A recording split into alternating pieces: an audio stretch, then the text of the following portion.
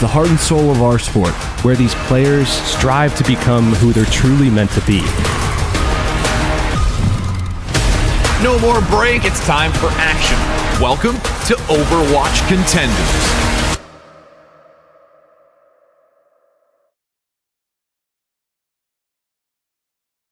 Why, hello to all you out there. It's summertime indeed, and I've been getting some sun outside. I'm really still needing a lot more of it, though. I am Rich Rad here with Kenobi, as we're going to be getting this NA Summer Series underway. It has been a little while since we have last been here, Kenobi, but I'm excited to start this day off.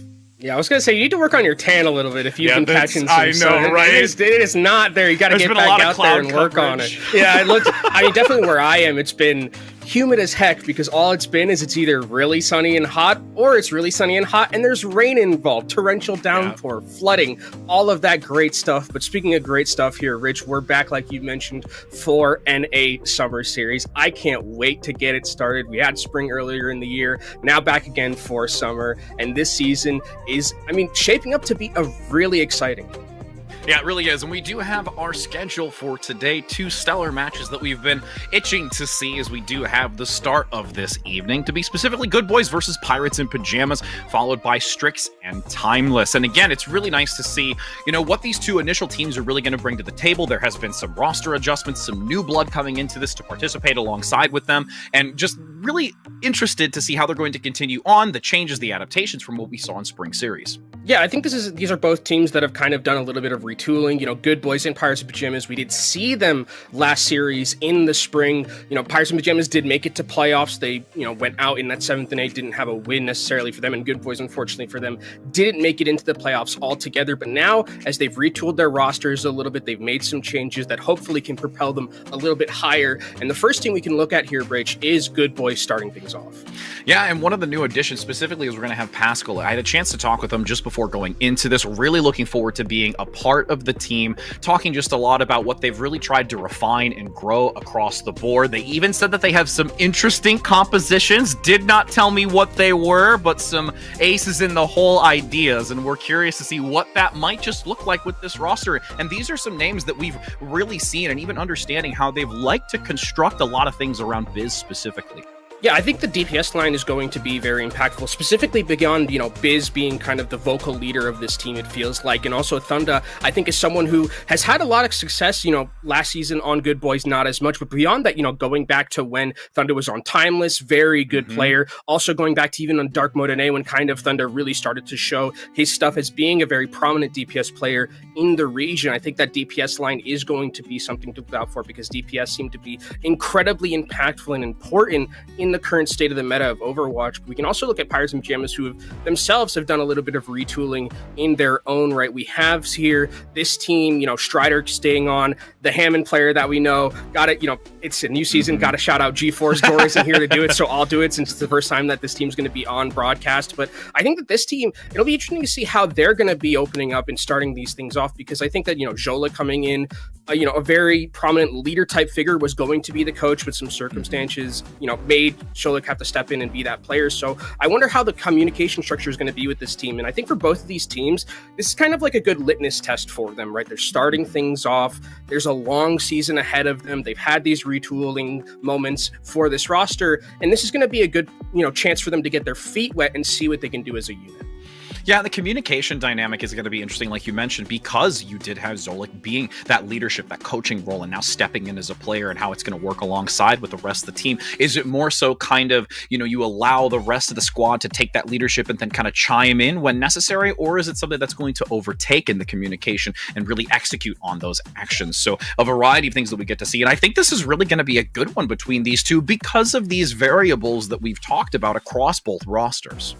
And I think it'll also be interesting to see kind of where the meta trends towards. We haven't really had like a huge shift from like Spring Series to now. Yes, we've had like a patch that's really, changed some things, but not enough, it feels like, to be able to completely shift the meta away from like Winston being very strong. Yep. Sombra hasn't been touched for a very long time, so Sombra's still very impactful. Tracer did have like a slight nerf, but I think Tracer is still viable in a lot of these comps. So we'll see, are we going to be moving to some more Brawl stuff? We saw in EU, obviously it's in EU, they love to play like Ramatra Brawl well and things like that. Diva crops up over there. But in NA, it usually tended more towards, having that Winston, having that Ramattra. Those were kind of the standards at the moment. So I wonder going into this, if we're going to see some weird things coming out from Good Boys. There's, Doomfist, I think, is something that you can possibly look into. I think Junker Queen also got some pretty nice buffs for herself. Like, I think that there are ways for the meta to evolve a little bit as we go throughout this season, but I think probably towards the start, we'll be picking up right where we left off in Spring Series. Yeah, and I mean, the big thing, too, that we also have to really recognize is there was even some discussion about it when it came to the EU segment earlier today, is that we have to talk about the map pooling, is that there is some adjustments here that is a little bit surprising, and we get to see some variation in maps that we've not really seen for quite some time, Kenobi. And I think the map pool is kind of where we'll start to see some of those changes come into, like, what compositions, even last year in the spring or earlier this year in the spring, we did see a lot of, like, very map dependent compositions, right? And as we have our first map, it is going to be Antarctic Peninsula, which in and of itself, the 3 submaps that you have, you can play different compositions on each one of them, right? There's 2 of them that are like very heavily favored in terms of the brawl, but then there's that one in sub level that Winston dive is very popular. So I mean, this is going to be a good starting point for both these teams to see, where is the rush going to be at? If we do go to sub level, is there even going to be a Winston being played? Like, that's kind of where we're going to be looking for each of these submaps between these 2 teams to start off. And again, there can be the variety, because both of these teams have been willing to discuss prior to going into this match that there is some aces in the hole. They've got those surprise factors, things that they've wanted to test and see if it can really be valuable against certain opponents. And with the history that we've had from Good Boys looking to try and more so have a redemption opportunity with the adjustment in their roster, since they didn't make it into that playoff segment towards the previous season, now they have a chance to come back. They've been really confident in the way that they've prepped for this. They've been working on so many different things, and even, looking at a lot of teams and talking about what is it that you're really focusing on. Is it tempo? Is it communication? Is it timing? Is it, finding out what the best composition is? All these different aspects that they want to work on. And Good Boys really has openly said that it's basically everything. Every moment that they can find a learning opportunity is something that they want to really drive home. And I'm so excited to see how all of that is going to be able to pay off. And I mean, this is a great place to start, right? You're playing against someone who, was towards where you were in that side of the bracket, actually got in, like, right probably where Good Boys could have had a spot last season in Pirates and Pajamas. They've also done some retooling. So again, this is going to be, that great litmus test of, like, where these 2 teams are in terms of their power level to start things off. Because even though we don't know, like, the entirety of the, situation in NA just yet, we obviously know that, like, Saints is kind of up there, Timeless is up there, but, like, towards the middle and the bottom of the pack, I think that can go relatively even keeled throughout, and there's going to be a lot of competition there. And that's where the emphasis on this development is, with the time that they've had away from Spring Series, now seeing how they can, evolve and grow. And that's the best part of it, is we really get to, as we continue to be a part of this region and just Contenders as a whole, see what those developments are and understanding how those adaptations can continue to develop with the skills that they continue to work on. And even like these curveballs that happen, the adaptation, like Zolik coming in, such a short amount of time, having to fill this role, even though he's a very prolific player, extremely confident in what they can bring to the table, working alongside their support, and just now really seeing how they can, go from that coaching back to player role and how effective they can be with the rest of the squad. Yeah, I know we saw Jolik was like hovering the Lifeweaver picture. Don't think that one's we can talk about curveballs a lot, but I think that's one that's probably going to stay, that's going to stay like in the tool shed for a little bit until there's probably like a really like moment where you need it. Because I think Lifeweaver has gotten like a ton of buffs, and like it would be interesting to see what he looks like in pro play at like a meta level. I just don't think we're there just quite yet. Some things probably need to continue to shift, and we'll probably again see like more like Lucio Bap. I think is something that's very popular, especially rush centric. I think Ana's still very, very good. Kiriko has her moments too, so I think it's very open for the support pool in terms of like what they want to play. Besides maybe like Zen, because Zen into Sombra dive is just suffering. I definitely wouldn't want to play that one, and I bet they don't want to either. So as we do finally, we're just figuring out when we can get these players into the lobby to get things started. Rich, I'm glad you took the sunglasses off, because I think you were robbing people of like seeing your oh blue my gosh, eyes, you're and I was really gonna go there. I was worried, because I was like, is he gonna cover those baby blues up for the entirety Is of the it really show? funny that like they're actually blue themselves? Like, so it's just it all kind of it goes full circle. I was just gonna say, I mean, you're robbing the people circle. of a perfect moment. I'm just saying, you got to show the baby blues, Rich. I know, it's one of those things. I'm just kidding. But speaking of just like showing and putting a lot of emphasis into eyes and what we're going to be seeing, I'm really looking forward to again, talking about how these minor adjustments when it comes to the composition is. And realistically, what we've seen specifically for this map, and you've talked about the variety of different rounds that we can go to because there's such a variety. This first one, I think, is really going to be able to set the pace and understanding of, you know, which of these teams starts to have a little bit more of that understanding of one another. And as we are getting into this, we do have those predictions. Cannot forget to get your insight and who you think is going to take it. I think this one could be a pretty good one for predictions from the chat. One for Good Boys, two for Pirates in Pajamas. Yeah. I actually have no idea which way this could go. I don't either. I feel like this is like, if we go like later into the season, this one's probably like a little bit more, you know, decisive from chat. But I think like for the most part, like this could very easily go 50-50. I think chat could be wrong. They could be right by a large margin, but definitely get your chats in. One for Good Boys, two for Pirates in Pajamas here as we do start out here on Antarctic Peninsula. And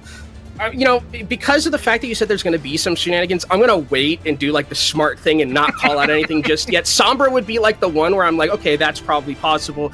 On Pirates and Pajamas side, it looked like they have a very, you know, standard rush composition coming in at this current moment as they're going to be walking out of the spawn doors. But for Good Boys, we'll see if they continue with this style of composition that they're bringing to the table. It looks like the Doomfist from Salty going to be coming in, and we've seen Salty, I mean, even last year in Spring Series, or earlier this year in Spring Series, Salty's Doomfist is not to be trifled with. Salty can maneuver like no one else on Doom, and it's something Pirates and Pajamas is going to have to be very careful about. And this really about timing, and that comes in swiftly on the high ground.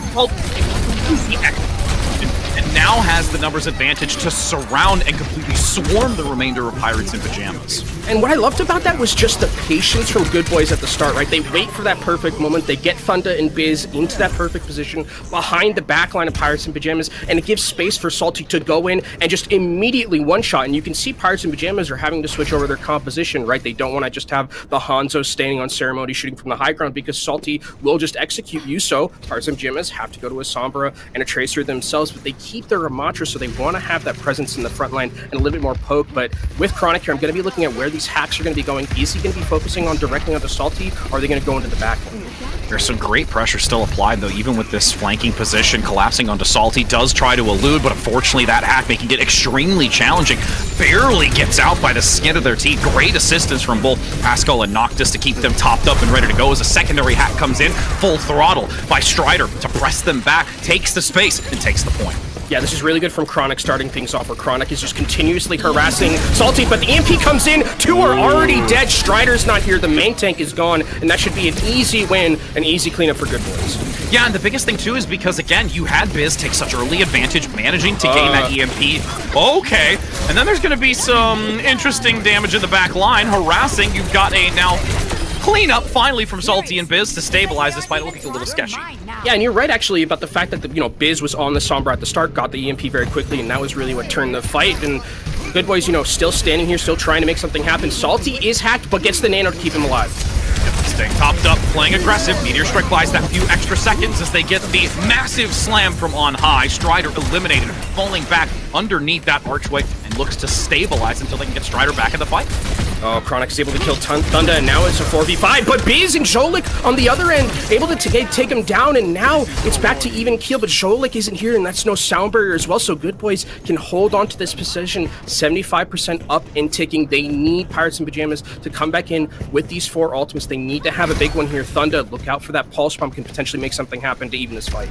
They need to be cautious, too, to not overcommit here, too, because they have a long way still to go, even if they do swap this back to EMP, holstered for now. Going in as they turn the corner, Salty is the prime focus here, with Z-Man getting the assistance. Eliminating Salty, who's been a real thorn in the side, is a massive advantage to now rotate down to the low ground, compete onto this point to swap it back, but there's still some opportunity here for Good Boys to draw this into the 99 of the overtime. They can take their time, look to recycle back into this, and Pirates now have it. Really good patience, I think, from Pirates in Pajamas, too, because you saw at the start of that fight, Chronic actually got his translocator destroyed, and you saw the dive was really good from Good Boys, but the peel was even better from Pirates in Pajamas, and then only using 2 ultimates in that fight to now have, like, something to stand on when Good Boys come back in with their own EMP from Biz. You have the Nemesis form coming in from Strider to be able to keep himself alive if that EMP hits him, but they need to be able to keep Strider alive throughout this EMP so that Nemesis form can come out. And Scissors, luring in the back, evades the Sleep Dart. Does have some nice repositioning here. They're actually going to cause enough distraction that Salty is getting very low, and the aggression forward with the Annihilation secures the takedown. It just felt a little bit disjointed, but actually the point has been capped by Good Boys, so even though it's a fight win, maybe for Pirates in Pajamas, they don't have control of the point. Yeah, and they're denying that percentage gain, which is so significant here, because this would have brought it into that last fight territory, but now it gives a full opportunity to get back into this 57%. They could have 2 possible attempts here, and you still have Good Boys wanting to stick around. I mean, they're still here, and with the Ana being able to heal now, the Nano comes in as well into Salty. Scissors gets obliterated, and Salty is just a man possessed right now. Controlling this entire space that remains 100 to 57. A fight that would not have looked to go in that direction potentially at any other team, but Salty manages to pull this out and really put on a Doomfist performance. It also just looked like it was really weird of like a entire fight, because like what happened was you were talking about, and you mentioned that like Scissors is going into the back line, trying to deal with Paxel specifically, and Salty and Biz kind of go in a little bit aggressively. They use the EMP, and there's no real follow-up onto that, but they're able to keep themselves alive because Paxel and Noctis stayed alive. They keep Salty up, they keep the rest of the team up, and then Pirates of Pajamas have just used all of their ultimates, and they've gone too far. And look at how close this is between the two. You and I both were right when not knowing exactly which direction this was going to go, and it's going to be close. And, you know, piggybacking off of what we saw from Salty, I loved seeing this from Spring Series. There were so many moments on a variety of maps that you can just see this type of King's Row. I just remember vividly that King's Row where Salty just went absolutely bonkers, and now you can see Pirates in Pajamas running a rush style of composition already, but a huge anti-nade from Paxel is going to make this difficult for Pirates in Pajamas to continuously rotate, but Biz a little bit greedy there, unfortunately, not respecting the damage of Strider. You can see Salty still. Oh, what a great wall to actually take advantage of. Scissors, I don't think, really meant to put themselves into a prime position for that engagement to come through. Still being able to compete down below. Pirates in Pajamas take this first. Good Boys are going to just fall back, and they're not going to overcommit. Yeah, and this is where you really want to be if you're Pirates in Pajamas in this scenario. And actually, Scissors is going to forego the May and just go on to the Reaper again, just trying to really make Salty's life completely miserable. Salty throughout all that, even though Good Boys lost the fight, Salty is at 70%, so Meteor Strike is not too far away. Well, and you're also going to see, again, this Reaper Moira play. This is something that Zolik mentioned about how they really want to try and work this in because of the value that it can bring and what they can do with it as a unit. And they're already at this 25% continuing to climb. Nice pickup onto Viz, and again, this forces back Good Boys. And I think one of the things about the Reaper Moira and kind of like this composition that we're seeing from Pirates in Pajamas is that it makes life very difficult for the flankers, right? There's not really an executable target. It's probably just Zolik, but everyone else has some sort of survivability, right? You have a Moira, you have Reaper as well, you have like all of these heroes that we're seeing from Pirates in Pajamas besides the Lucio all have ways to get out. So I really like this decision, especially against the hard dive that we're seeing from Good Boys. You can see with already 50% Thunder down below, getting some chip damage in. Meteor Strike comes in, looks for the follow-up, and gets rid of Z-Man. No fade available that time to elude it, as the Pulse Bomb comes in for the flank, gets to Zolik within range. And that's a instant take back for Good Boys. I mean, that's one way to even the odds, right? Even though there's a lot of survivability on Pirates in Pajamas, if you can just get into the back line with all three of your members and take out that one key member in that Moira, who is essentially all of the healing, as we'll see Thunder get a 2K with this Pulse Bomb. Now it's Pirates in Pajamas time to come back into this fight. They're going to have basically 5 ults when they get into this one, and Good Boys are only going to have their support ult. Biz needs to find a way, I think, to get this EMP, because that is going to be the thing that really brings this to even keel. And look at Chronic top. Has to force the translocate. Repositions. They were getting extremely low. Salty with the nano goes in for the pickup onto Scissors and gets it in time before they get the rate corn. And now with the Meteor Strike forward, doesn't quite engage completely as they look for the reposition. Gets the knockback onto Z-Man. Extremely low though because of the hack. Drops below. They actually still get 2. The supports work their wonders and get the final blows. Oh, and Biz used the EMP to try and save Salty there, but they weren't able to secure the kill, and that's one that I think Good Boys are going to definitely want to have, because you look at Pirates in Pajamas, they're able to keep both their DPS ultimates for this next fight, and Death Blossom is so good against Kitsune Rush right here, and at 80% right now for Pirates in Pajamas, they're in last fight territory. EMP comes out onto 3. Yep, Noctis still attempting to survive in the back, but can't quite survive long enough to get the Zuzu onto Salty since they were still taken down by that 15% to go. This is a desperate attempt now for Good Boys to even get here for a solid contest. Zolik did die though, so that means there's no speed and no Lucio in this fight, but Scissors is still looking, trying to find a way to potentially use the Death Blossom as they come in, 97%. Snip, snip comes the Reaper. Do they have the Death Blossom positioning to overwhelm and dominate? Salty now in the midst of it, deflecting and denying a lot of the damage, but there is the Bionade to land. Strider very low, gets hacked, everything stacked on top of it. Salty finds it amongst the fray, repositioned, but the hack denies. The attempt to get back into this is so low. Blasted from behind with the Hellfire shotguns as Scissors continues to dominate on this position. Pirates in Pajamas sure took the boat buff and bring it to a round 3.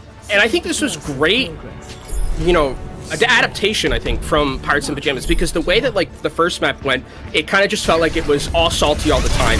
And it started a little bit like that, but when Pirates in Pajamas, you know, made these adjustments going over to the Reaper Moira, you know, offering that Sombra as well to kind of just counter Salty. Salty's getting his, yes, but the rest of the team isn't in a lot of these moments, and the follow-up is just very, very good whenever Pirates in Pajamas make these coordinated dives onto that Doomfist in particular, and so much has to be used for the Doomfist that it's not available for the rest of your team. And now as we go to sub-level, this is where things are going to change a lot, because it is not the same kind of rush style of map as we've seen in the other two. You need to have some way to control that high ground. We actually have Strider on that Junker Queen, which is kind of a natural counter, I think, to that Winston.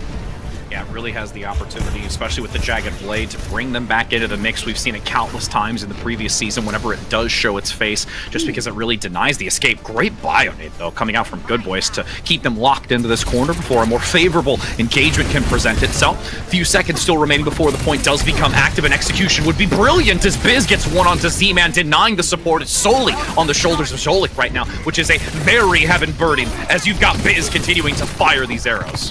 Paxel has been taken down, so that is a lot of healing left, but I don't know if there's enough DPS left from Pirates and Pajamas to be able to take this fight, and Biz gets 3 in that fight, and I think that this Hanzo pick is extraordinary from Good Boys, especially if they're kind of reading that Pirates and Pajamas is going to go a little bit more on that double flanker look. Biz gets a lot of just free shots and free range to do whatever they want, because Pirates and Pajamas, with their composition, had to run as a 5-man unit, and if you're Biz, you're just sitting there continuously slinging arrows, and eventually one's going to hit ahead.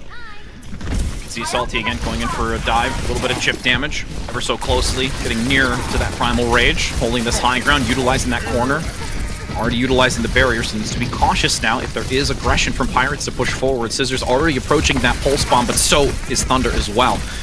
You can just see that shield mitigating a lot of the incoming damage from the back line, but the Tesla still working its way through. And look at these pickups, drops down below. Thunder actually gets eliminated from Strider, and Salty has to actually, again, hide just consistently. Can't quite look for an opportunity to dive into the back line because it's not favorable, nor is it safe.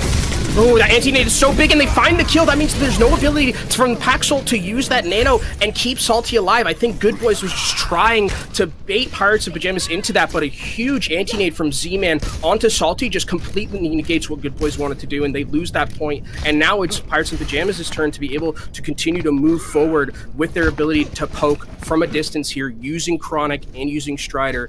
But on the other side for Good Boys, Nano is going to be available for Paxel, and they can throw it onto Salty and create a lot of damage in the back. Scissors goes for a cheeky play, as you saw in the picture-in-picture, but could not find full value. Now with the nano boost up front, Salty is going to lay waste onto the support line, activates the Primal Rage, and those fists are knocking them into the corner, but there is a great recovery. You do have at least the nano boost come out just in time onto Zolik so they can sustain through it, pushing him back, whip shot as well. Then all the while, you do have Strider taking advantage of Good Boys on the flanking position. Yeah, I mean, I want to support like Z-Man next to me when I'm getting Primal Rage and run on by a Nano Monkey, because that was just Z-Man giving his life completely, saying, I'm going to give you this Nano Zolik, you need to, you know, go and win the rest of that fight, and that's exactly what happened. They keep Zolik in the fight. That means that Salty's not able to get as much value from the Primal Rage as they would have wanted, and throughout all that, Strider was just in the backline, killing the rest of the backline of Good Boys. Nice take down the Vortex. It can be the bane of the Winston's existence, and it's one of those moments that just occur. Now, another nano too, or another anti too. That was like the other thing. I think that every time that Z-Man's throwing these antis, they're hitting Pater. And we've seen how significant and just fight-changing a really well-placed anti-nade can be, and you can see here now with only 25% to go, this is the final moment for Good Boys. Yeah, they have to, I mean, they have a lot to work through too. Both teams have those rallies available to them, but this Dragon Strike from Chronic is going to do a lot in terms of just shifting the geometry of this map. He's probably going to wait till the perfect time to be able to use it when Good Boys get onto this point and try and take it away. Decent couple of shots onto Salty, can't quite hit the mark though onto the DPS into the back. Things get quite elevated. This Chronic still drops down below. Very patient looking for the most methodical way to enter onto this Dragon Strike down the center. Salty has to evade and fall back. Biz gets a pickup onto Z-Man, but the rally is there at least to give coverage to themselves and Strider. But look at how quickly Good Boys are making work of these health values. They are denying any presence of Pirates in Pajamas and will be able to take it back. Yeah, I mean, that was really well played from Good Boys, specifically, I think, to get Salty out of that fight, right? Using that rally from Noctis, negating any of the follow-up that could have potentially happened to Pirates in Pajamas, or to Good Boys main tank. And now for Pirates in Pajamas, I mean, this becomes a little bit scary for them because you look at Good Boys and their composition. Ultimate Economy is way in their favor right now. You've got the Nano, you can throw into Salty. We've seen how good it was in previous fights, but you also have a duplicate from Thunda, and duplicate onto Ramattra is so strong, Rich. We'll see if that's what they're going to lead in. Dragon Strike first, down the choke. Both supports have to work their way down the stairway to elude that incoming damage. Thunda actually goes for the duplicate onto the Tracer, wanting to go TBT against Scissors to force them back, get a lot of the cooldowns here, and keeps them separated from the team. But now as it dissipates, the Pulse Bomb didn't get generated in time so that they can actually utilize it, so they take the high ground position. Still looking to stick alongside Salty. Nano pressing forward. The Vortex is going to deny them escape here, so they need to push on and play as best as they can. The health back is taken. The supports deny it. Salty down below is just completely at 100 HP and then finally sent back to spawn. Pirates in Pajamas now are going to be able to take this advantage once again into the overtime and want to secure this first map. Oh, and that's a nice shot onto Paxel to end things off, and then takes down Biz. Pirates in Pajamas going to take a 1-0. Hotly contested Antarctic Peninsula there, but I got to give mad props at the very end right there to Strider. I think that was like the third time on that sub-map alone where Strider has what I would consider probably the perfect vortex to just make a Winston's life miserable. Comboed along with Z-Man, I think also hitting like every single anti-nade. This was just an absolutely great performance and just how to make Winston's miserable. And, you know, Winston's have had a lot of time in the sunshine, you know, not really getting changed a lot, so it probably feels good for them. But I think for Strider in particular, it's nice to see someone who we originally saw come in as like this Hammond, like, incredible player, right? Like almost like Vaughn Hammond, like specifically, and that was really it. But you know, bringing in things like the Junker Queen, bringing in things like a Ramattra now, and just having that presence of mind to, you know, help save your backline. You know, that's, you know, appeal for your team and keep them alive with vortexes and things like that. I think that's just a really good showing of how smart Strider is as a player and how much they've worked to expand that hero.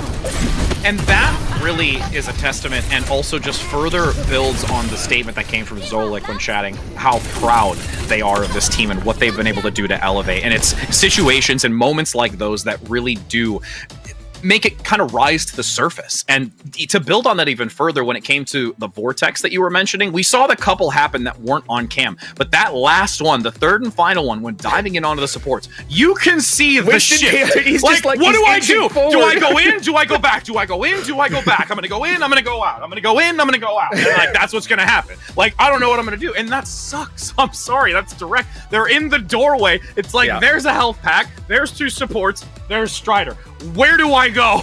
He's also nanoed, so it's like that's the win condition for the team, right? And it's just completely negated by one, you know, what wins a nanoed Winston or one Vortexy boy. Like, I mean, the Vortex wins 9 out of 10 times there, keeps the rest of the supports alive. But I think that was a very closely contested map between both those teams. I love the adaptation that I saw from Pirates in Pajamas throughout the entirety of the map, right? They take map one and they're kind of like, okay, Salty did his thing on that map, completely wrecked us. Now we have to start changing things up, go to the Moira Reaper. They do that against the Winston composition. They start with Junker Queen, but then go to Ramattra, something that they're a little bit more comfortable with. And all of those adaptations in the med set really started working out well for them. So I was very impressed with them. But also I think Good Boys put up a really good fight. I mean, there were a couple of fights that could have gone, you know, on a knife's edge like that. If that Vortex doesn't hit, maybe, you know, Pirates in Pajamas lose that map and Good Boys win. So this is a very close one. And I think definitely indicative of, you know, I think it was 47% to 53% that we saw in the predictions. This is probably going to be one that goes most likely the distance. I mean, we got to see some going the distance earlier today when it came to the EU region, so it wouldn't be surprised we have the same out the gate here. But the one thing that's interesting now is we're going to be going to, again, a map that you and I have not seen for It's quite been so some time. long, dude. It has I think it's been over a year. I don't remember the last time I casted a Numbani. I don't remember the last time I ever casted this map. I just don't remember. So we're going here, friends, and we get to see the wild wonders that's going to present itself. And one of the things, and again, I take this with a grain of salt, that it was EU, but we did get to see a little bit of variation when it came to the D.Va play. Very, very relevant there. You've got the Mercy with the Ana pairing, in addition to also having the Echo and the Ashe. So these different type of compositions is going to be something to really see if that actually stays true to the NA region, or are we looking to see something a little bit more variety-driven, something into like the Sombra area, or having other, you know, adjustments to the roster. I think it also matters depending on like where we are defensively, because Ashe on defense, you know, very prolific. You can kind of just throw those dynamites into chokes. I think this will be an interesting map in terms of, you know, when you were talking about the difference between what EU is playing and what NA might play. High ground reigns supreme in like Numbani, right? That's kind of like the main thing that you have between both of these teams, is that ability to, on this map in particular, you need to have that ability to like control high ground, because that's really where this map is won and lost by. And is that going to be a D.Va? Is that going to be a Winston? Like, that's kind of the decision that we're going to be seeing, because that would, you know, if it is Winston, that tells me that NA is still very much Winston favored, but if we do see some D.Va, maybe they're taking a little bit of flavor from that EU region, because again, I don't remember the last time that we've seen in Numbani. It's been an incredibly long time. Yeah, it really has, as we're going to, I believe, have a adjustment here coming in for, I believe, Pirates in Pajamas. Yes, we are going to have the adjustment. All right, so that's a little telling here for us, Kenobi. Yeah, so that's, I mean, Airkick is a Spanish player, I mean, who was in EU Contenders in the Spring Series. So again, is that the EU flavor coming in? Are we going to see D.Va? I mean, it is hovering Winston on the player picture, but like if there was a time where I would suspect that a D.Va could be played, I wouldn't be shocked if it was right here. Yeah, and again, you know, with a couple, actually, I think there's three. It's either 3 or 4, if I'm not mistaken, EU players that have, you know, kind of migrated to the NA region. I'd have to look at my notes, but I know for sure that we've got at least 2. And curious of what they're going to bring to this. Again, you and I have talked about ping variation, how they're going to be playing on that type of, you know, aspect, but then also just what type of, you know, dynamic strategies and flavors they're going to bring to this. And I'm really excited about it, as you do have Pirates in Pajamas on the attack first, Good Boys on the defense, Salty going to reside on the Winston, sticking true to the NA roots thus far. But we do actually see Biz going to come out onto the Echo. Yeah, and I think for Airkick, I mean, when I look at this map in particular, right, Strider is someone who we could see here if Hammond was as like prolific as it used to be. I think Hammond is not something that we've seen a lot of recently. It's like fallen off very hard. But like if we want just like a hard kind of, I need to get to the high ground right now type of deal, it's going to be Winston or it's going to be D.Va, and I think that flavor seems to be, in NA at least, that Winston's the go-to. So Airkick seems like they're going to be here for that Winston play, and that's what we're going to have, a Winston v. Winston. But on the defensive end, you do have Biz on a more spammy pick with this Echo in the air, so has a lot of that ability to use that high ground, but needs to be careful about these hacks from Krana. Can't get too low to the ground, because if you're hacked as an Echo, you can get immediately blitzed on by the team of Pirates in Pajamas. There is some really great spam coming up by Salty, too, to spy check for Chronic, completely catching them out in the open, so they don't really have that stealth factor as they maneuvered through the main choke, and even going to get hit by this Bionate. Pirates need to be extremely careful in how they enter into this, because it's been a couple of occasions already that Good Boys get the early advantage, get the early intel, and put Pirates on the back foot. And you can see this Winston v. Winston playing the corner, the sticky bombs, making this extremely challenging. Drops low for the health pack, does manage to get it topped up. No sacrifices just yet, but it's only going to be Zolik and then Scissors falling in suit. And I love the play from Biz here, specifically opting in to not really deal with the backliners and like assassinate them, but really put the focus down onto the Winston, because Echo does do, against tanks, an incredible amount of burst damage. If you hit like all of your stickies on a tank and then use your beam, you're gonna be able to just instantly kill them, and they're gonna have to retreat. And you can see how much damage Biz has already done by the fact that he's got his duplicate already. And on a Winston, I don't think I can think of a better duplicate target besides maybe a Tracer. See, it goes to the on the 2 options. That's fine, Kenobi. I'll take the 3rd and play forward with Thunder getting a 2-piece. Oh, but there is some heavy punishment. Pirates in Pajamas take full advantage of that and realize that, you know, they opted more so for the support play duplicate than the other 2 options you presented. Oh, and I mean, the health pack is hacked here, so Salty's gonna go down, and Pirates and Pajamas are like, okay, you're gonna dupe our Ana and like go a very aggressive dive here. We're just gonna go take out your backline. There's no one here that's gonna be able to peel, and Pirates and Pajamas take a fight win at what felt like an ultimate deficit with how early Biz was getting that duplicate. And you can now see for Pirates and Pajamas, they're going to have an ability to really start to snowball, right? Especially with EMP coming online from Chronic. Good Boys have to play carefully around it. They don't have a rally just yet to be able to blank it. There's a nice little engagement there onto Scissors. Unfortunately gets out, so it does not go in favor of Good Boys. There is an instant advantage. Chronic takes the EMP to Good Boys because they delve in so aggressively to try and get rid of Scissors. I just love that decision making coming in from Chronic specifically. Chronic kind of used that as like if they're gonna overstep this like offside line that I've set for the team, I'm just gonna completely use my EMP and we're gonna annihilate them. And the follow-up was so perfect too. Thunder got EMP'd and Scissors immediately one-shot him right after. Like, it was really, really well played. And this is so much space that they gain because of it too. And with Good Boys now hit by the bio, Primal comes out just in time. Hacked, making it even more challenging, but still managing to get quite a bit of mobility up top, left into the open. And really, at this point, it's just playing survival for Salty. Can't look for the juggle, can't look for the support line, and you can actually see that this is an opportunity here for Pirates to take full control of the high ground. Continuing to spam. Chronic now going to maintain that upper position to drop down onto Salty. Goes for it, but Thunder gets two on a pulse bomb. Both supports are down. And specifically getting this pulse bomb onto Jolik, who had that rally going, getting rid of that Brigitte, an instant fight win for Good Boys right there, who now again are in a much better position, especially with their ability to have Biz continuing to poke down. As air kick goes in aggressively, you have the Primal Rage that keeps himself alive. Nice juggling, putting Salty very far from the support line as they maneuver around the bus. Couldn't get a clean sightline onto it, and even Noctis wasn't able to get enough health packs to keep them topped up. So now Pirates in this last few meters are able to take the advantage, manage, and should be able to get this checkpoint.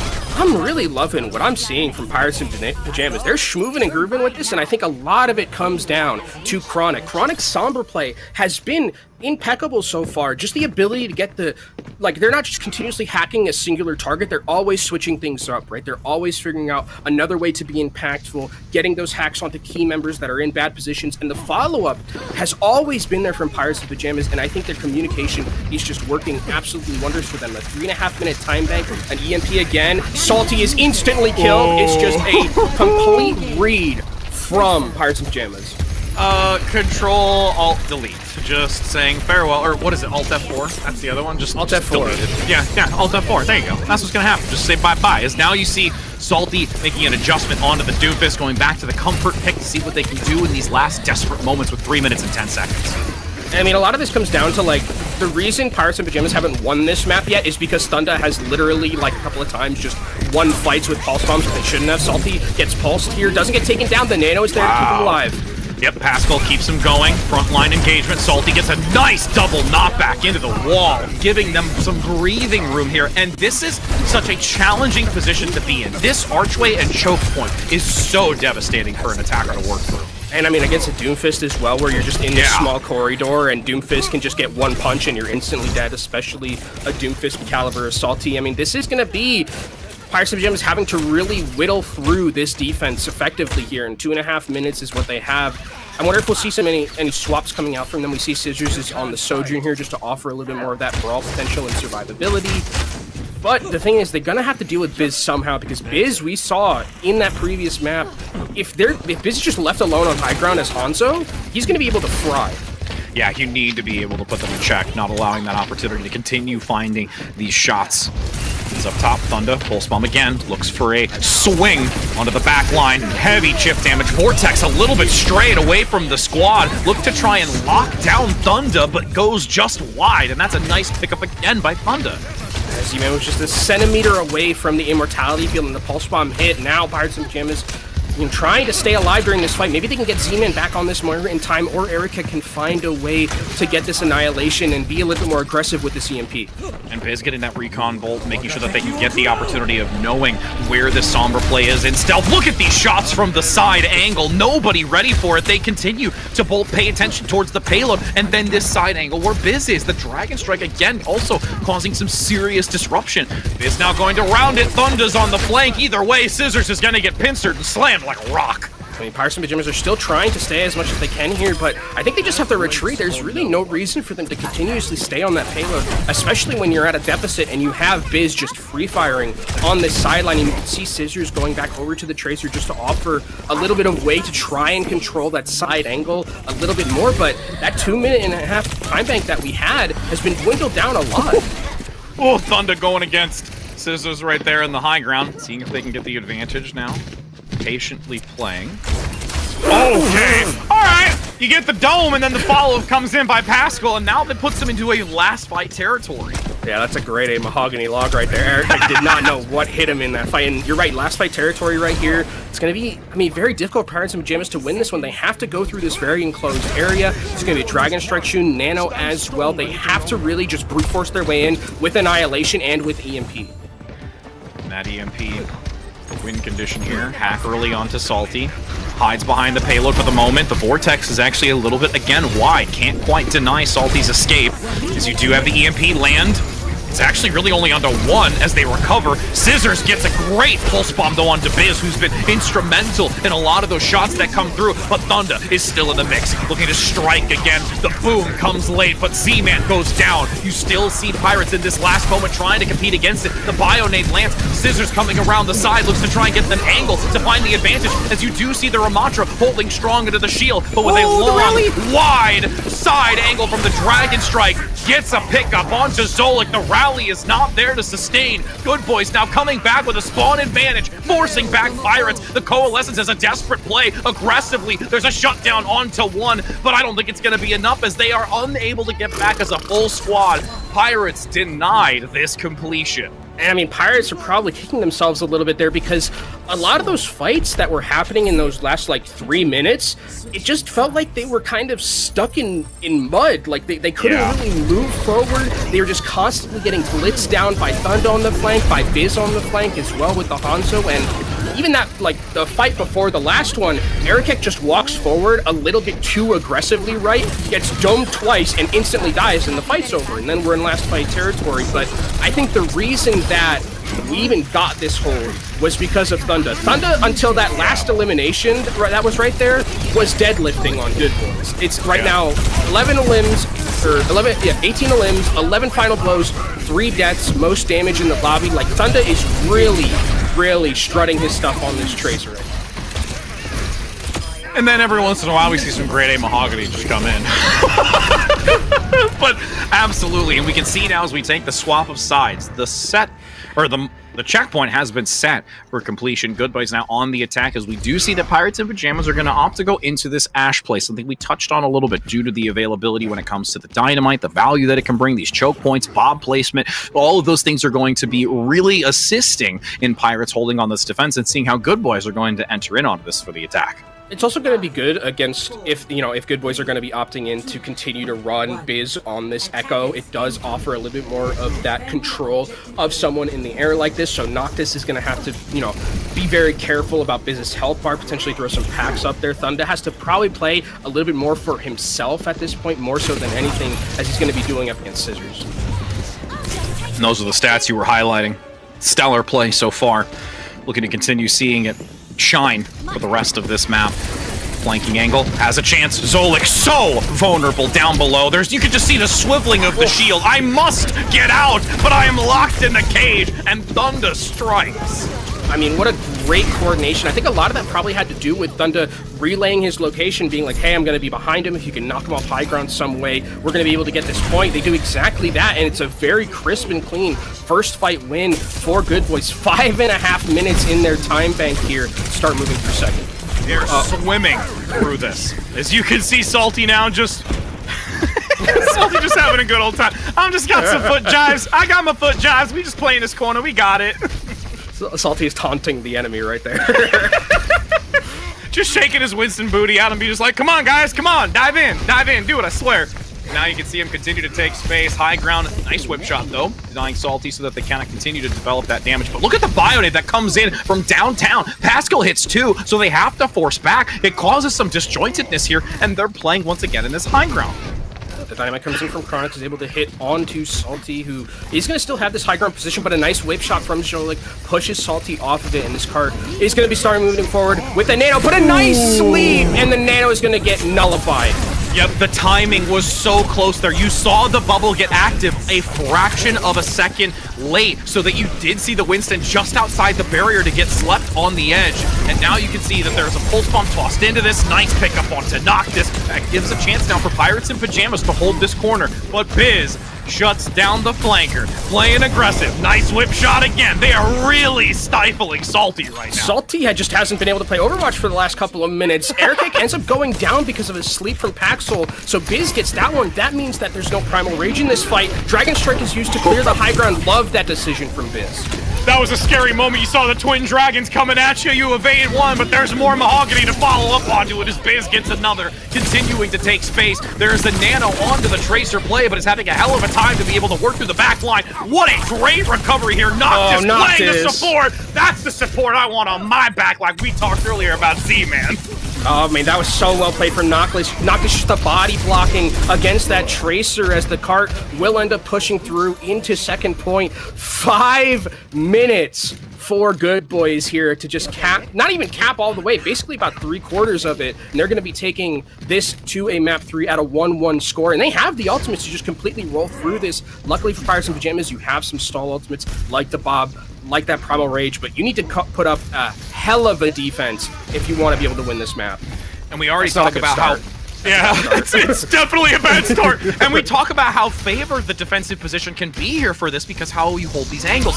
Thunder, though, sneaking in the back, laying in the shadows, tosses the pulse, goes wide, but actually still gets Chronix there within the radius of the explosion, despite Bob being forward. Wonderful sleep again onto Salty. It's like deja vu from what we had earlier on the balcony, and miraculously, Pirates in Pajamas make quick work of Good Boys. And I think something that was actually really cool in that fight was kind of the usage of the Winston dive and the Bob at the same time, because if you're Paxel in that situation, you only have one sleep, right? And Paxel makes the decision to use it on the Winston. That means that there's no sleep for the Bob, so the Bob is going to just continuously free fire for the entirety of the time that he's up. And while Paxel is able to survive that initial dive, or Z-Man rather is able to survive that initial dive, as Biz not going to survive that pulse bomb, just stand still. It's a fight loss.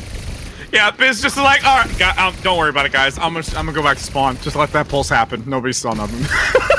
We got time. We got time, right? Yeah, we got time. 3:45. Salty now onto the Junker Queen, looking to play this corner. Thunder gonna still reside on that high ground, keeping Scissors in check so they can't find a flank of their own. Things get a little bit more slow in tempo upon entry here. They want to play extremely carefully with the 3 minutes and 30. Dive comes in now from up top. Erikek now going to have to flee. Can't quite stay the course now because the Jagged Blade is there to pull them in. You can see the box of victory. Noctis now getting that extra support and rallying with the fortification to deny the access for Pirates to take them down. Already the numbers advantage, but the spawn favors Pirates, so they have the chance to get back into this as long as they can sustain. Chronic gets a pickup onto Thunder, denying the harass, and there is going to be a big pickup as well from Biz in return. Good Boys still in this. They're gonna say, we still got this. Sleep gonna come in. It don't matter. We gonna make headway through this, and now just have to focus fire the remaining few. They're staggered out. The spawns, despite them being here, are quickly going to now dissipate because they can't keep a health value high enough, and Good Boys just need to finalize Scissors. Yeah, Scissors is the only one left in there, and aren't even able to get back onto the cart, and that's gonna be a Good Boys win.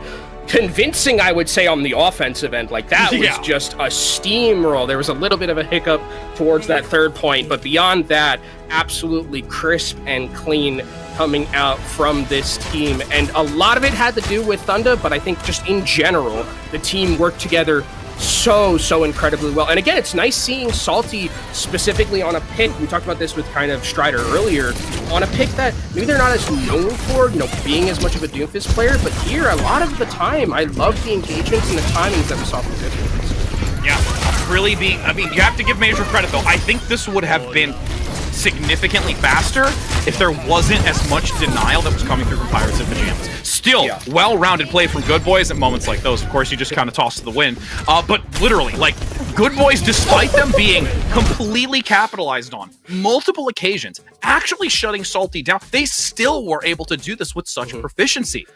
I think the other thing about it too is that we saw like that one moment where like the Nano Tracer was going after the backline of Paxel and Noctis.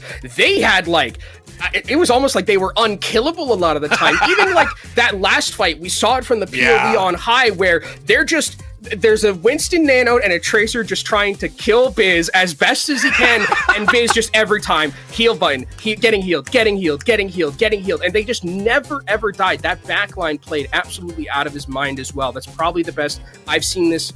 I mean, I've seen this, you know, unit of 5 play twice in this series. This is the best they've looked so far, but it was all just really good coordination. Yep, get down, Mr. President, indeed. We're going to be heading to a short break before getting into this next game to see if it can continue to elevate in the right direction, so don't go anywhere. You like solving problems. Problems like how to stop that Tracer from deleting your backline. I know just what you're thinking. You'll bring a turret. But y'all can't solve all your problems by simply bringing an extra friend to the battlefield.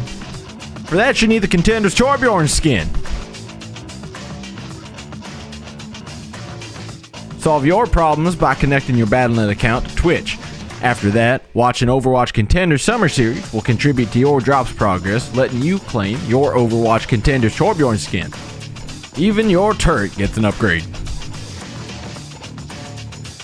Warning, the Overwatch Contenders Torbjorn skin does not come with extra or upgraded turrets. Build instructions will not be provided. By picking Torbjorn, you waive a claim towards any destroyed turrets. No refunds, no exchanges, and no take-backsies.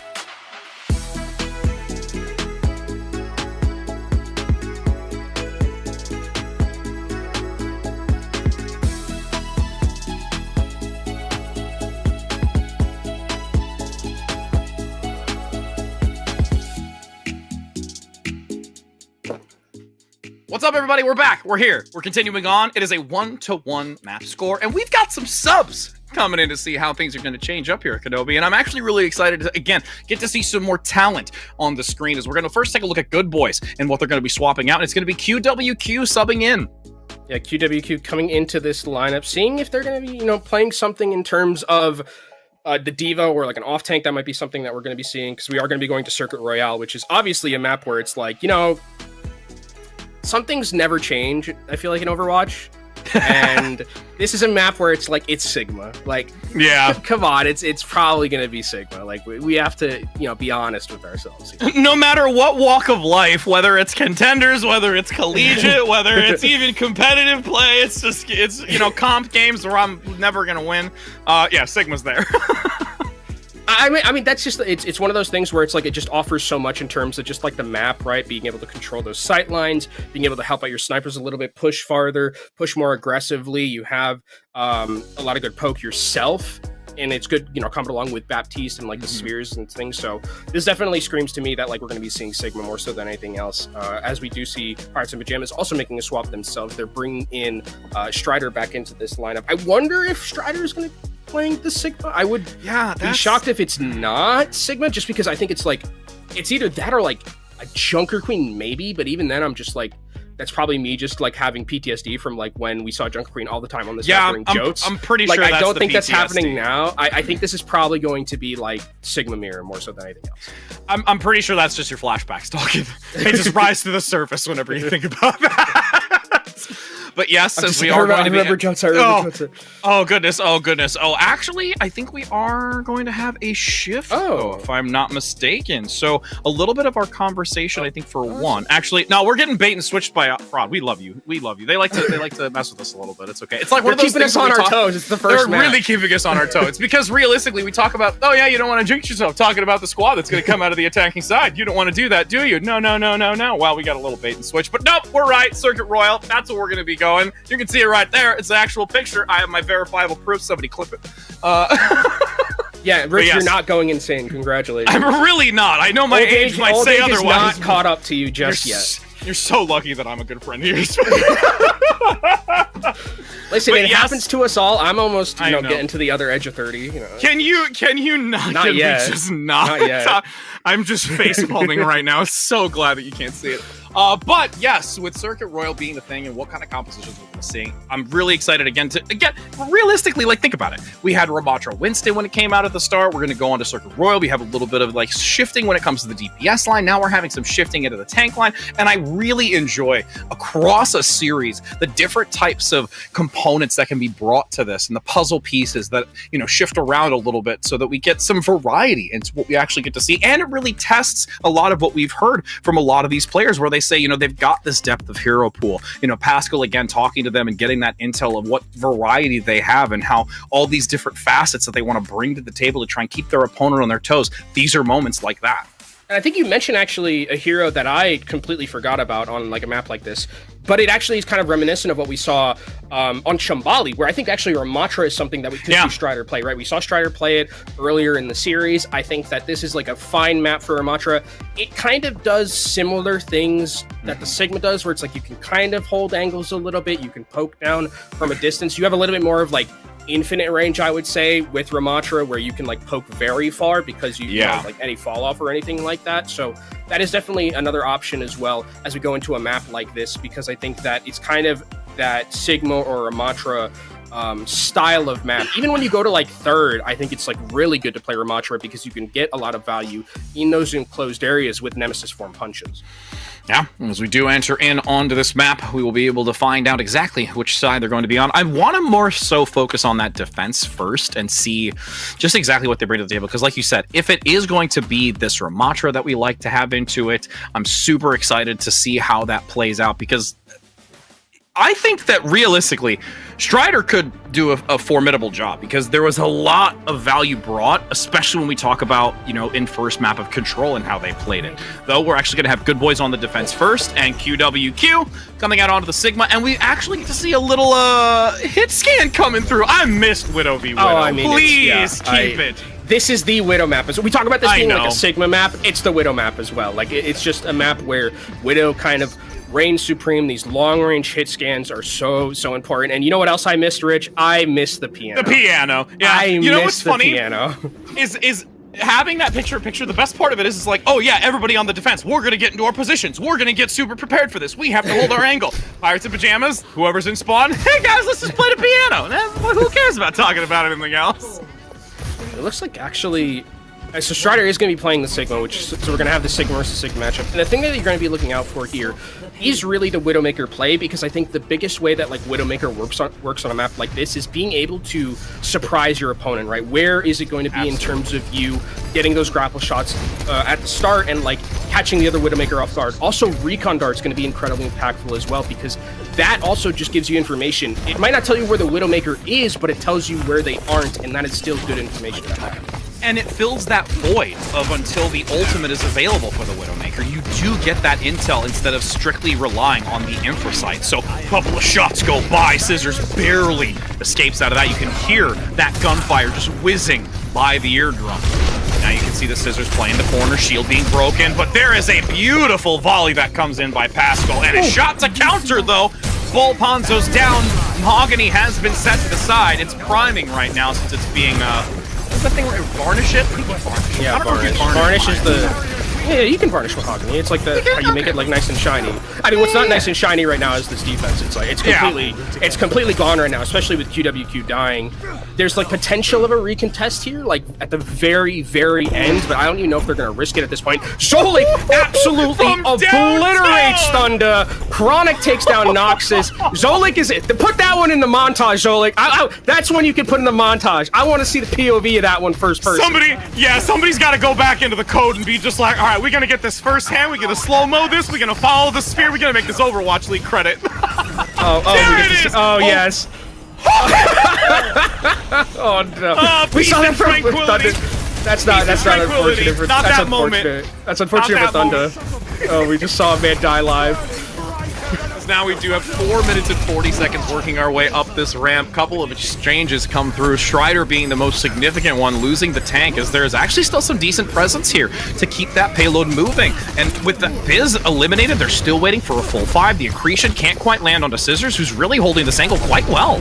Yeah, Thunder gets revenge there onto Zolik, takes him out, and now Good Boys are just holding strong here because Strider died so early that there's just no Sigma for Pirates and Pajamas to start moving forward. Now they will get that member back into the team, and a lot of ultimates available in this next fight here, Rich. Fireworks indeed. We have the 4th just passed, and there's still some explosions ready to be unleashed as you have QWQ holding up with the shield. Storm Arrows can't quite seem to eliminate it fast enough as they get that intel once again. The Widowmaker just behind that pillar. Thunder needs to be cautious, has the infra, can't quite use it yet. As the flux comes out, you do see a second. QWQ looking to gain the more advantage here, but both Transcendences are active. Who will be able to get the elimination? And Biz goes down. Strider finds the pickup with the assistance of Chronic in the path, and now the snowball can start happening. They just have to ricochet these off the angle, going on to Pascal. You can see that damage continuing to overwhelm them around the wall, and the accretion lands to stabilize here even further. QWQ ain't long for this world, and this will be a checkpoint for Pirates. I just don't think it's not enough for Pirates and Pajamas to be, or for Good Boys rather, to be able to defend there, but I love what Pirates and Pajamas did, just being patient right there. It felt like every single ultimate they used felt like it was not really a reactive one in a way where it was just like, oh no, we're panicking when you have to use this ultimate, but it's like, okay, we know that we're going to use this, they're going to use this ultimate, and it felt very formulaic from them, and I really like that decision making, especially in a fight where it can get very chaotic and just devolve into just hit my Q button to kind of do something. It felt there like every ultimate had a real decision behind it. And you can see with the adjustment, Genji play going to be brought to the forefront here, looking to elude the accretion, just hop, skip, and a jump over it for the moment. The deflect gives some space as well as they take a long reposition. They acknowledge that that Venom Mine is there, so they aren't sought out for an easy pickup. Now with 4 minutes still to go, playing this corner is going to be extremely critical in how they maneuver through it. Nice reposition though coming out from Thunder with that slide to get back to the high ground. There's still some damage to be had though, with Pirates actually getting another early advantage onto the Zenyatta play, and they're really taking advantage of this. This is a beautiful run by Pirates. I really like what Pirates are doing, bringing in Scissors on this Genji, right? It just kind of ups the tempo really effectively, where it's like Scissors can play on these flanks and essentially by himself just take space, because there's not really anything that can insta-kill the Genji unless QWQ is going to use something like an accretion, but by then, the rest of the team is moving forward, and Pirates and Pajamas now have all of these angles to let Chronic hit shots like that and force out cooldowns or get kills. For free. There is a little bit of problems coming through. The Discorder makes so much more damage onto Scissors. Vitally dangerous. Now playing forward, Z-Man goes down. Amplification Matrix was committed into this. Good Boy still holding defensively, but they've locked Noctis. Thunder falls as well. The trades are coming in, but this is still Good Boys with the spawn advantage. If Noct can't seem to get these couple of pickups here, drops down below, this is going to be a lost fight, and you've got Good Boys stemming the bleeding. Finally, now the bleeding has stopped, like you mentioned, and this is like, you know, in like ranked games where you're just like, okay, we've gotten it very far, but these are usually like the scariest positions to be in, as we see a nice flank here coming in from Thunder, was able to take down the Baptiste in front of the window, negated a lot of healing and outgoing damage, and Good Boys, I mean, to their credit, they have a lot to work with here on the defensive end. They have both their support ultimates still, so this Dragon Blade from Scissors realistically shouldn't get too much value unless, you know, Pascal dies like instantly in this fight. But they have to respect the sights here coming in from Chronic, and that could be positioning, but Noctis doesn't actually respect him. Chronic finds a kill, and now this might be a position where Pirates of Pajamas can be aggressive. This has been one of the biggest faults so far for Good Boys, at least towards this later half of it. It's either Pascal or Noctis getting eliminated extremely early and making it very challenging to have a stable footing to counteract against what Pirates are bringing to this. And it gives even more opportunity for these angles to be taken, whether it's for Scissors to come in or Chronic. A Pulse Bomb is denied. Great timing onto the Immortality field. Both supports are still stable for the moment, and you can see Scissors in the flank continuing to get the shuriken damage, waiting for the chance to unleash this blade. Goes right down below. The deflect is there. The Transcendence is forced, and at this point, you're just going to take that fall back and look for a regroup. They also got the overclock from Thunda, so that's a great exchange. Just a Genji blade for that, and Scissors is still going into the backline. Thunda gets accretion, 55 health. Goes very aggressive into the back to see what they can gain with it, but unfortunately is shut down instantaneously. Z-Man gets the extra boost with the assistance here. Now Z-Man topping up Zolik in the back as they go for the rise and fall. The seesaw is active with this corner now being held, completely overwhelming QWQ. Pirates in Pajamas taking full control, full sail ahead as they are looking to complete this. A Pulse Bomb comes in with a Hail Mary of a moment for them to be able to deny this completion, but under 5 meters to go, a Widowmaker up top, they're going to guarantee this completion. And I mean, that was really, I think, exceptionally played from Scissors at the end of that, right? Just getting into that back line and just being so incredibly patient, right? Just continuously poking, knowing that at some point with the DPS that Good Boys had, they would have to start and try and figure out a way to get up to him in that. But then he's like, okay, you're going to comp to me? I'm going to use my Genji Blade. Instantly gets out Transcendence and the overclock. I couldn't believe that. I mean, a fantastic trade in terms of the macro. A fantastic macro trade. It really just makes me think of, you know, like when you're Liquid and you take the form of whatever you need to be. Like, that's what Scissors was doing, was just so prolific in knowing exactly where to be, how to play the angle, how to disengage in that sense with those two ultimates game. Like right here, this is that moment where you're like, oh man, like they're gonna try and take him down. I'm gonna leave. Peace out. No worries, friends. I'm going back with the Pirates. Do you know what that, like, what it's called, like when, like the ability to like take form of things as like a Liquid? No, I don't know what that's called. I also don't know, so like I was just oh, come on! You were hoping that I was gonna know this? I was thinking it was like viscosity, but that it sounds correct, but no, I don't think it is. Viscosity is the texture at which that a liquid is. You're also probably thinking of the other thing where if you fill a cup up so high that the water creates a dome. No, it's that's not the that, other one. like, that's another one. That's another one, but I don't even know what I'm talking about as a scientific thing. Chat's gonna at us with some scientists, and they're gonna be like, "Bruh." Both my parents have PhDs, by the way. In oh my gosh, engineering. that's right. They do. Real. I should be asking you these questions, bro. I'm the theater and business guy. Why would I know? Yeah, both my parents have PhDs, and here I am not knowing what it's called when a liquid transforms into a certain shape. I can feel them shaking their head at you from wherever they're at right now. They just felt it like the Spidey sense of like, how dare you not know science? But as we get into this, some scientific, I don't know where I was going with that. We're just gonna get back in the game. But yes, as they play this corner, Scissors gets a pickup onto Biz. I was not clever with my words there. We'll just allow that to happen. That's my old age commitment. There's a couple picks come through, and that's going to be Pirates on the defense. Hold it strong. Yeah, that second one was long. The first one, though, grade A Mahogany right there, just taking him out beyond the shield as soon as QWQ put it down, and Good Boys have to wait for the rest of the team members to come in. I mean, they're really in a bad spot right here. I mean, they have to figure out, like, do we want to give it this positioning? Because QWQ, at some point, is just going to get blitzed on by the entire team, and with Pascal going down, I mean, this fight's over. That just felt like, I mean, they stayed there way too long. I get the idea of, like, not wanting to give up that positioning for free, but you only had 3 members and no DPS. That was a very, very difficult situation to get out of. It's now 2 minutes and 35 seconds.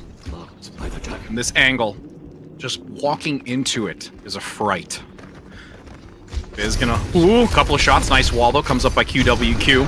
As you can see, the tempo slowing just ever so slightly for them to find the most favorable position. Amplification matrix for Z-Man. could be used just on this wall as they turn it so that they get the opportunity to overwhelm them with damage. But Chronic actually going to get the pickup onto Biz first, and once again, completely dominating. We were talking about how Good Boys were playing Numbani so proficiently. It is now Pirates in Pajamas doing the same here. 55 seconds to go, looking to deny them accessibility to this first checkpoint. The Transcendence is there to mitigate Strider, though, so they have to draw back. Kinetic Grass takes a lot of the front there and looks for a rock onto Pascal, but doesn't go down. Beautiful support by Noctis with the Amplification Matrix. They're actually weathering this. Yeah, the Transcendence was used here from Pirates in Pajamas to keep the rest of their members alive. Z-Man not back just yet, has the Amp Matrix, but can Pirates in Pajamas stall a little bit longer? Chronic has the sights available to him. Can he find any picks? Dragon Strike now comes through. Nice accretion as well. Pascal playing very far back and maintaining positioning inside of that Immortality field. As a volley comes through, nice pickup. Biz gets two. Good Boys able to take the advantage despite them having barely any time remaining here, and now look to have themselves with 3 minutes and 40 seconds. And this is where I think the gamble of like going on to the Sojourn is really going to start to pay off when you're in this kind of area where you can play a little bit more like enclosed, especially if they get onto third with composition like this. And Chronic is going to have to be very careful of just getting completely blitzed and having the sights taken away, because if the Widowmaker is very much a feast or famine hero where if you're not hitting the shots, the Widowmaker really isn't doing anything, but whereas Sojourn, you have a little bit more of that utility to work with. And now Dragon Strike comes through. Biz just behind them. Oh, wow, great shutdown. There's the follow-up as well. Some heavy damage coming in with the Discord as well. Huge synergy here. And this is one of those moments, again, where Good Boys really are having great communication and knowing who their focus is. And I really love as well that they're not like standing on ceremony, right? They're being very aggressive here, setting the tempo and not letting the double sniper team set up. And it's all about QWQ just holding these angles, taking them away. And Biz as well on a Omega flank like he was, really stifling a lot of Pirates in Pajamas. We'll see how they come into this with the Amplification Matrix. Transcendence active, making sure that they have enough to sustain through it. The Immortality field still surviving for the moment, actually keeping Strider alive, but there's a Flux actually separated too. Strider just stepped far enough forward that both of the supports were risen just outside of sightline, so there's no way to give any assistive healing, and that guarantees once again Good Boys to push for 350. And I mean, this would be incredible if we have like back-to-back just full caps right here, because Circuit Royale is a map where we talk about you're lucky if you finish the map at all. Getting a second chance at it is something that we don't see a lot of, but it looks like Good Boys have a chance with 3.5 minutes to work through. For Pirates in Pajamas, they need to make their final defense here. They have ultimates to work with. Chronic here is going to have a little bit more room to work with on this defensive end, but Chronic hasn't showed up in the kill feed that much. Needs to start finding a way back into this. And it's weighing those options. I mean, you've got the Infrasight coming in shortly, so that will be available and helpful to at least gain positional advantage and knowledge in where your opponent is. Thunder actually goes down, struck by the boulder. So that guarantees that you can at least hold back once again, taking this high ground. Scissors looking for some shots. And so they're going to actually get flanked on from up top. There is a Flux that's attempting to try and stop this, and Good Boys now actually get a pickup here. And Jolik is down. That means there is no Transcendence, but the sights are available from Chronic, and I think Good Boys are going to have to respect this and walk a little bit slowly. Ooh, just barely misses that shot. I mean, Biz is the confidence is absolutely there. Peekaboo, you there? Oh, you're there. I'm not gonna go in. That's gonna be unfortunate though for Thunder. Biz might have not gone down, but Thunder sure did. I mean, I think here, if you're Good Boys, you have to retreat, especially with Pascal going down. Biz is trying to bring this one back with the Dragon Strike. Scissors has one of their own, though, and I think this is a fight Good Boys can't really win. Now with Biz going down, it's completely over, and I mean, the time bank Rich is getting whittled down a little bit. They came in with about 3.5 minutes. Now it's only 2 minutes by the time they get back into this fight. If QWQ can live, we're talking about 1.5 minutes. And this defense looks like it's very possible for Pirates in Pajamas, especially because they haven't been just completely throwing ultimates into these fights, right? They're winning them just by these key singular ultimates or key singular picks that are really making the difference here. And between both Biz and Scissors, the bobbing and weaving on these Hanzos and being able to elude the damage to find a better exchange has been quite substantial. And if Scissors can continue to do that, or if you do have Chronics get a pickup onto someone like Thunder, which you can see though, they're going to counteract it themselves. Thunder making sure that they can keep Chronic in check because they are no longer comfortable with those shots coming through. You can see Strider though going to play this high ground area over towards the pool, closer towards the bar area that Biz is going to hop over for a shot. Almost gets Zolik. Now scary as they drop back. Big healing from Z-Man. Ultimate's available. Pascal pops the Transcendence here and tries to go aggressively. That, unfortunately, is not what you want to see. With a minute to go, there's a pickup with the Dragon Strike onto Thunder, who's left in scope mode, most likely, with 60 seconds. Then Pirates again take the advantage. Yeah, good boys need to get out of dodge here. I think if you're the supports, you just have to fall off the map or die. Like, there's no reason to continue to stall because you don't have the members with you. Yes, potentially Noctis is going to be able to get a kill here onto Chronic, but I mean, now it's completely last fight territory for this team. Like, there's no way back into this for another fight. After that, they are going to have an Ant Matrix to work with. They're going to have a Dragon Strike as well from Biz, and in enclosed areas like this, it can make the difference. Strider having this Gravitic Flux when Pascal used that Transcendence before to bail Biz out, and not having it and keeping it for this Gravitic Flux, that could be a difference maker in this last fight. Seconds dwindling. Intensity rising. Box of victory right there. Well, technically to completion. They're going to be able to manage to get this with QWQ playing down below. Oh, he's like one. Bros. He's out of sight, no! The Dragon Strike comes in seconds late to cause disruption. Not able to gain the healing. 6 seconds. This is disastrous for Good Boys. Pirates in Pajamas are able to take full advantage down below, and I can almost guarantee you that Good Boys were not expecting that outcome either. It's almost like they were starstruck for the moment, saying, oh my gosh, this is happening. It's not going to go in our favor. The overtime's going to dwindle, and Pirates in Pajamas able to take the map advantage here in this series. I mean, just a very unlucky last fight with QWQ dying that early. Just felt like, I mean, maybe there was some sort of miscommunication or like the healing wasn't there, but something happened where QWQ, just without any cooldowns being thrown in, instantly died, and that was the fight. I mean, once you don't have your Sigma in that fight, it's literally impossible to win that fight unless Thunder it becomes Jesus Christ himself or something. Like, even then, it'd be very difficult. But, I mean, for what it's worth, Pirates in Pajamas put up a great defense in third, right? They got rolled over pretty aggressively through second and through first and through second with these kind of, like, nice plays coming in from Biz on the flank. Chronic was very quiet, but started waking up a lot more on that third point, and Pirates in Pajamas take the trip. And it's really, I think, a lot to do with also when we talk about the architecture here. Things were a lot more enclosed. There were a lot more smaller cavities that they could play, looking for those unique angles to really deny. And even as we saw playing that low and high ground transition to where they can keep those, safe areas in those small nooks, the bar down below, the up top position over near the pool, playing between that archway. There were so many different areas that you can consistently see that Pirates were utilizing to their advantage. And I think that comes with a lot of, just their precision, the coaching, their ability to be able to communicate and navigate through these types of challenges is what's really able to give them that time bank hold.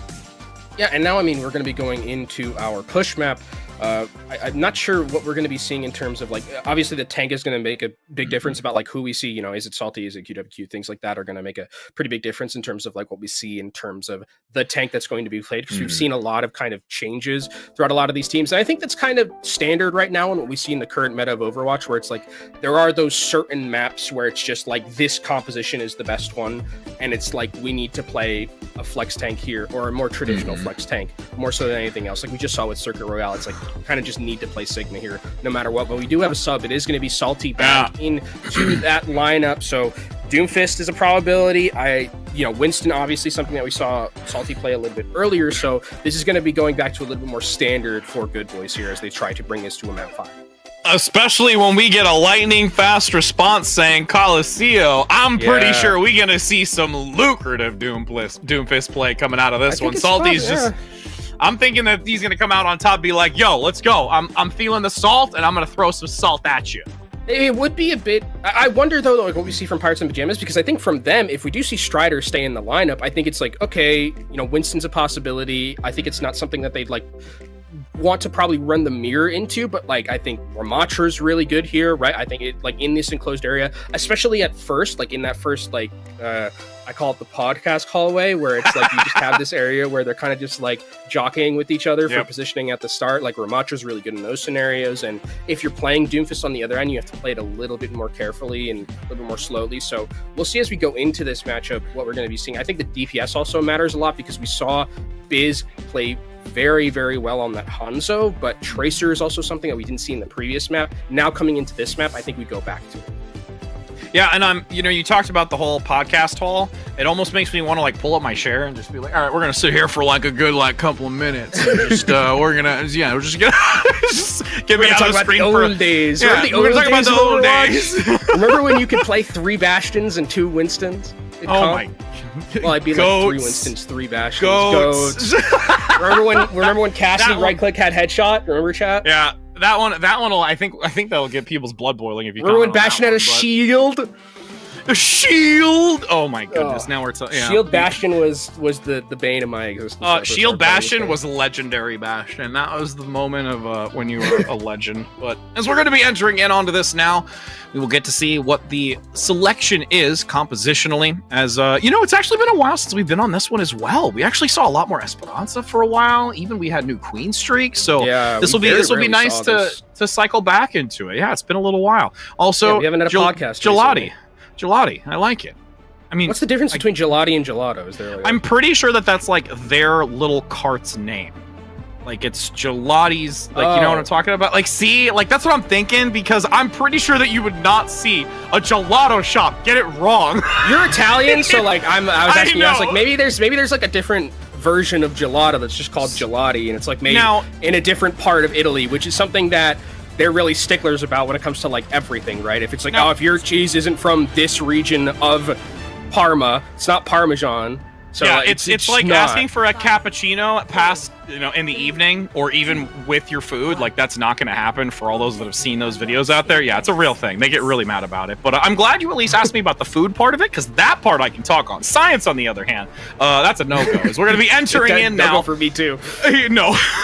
As we do actually see Salty coming out on the Ramatra here to match up against Strider. So we're seeing a little bit of the mirror here, and Salty on the Ramatra. I mean, we've seen Strider's Ramatra. Salty, I think that we'll see how this ends up operating because Salty seems to be more of like the Doomfist player, more so the Winston player. Salty here on the Ramatra are going to be showing their chops on this hero more consistently now that we're on Coliseum. And again, it's about just kind of this poke at the start, right? Vortex is used very early from Strider, so that means that there is a moment where Good Boys can potentially use that advantage to start moving forward and create some geometry themselves. But again, a lot of this is just going to be poking, specifically looking at the DPS, seeing if they can just find a random headshot by someone who gets a little bit too greedy.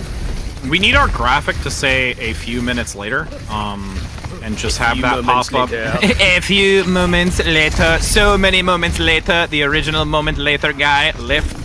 As we're gonna now see them push a little bit. There was some aggression that moved forward, though Strider receding back, not going to play too open into that space, really utilizing the architecture here. And again, there's so much spam damage coming in from the Lucio from the side, making it challenging for Scissors to get those clear shots with the icicles.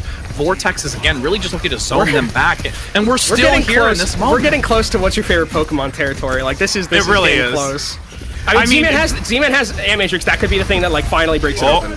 There's the Annihilation. Salty gets low, tucks into the corner, wall comes out. Salty covered by the Immortality Field, keeps them going with the Matrix in return. Pascal being there to blitz forward.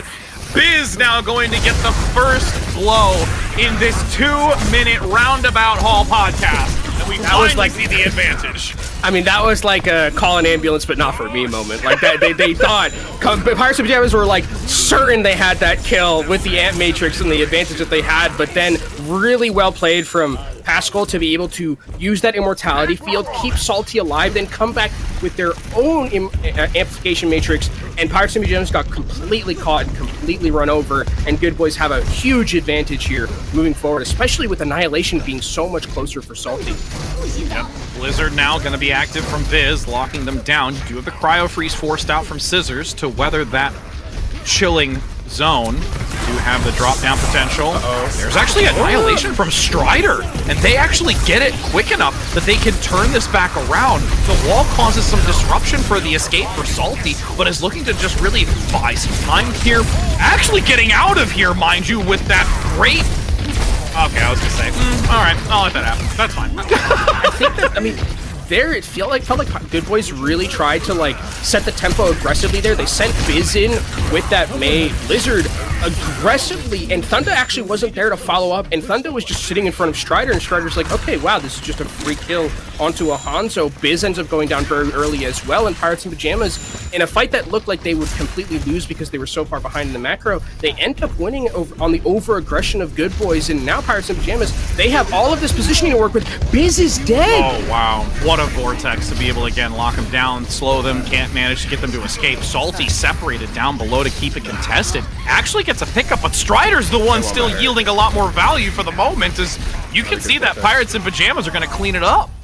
And I mean, I love what Pirates in Pajamas did there, where it's like they're just taking every advantage that they're given, right? Where there, it's like, we're not going to go push the cart and just give up the space for free. We're going to go take high ground and make it miserable for Good Boys to try and get back onto this cart, because we know eventually we'll just push it forward for a win. And now Good Boys have to come back into this one. They still have that Annihilation coming in from Salty, and Pascal with this Ant Matrix needs to hit payday. Here the Blizzard active. You see Salty just skirting around the outside. The Annihilation is there, weaving their way through the wall and frozen Blizzard line. Now Salty gonna regroup back onto the position, has the Vortex, keeps him hugged to the corner, and gets a cleanup. I mean, it's a good idea, I think, from that Blizzard, trying to use it to just basically push the cart through that lower ground, but Salty comes in with that Nemesis form and with the Annihilation and just completely ruins. I mean, it's so hard to get out of, even with, like, really good peel, I would consider, from Pirates in Pajamas. Is Pirates in Pajamas, I mean, still trying to make something happen here, and to their credit, I mean, just continuously get time off the clock, right? You have the lead in this scenario, so now everything you get is gravy at this point. Good Boys have to use an Ant Matrix and an Annihilation to win that fight. Yes, they're going to have a May Blizzard, but we've seen what May Blizzard does against Annihilation and against Ant Matrix. Doesn't end up working out that well. Yeah, not so much. You can see Strider now back in neutral position, going to the default, and this is where it gets really challenging, is if you're able to set back up into this, you as Pirates in Pajamas can just hold this. Annihilation active now, Salty getting overwhelmed, just tries to go with the Blizzard to counteract it. This is just unfortunately not going to go into Good Boys' favor. They are separated and forced away. Nice pickup as well coming in. Chronic's gonna say, don't worry fam, you keep doing Annihilation on the front, I'll keep tossing logs, and we just having a good old time. This hero is so funny to watch sometimes. Strider just sat there and just crossed his hands in front of the entire team and was like, you're just dying. I have Annihilation. You're just gonna die. You can't kill me. There's no way you can do enough damage. Sit, boo-boo, sit. Okay. Just like, if you're a DPS player there, you're just like, okay, I guess I lost that one. Yep. Go back to the drawing board and try again, friend. As Blizzard now gets tossed out, actually locks down Salty and gets the pickup with it too. So now you've got, again, this advantage where you can start working your way up and continue to take the advantage. Oh, and this Dragon Strike on the bridge is going to be so good. Abandon ship, hop off the edge, friends. They're on the low ground, and that's a free opening for them to continue taking the high ground, but they're just going to rotate under. They're going to exploit the weakness of those who had to jump ship. Yeah, now you can just move forward. Z-Man uses the Ant Matrix as well just to push even more forward, as now they're going to go in and finally, I think, a little bit too over-aggressive there from Pirates of Pajamas, who do trade 2 back, but I mean, Salty's still here, and I don't think that there's... Okay, there's no way. There's surely not. Really? You're going to have Strider rotate back. The wall is here keeping Salty. Now, Salty's got Annihilation. But do you really want to try? Oh no! This is disastrous. Oh no! Strider just like 1v5 there. Or actually 2v5. I want to give credit to Scissors, but that fight, I mean, they had no business winning that besides Strider just completely just coming in and just sitting down the entirety of Good Boys there.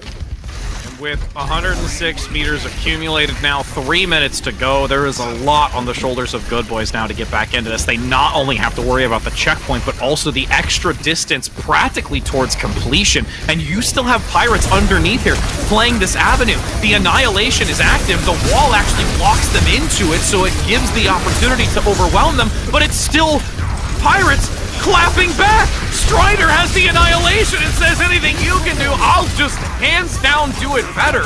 Keeping him separated, the sound barrier is absolutely critical though for Noctis to keep Good Boys going. Biz gets the pick up onto their counterpart. The Blizzard doesn't come out, and this is a chance now again for Good Boys to take the advantage, but all the while time has dwindled in front of their eyes.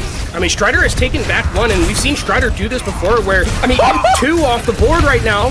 Good Boys don't really have any healing left. It's just both these Ramatras just going into the back line and just completely bodying each other, attempting to, and throughout all of that, eventually it's a fight win for Good Boys.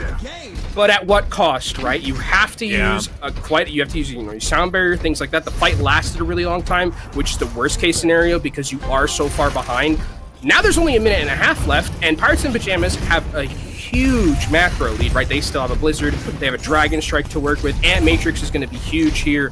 Realistically, for Good Boys, they're going to have to find a lot of just key neutral picks to try and bring this one back because they don't have a macro leg to stand on.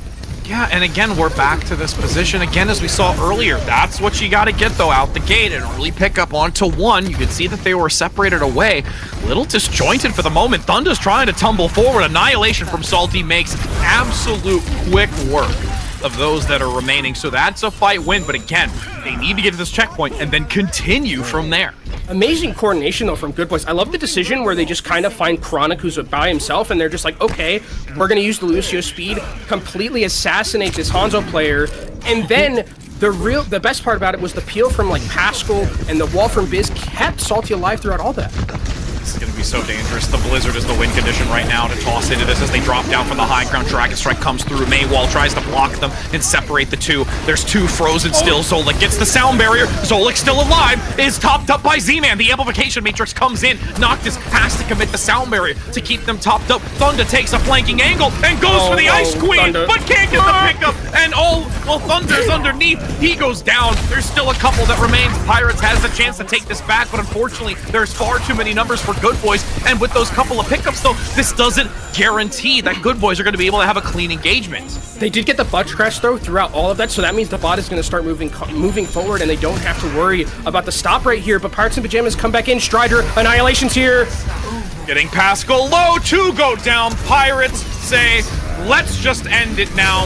The Deadeye is active, but no one is in sight. It is all Pirates all day on this map as they are going to guarantee that it is a 3-1 series score for the first game of this NA Summer Series. Pirates in Pajamas take a 3-1 victory, like you mentioned, Rich, with I would say it was close towards the end of it, but I think for most of that, like, it felt really that Pirates in Pajamas had control of the game. I think Strider deserves a lot of credit. I'm very excited to see and continue to see Strider's growth because Strider played besides no, he was in Circuit Royale actually too. So he was just off for the Winston map, the Numbani, that's the one he was off when for. we were on Numbani. But I mean, Strider played a lot of different things and looked really good. And it's, again, I talked about this a little bit previously in the series, is that it's really nice to see someone who's kind of like come up, you know, with that GeForce team being like almost not a Hammond one trick, I'll say, but like known mostly for the Hammond, now coming in,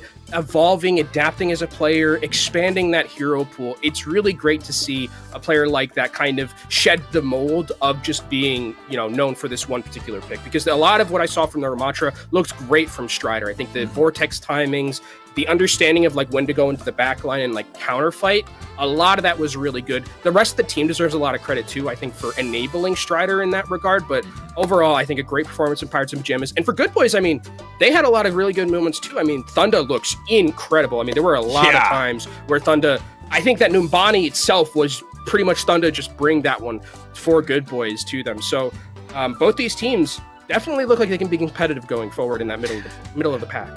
A lot to look forward to, especially from the support line as well. I have to shout them out for what they did on that map of Numbani. But again, we do have the victory going over to Pirates and Pajamas. We'll be heading to a short break for the moment before getting in a word or two with one of these players. So don't go anywhere, friends, because we'll be back in just a moment.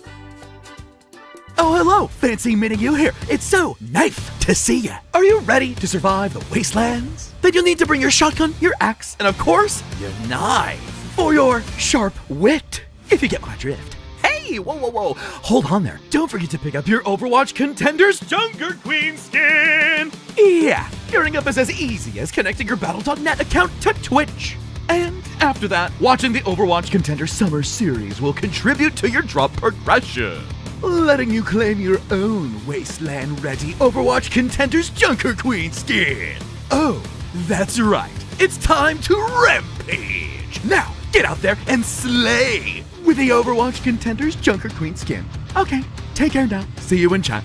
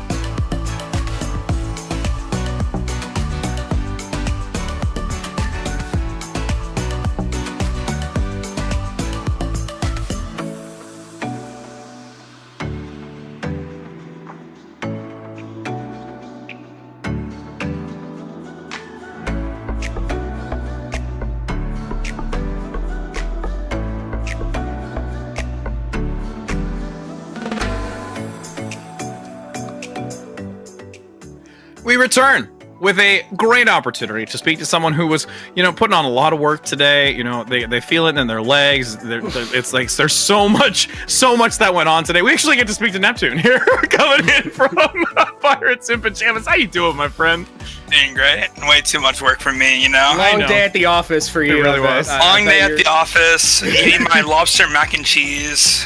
Oh my some God, good stuff. bougie up in here with the lobster mac and cheese. Okay, I see you. So, I mean, obviously you were, a lot of work for you, today during this matchup. But kind of walk me through a little bit about it, because you got like a good view of everything right there with this Pirates of Pajamas team. A little bit new from the last time we've seen this iteration of this team, but kind of walk me through a little bit about this matchup in particular, because there were some times we saw where the Doomfist was getting a lot of value, and then Thunder had his moments. But as a unit, as a team, like how kind of were the vibes throughout the most of this matchup?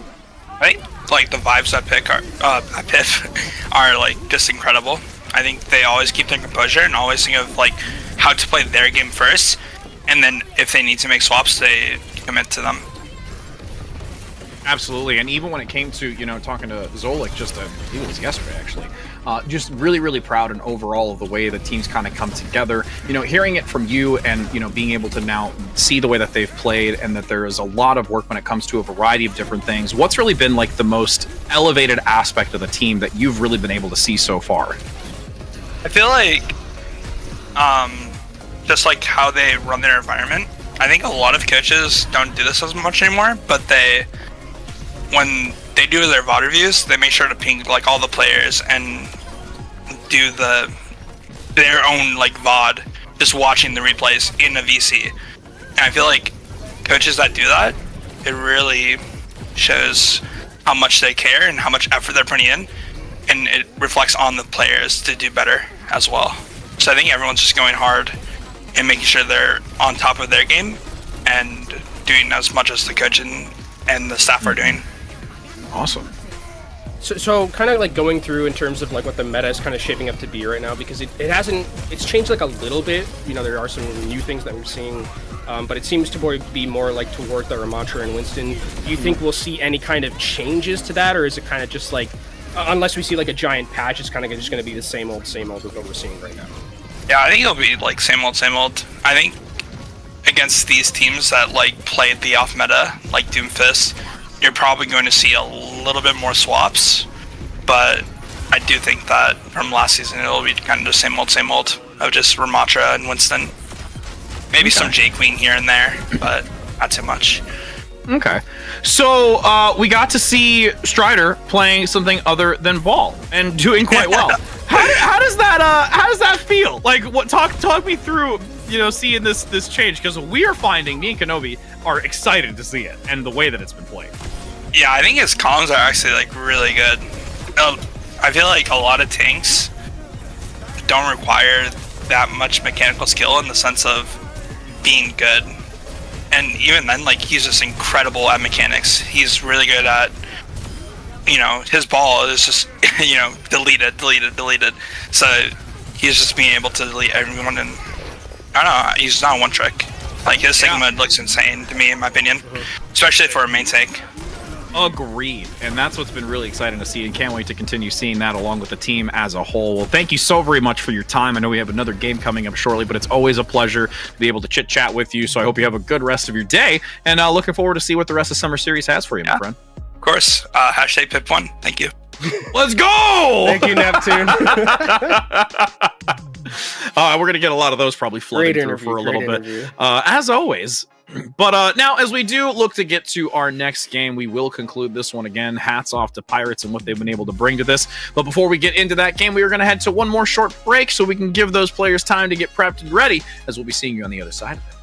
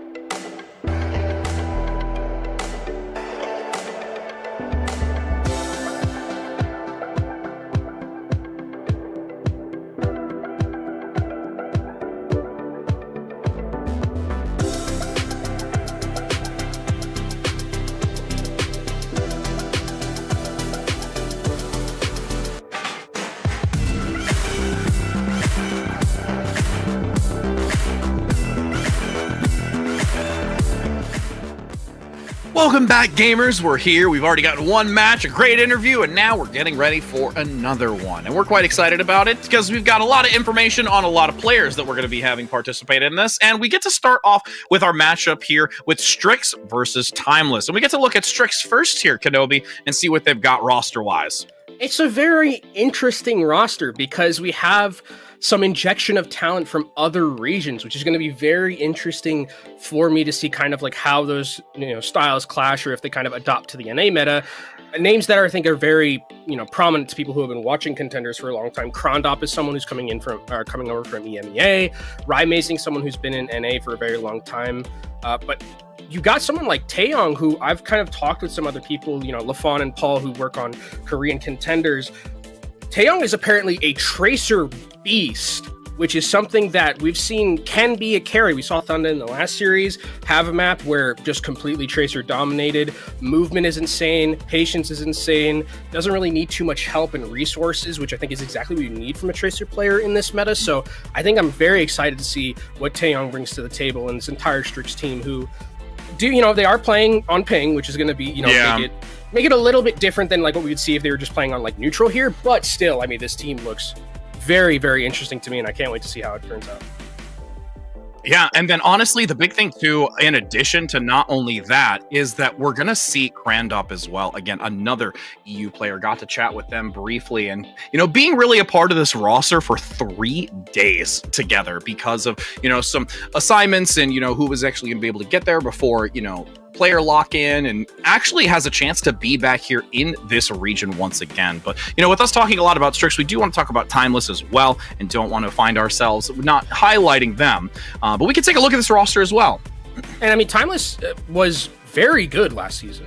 Like in the spring series, they got second and, got all the way to the grand finals. They beat Saints, who eventually won in the winners finals, but just couldn't finish the deal in grand finals. They've made some changes to the team. The support line looks a little bit different now, bringing in Scuffed and Sobek, but Kuffa's still here, a very, very prime Winston player.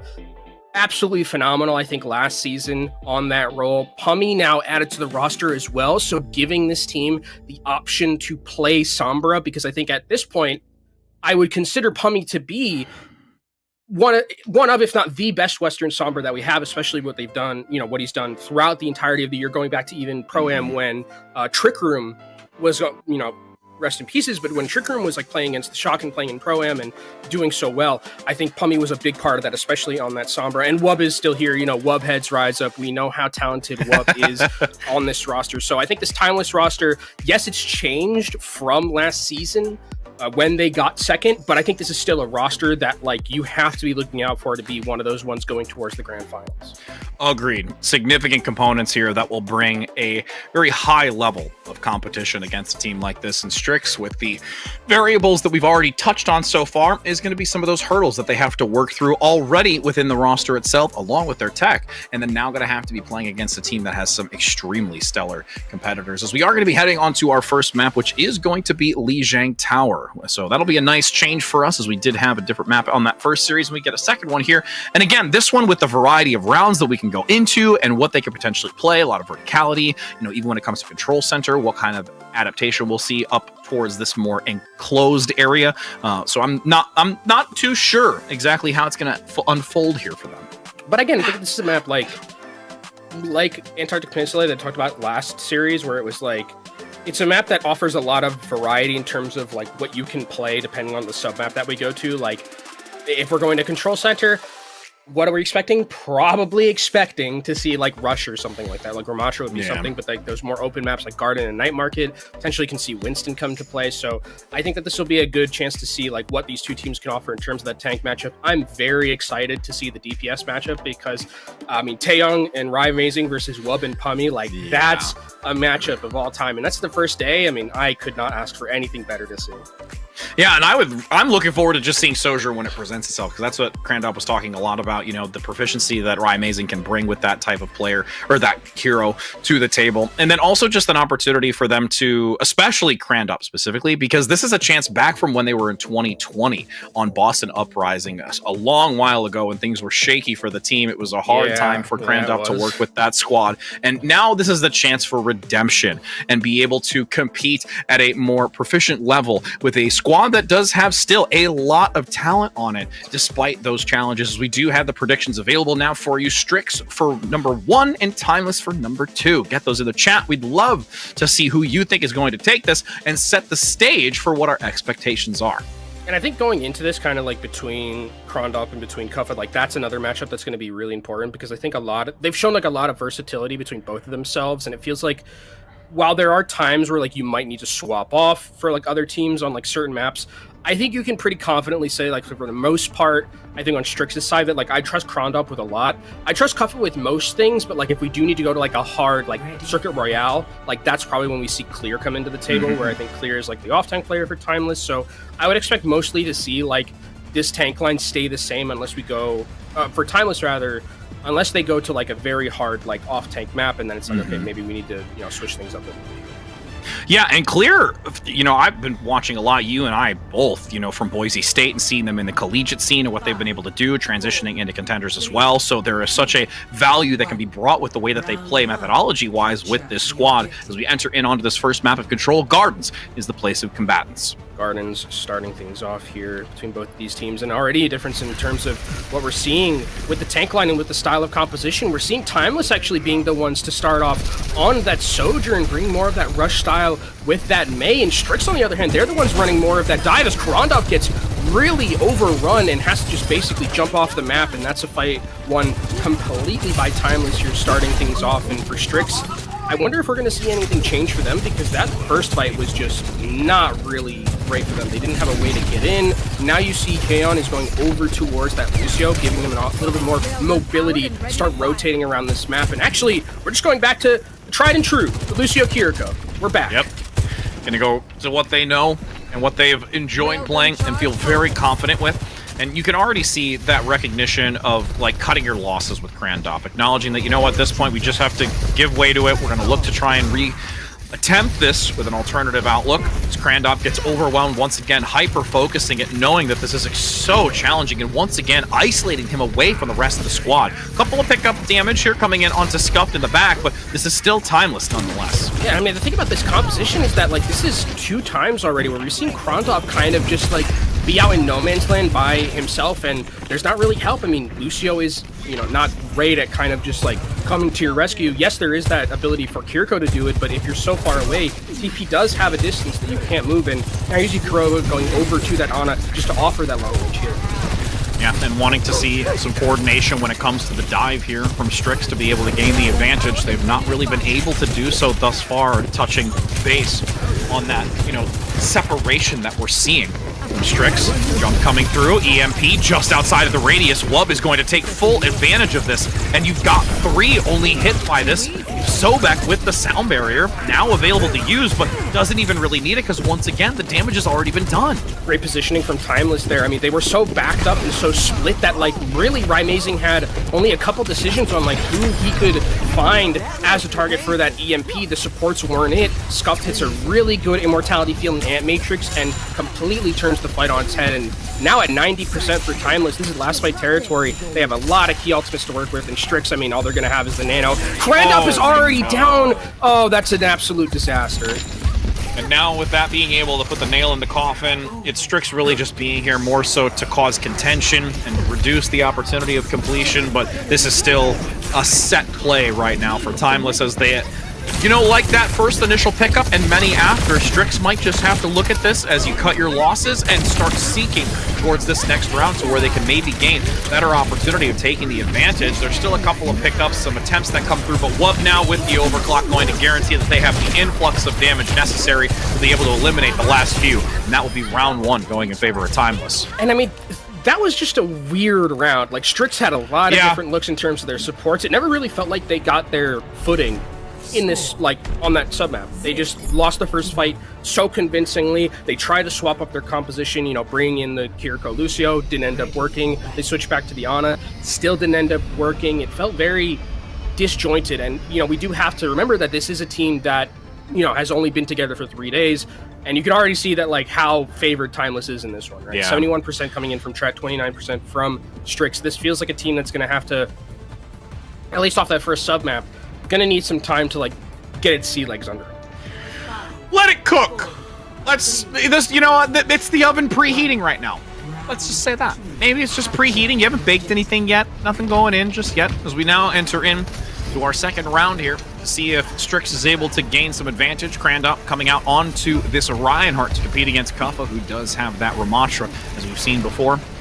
Playing towards this center pillar, Rye Amazing looking to swing around with that Symmetra to get that beam charging to take the advantage. And Strix this time around out the gate didn't look too disjointed and took full advantage of the weak down below. Yeah, that fight was completely won by Taeyong. They're on the flank, you know, dueling with Pummy on the side lane, just trying to see who could get the better flank, and there Taeyong just wins out against Pummy. That means there's no Mei. That means it's a complete fight win for Strix here, and this is going to be great for their composition because now you get to hold this area, pick up that percentage. Taeyong is way farther ahead in terms of that Blizzard, so this is going to be a fight that's going to be very difficult for Timeless to win if it gets elongated and these ultimates come online.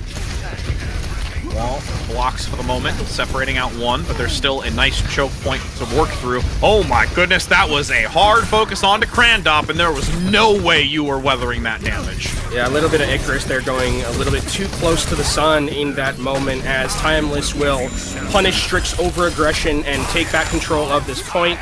So the rest of the team gets cleaned up, and now Timeless they're going to be the ones who are going to have control of this area right here, which is going to be great for them. And they're doing kind of what I love to see teams do on a map like this, where they just hold this very close choke, because that forces out potential ultimates coming in from Strix to win these fights.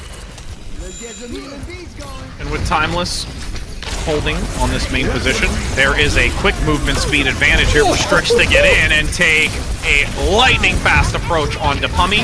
Now with the Blizzard isolating one away, forcing them back, they swap it over, and now we're just looking to take down the few stragglers that remain. That's another fight. I mean, Taeyong is... I think we talked about the Tracer being like something incredibly impactful. Oh, this Mei's clutch. The mechanics and just the aim seem to be absolutely there. Doesn't matter how much ping diff there might be. Strix and Taeyong have come to play on this submap in particular as they start taking up their percentages. Timeless, though, going to come back in. Nice ultimate bank for themselves. They're going to have a Blizz to work with. Dragon Strike's going to be also very good in terms of creating that space. Same thing with that Annihilation. So for Strix, they're going to have to find a way to get out of this one and get out of dodge and get a Soundburner for Hail. I mean, Kuffa was real low already at the start of this. Amplification Matrix and the Fire Strike goes down the home stretch. Blizzard and Dragon Strike committed into this. With Taeyong down, that's going to be a real detriment as this flanking angle. Crandop looks for that Earth Shatter onto the Mei play, but Pummy gets the Cryo Freeze out in time, and Kuffa commits the Annihilation to lock them out. With those ultimates, I think it's going to be all she wrote. Timeless is going to be able to take this one back, and Strix now gonna have to do the old, thing we see on control maps like this, where it's just back and forth, back and forth. Ultimates matter a lot on maps like this, and the biggest thing about this is that Strix used the sound barrier in that fight, and Timeless have both their support ultimates, and in a position like this where you're down a little bit of percentage, you want to be able to have the ability to cycle ultimates effectively and continue to accrue that advantage and get back to even. And I've got a watchful eye on Rye Amazing and how they want to divide this room in half to see the advantage that they can take.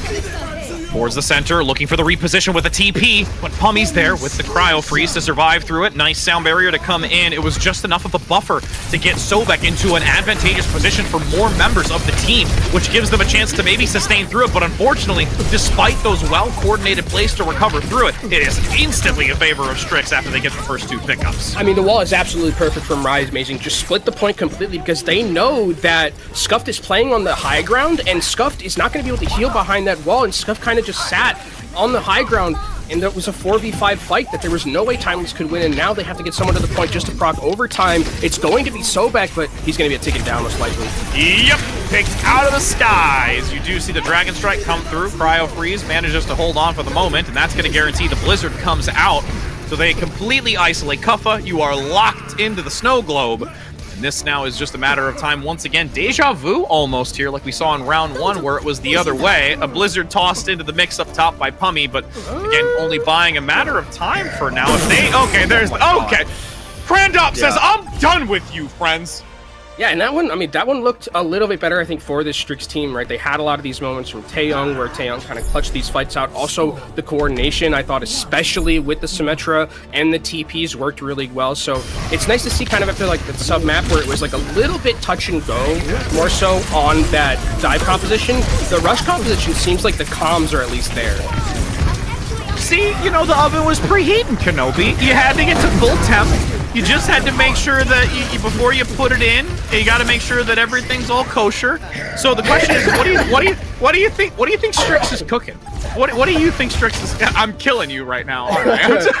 Oh, I did not expect it to be worded that way. Well, Strix are cooking Rush here on Night Market. It looks like, again, this is just going to be, we're teleporting to point, and we're going to have a brawl here. Except I think Timeless is probably going to try and just poke this one out as best as they can because the Hanzo is there from Wub, and yeah, Wub, a very deadly Hanzo player in his own right, so there has to be that respect from Strix that at any moment there could just be an arrow that hits you in the back. You can see already those turrets placed on the inner wall. Kappa makes quick work of them, so they don't have those as a concern, but they are instantly reset, at least one of them for the moment, if they push into this. Looking to take it now. Strix has the advantage. Timeless can't quite find an opportunity until there is the Wub shot that we've all been waiting for. Gets the dome onto Amazing, and it's full throttle, but there is still some contention here from Strix.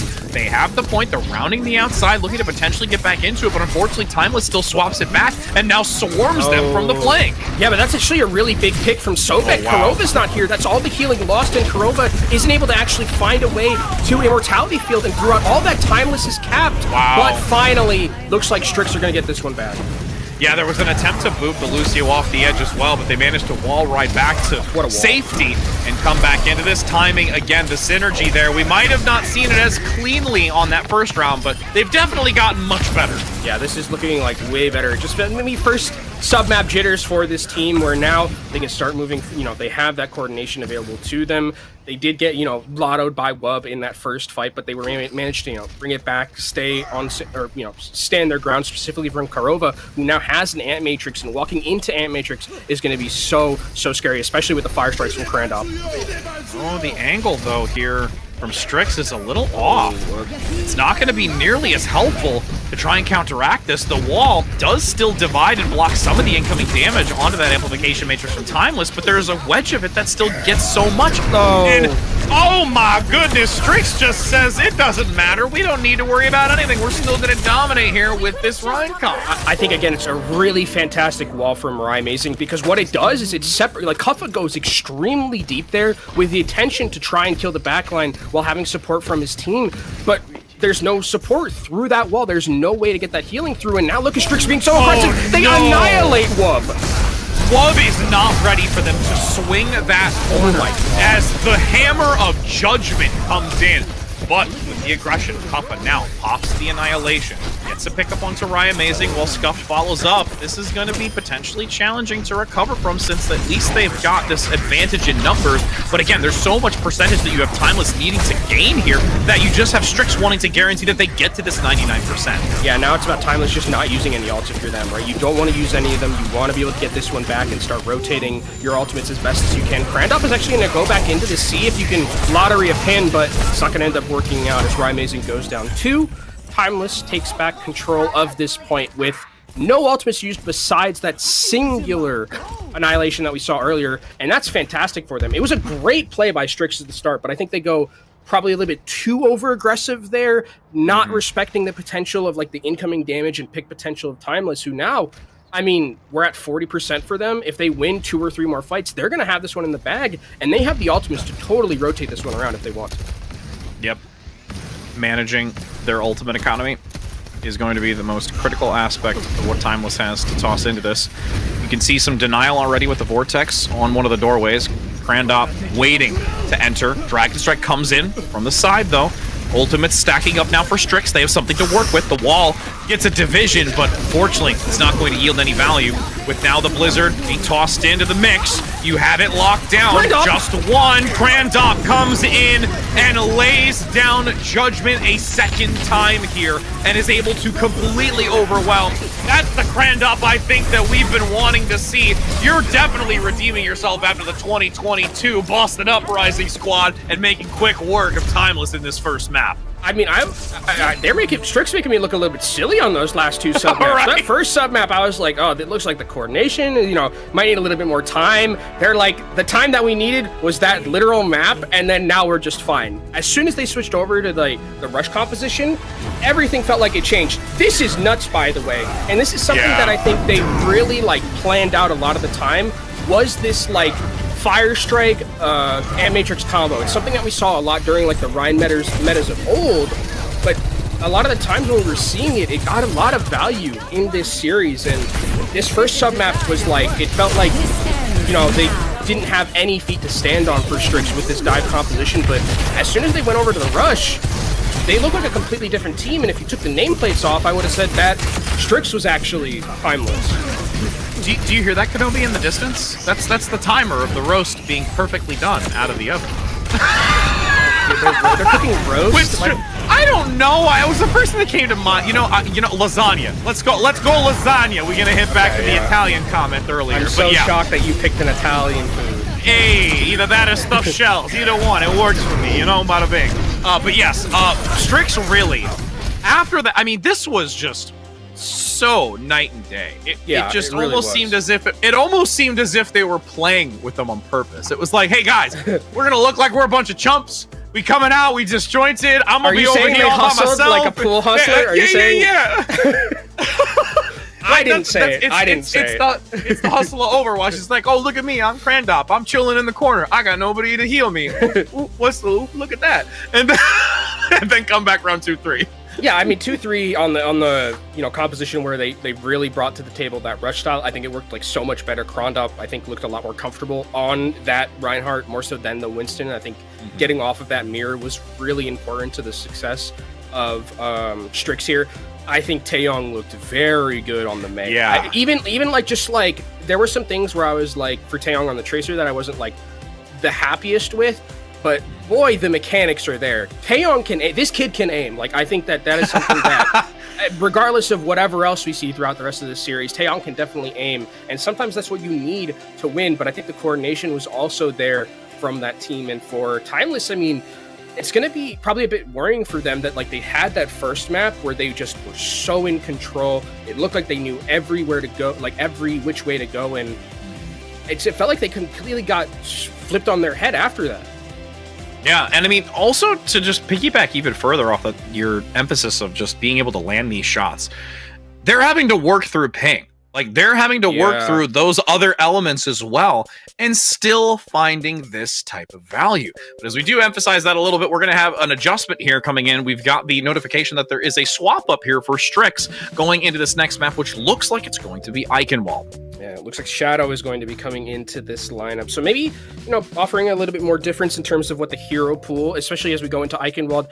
Another map I feel like we haven't seen quite a while. I was going to comment on that too. Yeah, it's like we get a whole new refreshment of Overwatch. I love it that it's not just King's Row and what was the other hybrid that we saw like a ton of last season? King's Row. Wow, and, I love how we're like, yeah, we saw a lot of this and we can't blocked it from our mind. It was a lot of King's Row and man, I don't actually remember what it was.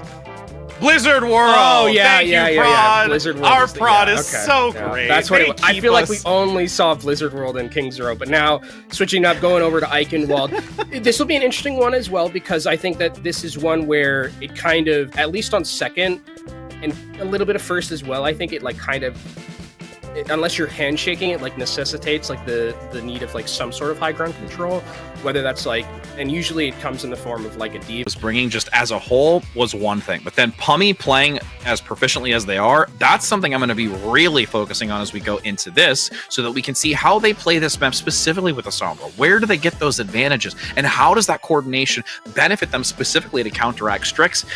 Which again, we'll look to see. I believe it's actually going to be Strix here on the attack first and Timeless on the defense. So we'll get to see how they hold up against, specifically as we enter in onto this next map. As we go into Eichenwald. Again, a map that I'm just so happy with. I love it. Just feels so refreshing. I bet like by the end of this though, I'll be like, I'm so sick of seeing these other maps. Yeah, we're gonna like, full swing. We're gonna full swing like back. An entire year where it was just like, we see like Blizzard World a lot, right? But like, and then I guess it's because we had Pro Am 2 and that was also on the same map. Yeah. So like, there's a lot of that. But man, I love just seeing Eichenwald back into this rotation as we're going to be seeing on the defensive end. Timeless actually not going for a Sombra look on this defense. Potentially, that's something that they, go into on the offensive side. We could see something like that happen, but on the defensive, it looks like they're going to go for a little bit more of that pokey style with, the Tracer kind of checking those side angles and dueling against Dry Mazing. And that's going to be really fun to see how Pummy play. Because again, I mean, there's still the similarities in playstyle. You've got that harassment, attempting to try and keep Rymazing in check. As we are going to enter in now, we get the full understanding of what Strix is going to bring to the table here. As we do see Crandop coming out onto the Winston play, looking for more of the dive. Oh, it's pulling him back, okay. Oh, you were talking about the Widow? Why did I do that? No, there was a life lever for like a brief moment. Oh, okay. I was like, what are you talking about? I'm like, don't be doing that. You know that's bad. I mean, like, that's like a cardinal sin. It's just he's there to pull. That's all it's for. Absolutely. You got to make sure that the Widow gets back in to go to the rightful hero selection. Now that Ravenous Vortex is going to make it really challenging for Crandop at first, but able to elude as they fall back up to the archway. And now, with how they're playing this, it's just a slow and methodical game, and really leaning on how they want to enter into this. But once again, another Ravenous Vortex, making it so challenging for Crandop to feel comfortable in where they're moving. Yeah, but they did get a lot of space because Kuffa got taken down solo, and now Crandop has been able to move around and take this positioning away, and the rest of the team is moving forward. Scuffed is down. That's a lot of healing lost, but Crandop is traded for it.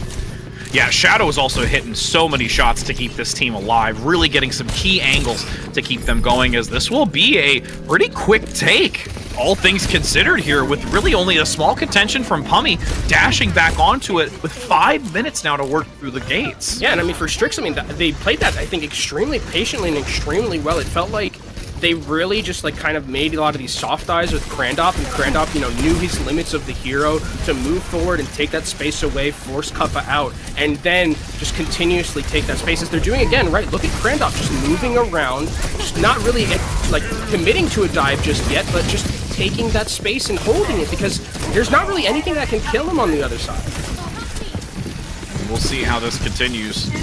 Crandop's able to be really uncontested at the moment. Goes up to the high ground, has that primal rage if necessary once the barrier does drop, and basically doing whatever they want. Crandop is taking full control right now and is feeling right as rain. The sleep dart goes wide amongst the jungle, so Shadow has been completely locked away within the architecture of this castle wall. And I mean, Timeless's idea here is like, you know, you have Kuffa who's going to be on the Ramatra just to, you know, hold cart and see if they can win and kill the backline. But throughout all that, Crandop is literally just in the backline saying, there's no one that can kill me right here. I'm indestructible unless you hit a sleep and an anti, and maybe Hanzo is there. But that was really well played from Crandop throughout all of that just entire POV that we saw from him. And now here comes Taeyong on the engagement with the Winston dupe. It's actually going to get blown up immediately. Yeah, the double Winston dive. The double Winston dive, unfortunately not finding favor. But now the re-engagement, you can see that dash forward as well with the rally, so there's armament and protection given to this engagement. Crandop hit by the bio, still close to Kuffa, electrifying those that move up this rampway. It's a 1-for-1 trade. Rymazing down, but Scuffed, the healing, has been completely reduced from Timeless, and now you can see that they can play across this bridgeway and still gain distance. Good stickies as well, and Crandop again just takes away all of this space. He's holding it so well, and Taeyong is just basically for free, spamming away as much as they can. Kuffa is in no man's land, gonna get taken down by this beam eventually as soon, or I guess Rymazing's gonna finish it off. And that's gonna be Strix just coming in gangbusters right now. About to have a 4.5 minute time bank going into third, and they do not look like they've missed a singular beat. I mean, I don't know what happened in the first submap of Lijiang Tower, but they got their, you know, Weetabix or whatever, and they were able to... They come back. This is a beef Wellington. This is a beef Wellington coming out of the oven for what we're seeing. Has this 4 minutes now to work with. Playing this corner inside the castle. Timeless is frazzled right now with what Strix has been able to do. They have just completely taken control of this and never allowed Timeless to gain any sort of dominance in this map. Taejong in the back, hit by the Bionade, still gets topped up by the supports. The Nano comes out onto Crandop. Everything is just swirling around Timeless as Strix is completely dominating here. Crandop's deadlifting right now. Crandop's deadlifting right now from this Winston position. I mean, this is just unreal. Like, where was this on submap of Lijiang first? Like, where was this? This is just an incredible performance from Strix so far. And now, with the last few meters to go, Strix forcing out the duplicate onto the Ana. Double Ana plays for the significant healing. Crandop gets out by the skin of their teeth. is looking to be topped up since they do have 3 supports for the time being. Playing this corner, aggressing forward, Bionade onto 3! The rally is giving them armament, but it's coming up too late. Scuff still goes down. Sobek, relentless in keeping this team going as Kuppa gains 2 with Primal Rage, attempting to combat against Kranda, and they finally hold again. Yeah, Kuppa, I mean, this time says, you know, you're new to this region, Kranda, but I'm still one of the best main tanks that we have. As looks like they're going to be able to clean this one up. Amazing just trying to get out as best as he can here in this scenario. Actually uses pulse. Not sure about that one, but you know, 1v5, you know, pretty spooky here. That's a little overzealous, to say the least, absolutely. As we do have 2 minutes and 27 seconds, only a few meters to go. It was 4.6 meters fully accrued as the payload is pushed back for the moment. Pummy in the wings, though, stealthily getting some shots, looking for the pickup, gets the stick. It was so good we had to see it twice, my friends, as now we keep with this 2 minutes. You've got all of Strix falling back. Yeah, and now, I mean, it feels like we're, you know, starting to stop the bleeding a little bit. Strix had such a hold on this game, but now Timeless really, in this defensive position, are going to be holding themselves and starting to whittle down that time bank as best as they can. Nano Boost is going to be available for both teams here, but the key difference is that you're going to have Wub with this Bob, and Shadow's going to have to find a way potentially to hit that sleep, or maybe Timeless can force up the sleep beforehand and get a free Bob out. We'll see with a couple of shots already. Hitting the mark for the moment. Grandop needs to be very careful here so they can come back with a full HP bar. Oh, Dynamite, nobody saw that. Nobody saw that. It's okay. Oh, pickup comes onto Sobek, though. Timeless now has to fall back. They need to play defensively. There's a 1-for-1 pickup. DPS down. Nano is there, and Grandop coming in once again. Fists ablazing. Primal Rage holstered for now. Has it for the final few meters and wants to close this out. Bob was also committed by Wub there, so a lot of the ultimates Timeless had to match Strix don't end up hitting Pater, and now Kuppa needs to find a way to get this Primal Rage to continue to stall. Yep, goes onto the high ground. What a quick maneuver from Ryan Mason to get that health back to top themselves up and keep that recall active. Playing down below. Nice sleep pulse comes in. Primal no more as everyone from Strix overwhelms Timeless. They're cracking the hourglass. The sand is spilling out and they complete this map of Eichenwald.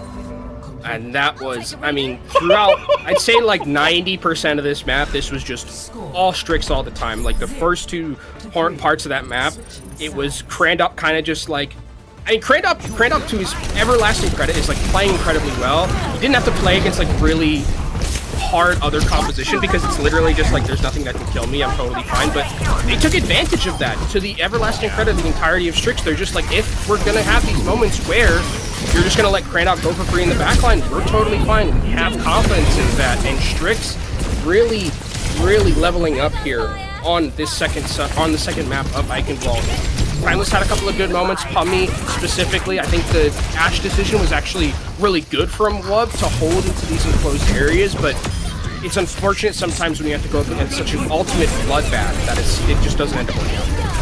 Well, and just the sheer tempo and timing from Strix really caught Timeless off guard on multiple occasions, in addition to everything that you just really emphasized from Krandop, because it was stellar play overall and really had the strength of just understanding that there's nothing that can bring them down. But realistically, Timeless now on the swap of sides is really going to have to look to Pummy on this Sombra now to try and bring something more to this equation.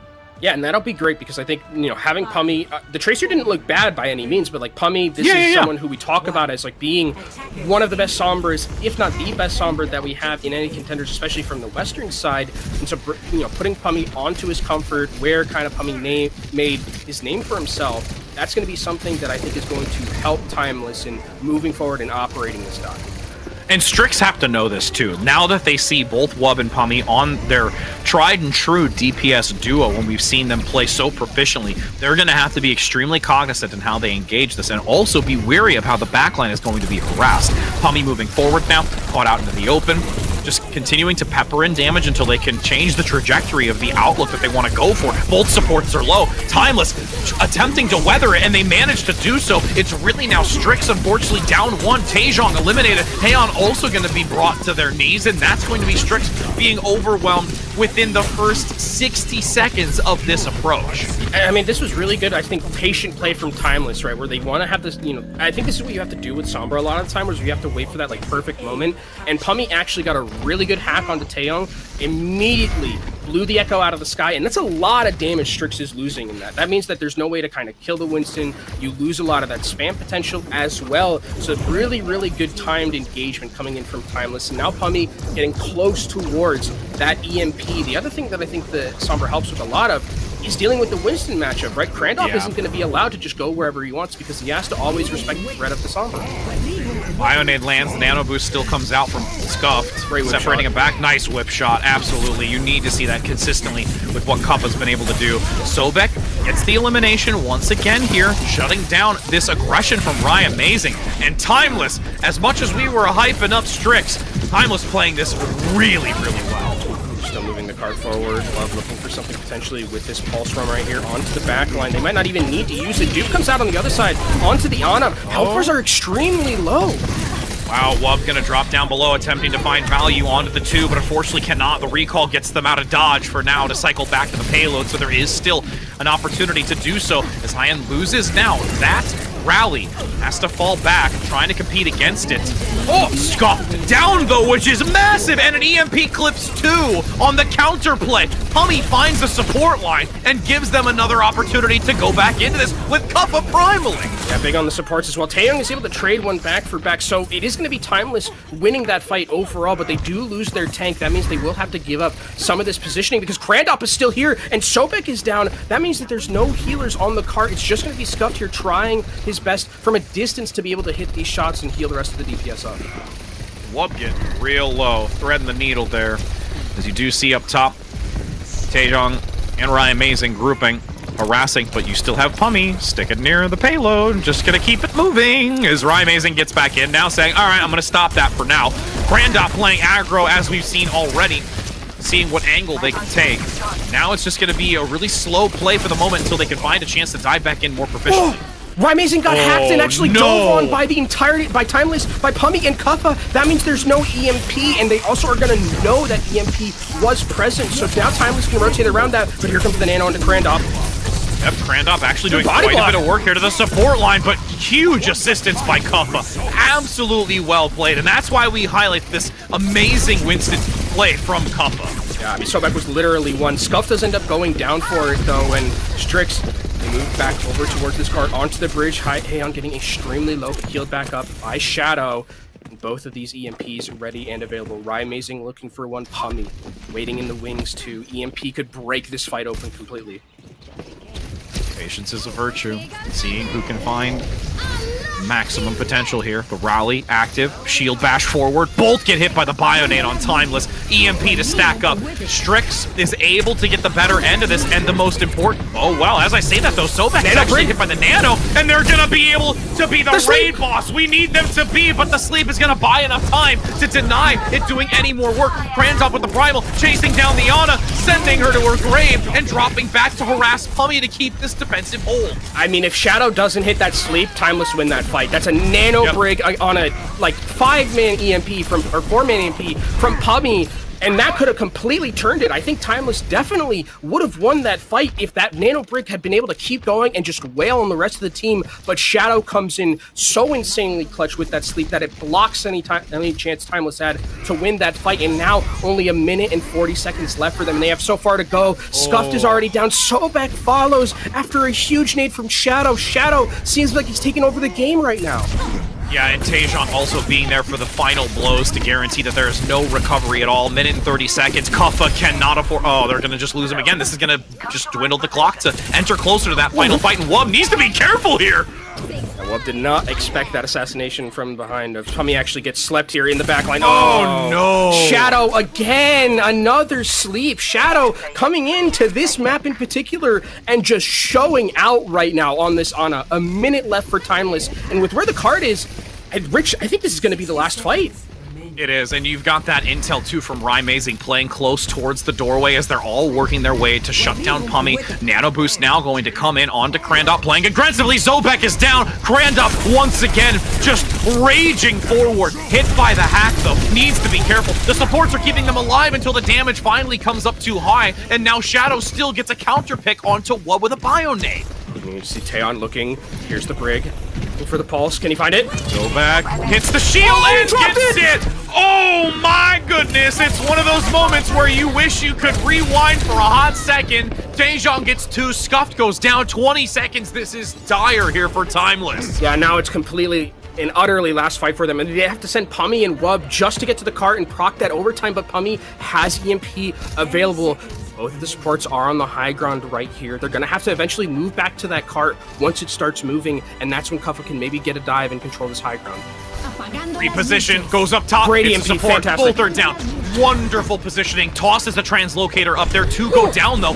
One of the supports in Pummy is also eliminated. Taeyong? Infrasight active, Taeyong has full opportunity to get that pick up. There's the dash back. Wub goes in just for the touch for the moment to keep it into the overtime. Taejong getting knocked around like a rag doll with the primal rage active. Now, Krandop doing the same, juggling the support, going for the pickup, hacked in the moment, but still gets cuffed. And now, repositioning up top, going back into this. The overtime is here. Strix is there. Can anyone touch? No! Timeless, unfortunately, not able to come back into this, despite them having a beautiful positioning from Pummy on both supports with the EMP. Strix up 2-0, and 29% of chat is feeling pretty good right now in their predictions. Krandop gonna get play of the game. I mean, this was a fantastic Winston performance from Krandop. Looked incredible with the advantages that he was given in the compositional differences that we saw. This entire team, though, I mean, Rymazing looks fantastic. I think the meme that Dora and Hurix coined was he's collecting souls. It's not necessarily the same, like, type of Rymazing we've seen in the past. This feels a little bit more of like a supportive role, but he's playing it to perfection. Shadow comes out of nowhere in this map and is an Ana god for the majority of it. Like, this team is putting the rest of Contenders on notice, I think, with the performance that they've had so far. And if they can finish this off with a win here in this series, this team is looking incredible. Yeah, the components that they have, and oh my goodness, I'm pretty sure Pummy was like, hey friends, we finally got this. Oh my goodness, my skull is no longer on my shoulders. But no, seriously, it's absolutely amazing at what we've been able to see, and you can see the EU players storming over here to NA saying, all right, friends, I know we've been chilling across the water for a while, but now we're going to come over, we're going to put on some performances for you. And with that being said, that's a 2-0 map scored for Strix right now, so we're going to head to a short break before getting into the third. You like solving problems. Problems like how to stop that tracer from deleting your backline. I know just what you're thinking. You'll bring a turret. But y'all can't solve all your problems by simply bringing an extra friend to the battlefield. For that, you need the Contenders Torbjorn skin. Solve your problems by connecting your Battle.net account to Twitch. After that, watching Overwatch Contenders Summer Series will contribute to your drops progress, letting you claim your Overwatch Contenders Torbjorn skin. Even your turret gets an upgrade. Warning, the Overwatch Contenders Torbjorn skin does not come with extra or upgraded turrets. Build instructions will not be provided. By picking Torbjorn, you waive a claim towards any destroyed turrets, no refunds, no exchanges, and no take-backsies.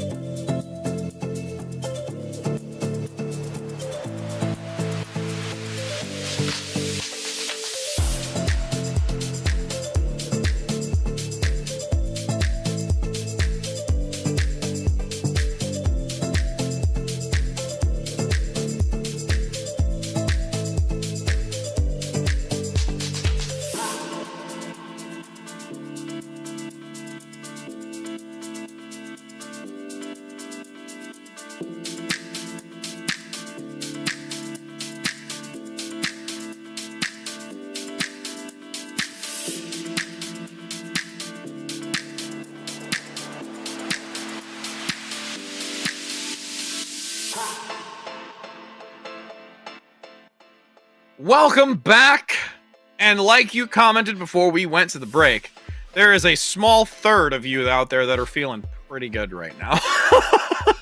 I mean, Strix has really stepped up. Strix is playing very, very well. I think they, the first sub map I was talking about how it was kind of like, maybe this team needs a little bit of time to ruminate, a little bit of time to like get their feet under them. It turns out that time was just like literally between gardens and control center. That was enough. That like little time that you get between breaks and rank, that was it. That's all they needed, because since then it's looked lights out for the Strix team. And as we go over to Route 66, this will be an interesting one, because I think this does tell me like potentially, some more Sombra I think is very popular on a map like this, especially if it's Pummy and Timeless are going to be running it. I think they'll probably stick more towards that Winston, more so than anything else. This would also be one where I'm like, okay, we might see like a battle between snipers here, because I think would play Widowmaker definitely on a map like this, right? And it's Wub on the other side. Wub is very good at Widowmaker. Hanzo even is something that I think obviously has risen in priority just in general, but on a map like this with Route 66, where you have a lot of these long sight lines, I think also can gain a lot of value. So I think this is going to be a little bit of a change from what we've seen in our previous maps, offering a little bit more of those long-range DPS, more so than like what we saw with like the double flanker look that we saw previously. Yeah, and we adopt actually a little bit of what we saw like with Circuit Royale, where there was the Widow plays, the long range damage, those kind of dynamics. So entering into this, excited to see how they're going to play as well here. And again, haven't seen, too much of the Route 66, been a little while for us. That'll be nice to also see some variation here. And it's going to be pretty scary, because now when you talk about hit scan, when you talk about things like that, and on the opposing side, you have one with a ping, and then there's that flanking dynamic to it. There's a lot of variables to this where you could say that Timeless does have the advantage here. I mean, they definitely do. And I think especially when you can have that ability to, if you want to play like the long range and like put everyone on comfort, right? I think that's going to be the biggest thing to me, where it's like, this map screams to me, like, especially now that they're down 0-2, it's like, this is a map where we can play everything, right? Like we want to, right? If we want to put Pummy on Sombra, we can put Pummy on Sombra. We can put Wub on a long-range hit scan, which we know Wub is so good at. Kuffa gets to play Winston still. Like, this is just a map, and, Scuffed and Sobek, I think, can mold themselves and, be liquid in a different form, like you were talking about in the previous series, into, like, whatever support line they would need for something like this. I think the other thing that comes from me is like Strix, like now that Shadow is still in this lineup, boy, do like Timeless need to really respect this Ana player if Ana comes to the table. Like, this is someone who I was very impressed with, specifically on that map of Viking Wall. I think a lot of value came in from Shadow, hitting those sleeps, hitting antis as well. And the coordination was still there. And remember, this is like a roster that, like, they're all from different places, right? There's like 3 Korean players right now. There's an American, and then there's Krendop, who I believe is from the Netherlands. No, yes, the Netherlands. Yes, they were. I mean, they were on they're probably all Overwatch speaking. world. They're probably all speaking in English, so Correct. But still, like, it's nice to see that there is still that communication with a team like this, who is kind of a mixed roster. And as we now head on to this map, Timeless on the defense, Pummy coming out on the Tracer, with Wub, as we've seen time and time again with the Hanzo, that is a absolute fright. So now with these 20 seconds to go, looking to see how Strix is going to be able to match up against it, and really curious to see what we're actually going to have come out in full force to compete against it. So on the defensive end, it is going to be Wub on the Hanzo. I think this is what I would consider maybe like Wub's like pocket pick, I would say. Not like a pocket pick where it's like, oh, they only bring it out from time to time, but like Wub is very good at Hanzo. Like, I think a lot of the times when we see pop-up moments from Wub, it's a lot of this Hanzo play, as that's very close to Wub ended up going down there, but Taeyong actually going to be going over to the Tracer, so we are going to be having that double flanker setup coming in from Strix here, and against this backline that is very vulnerable from Timeless, they're going to have to play very carefully.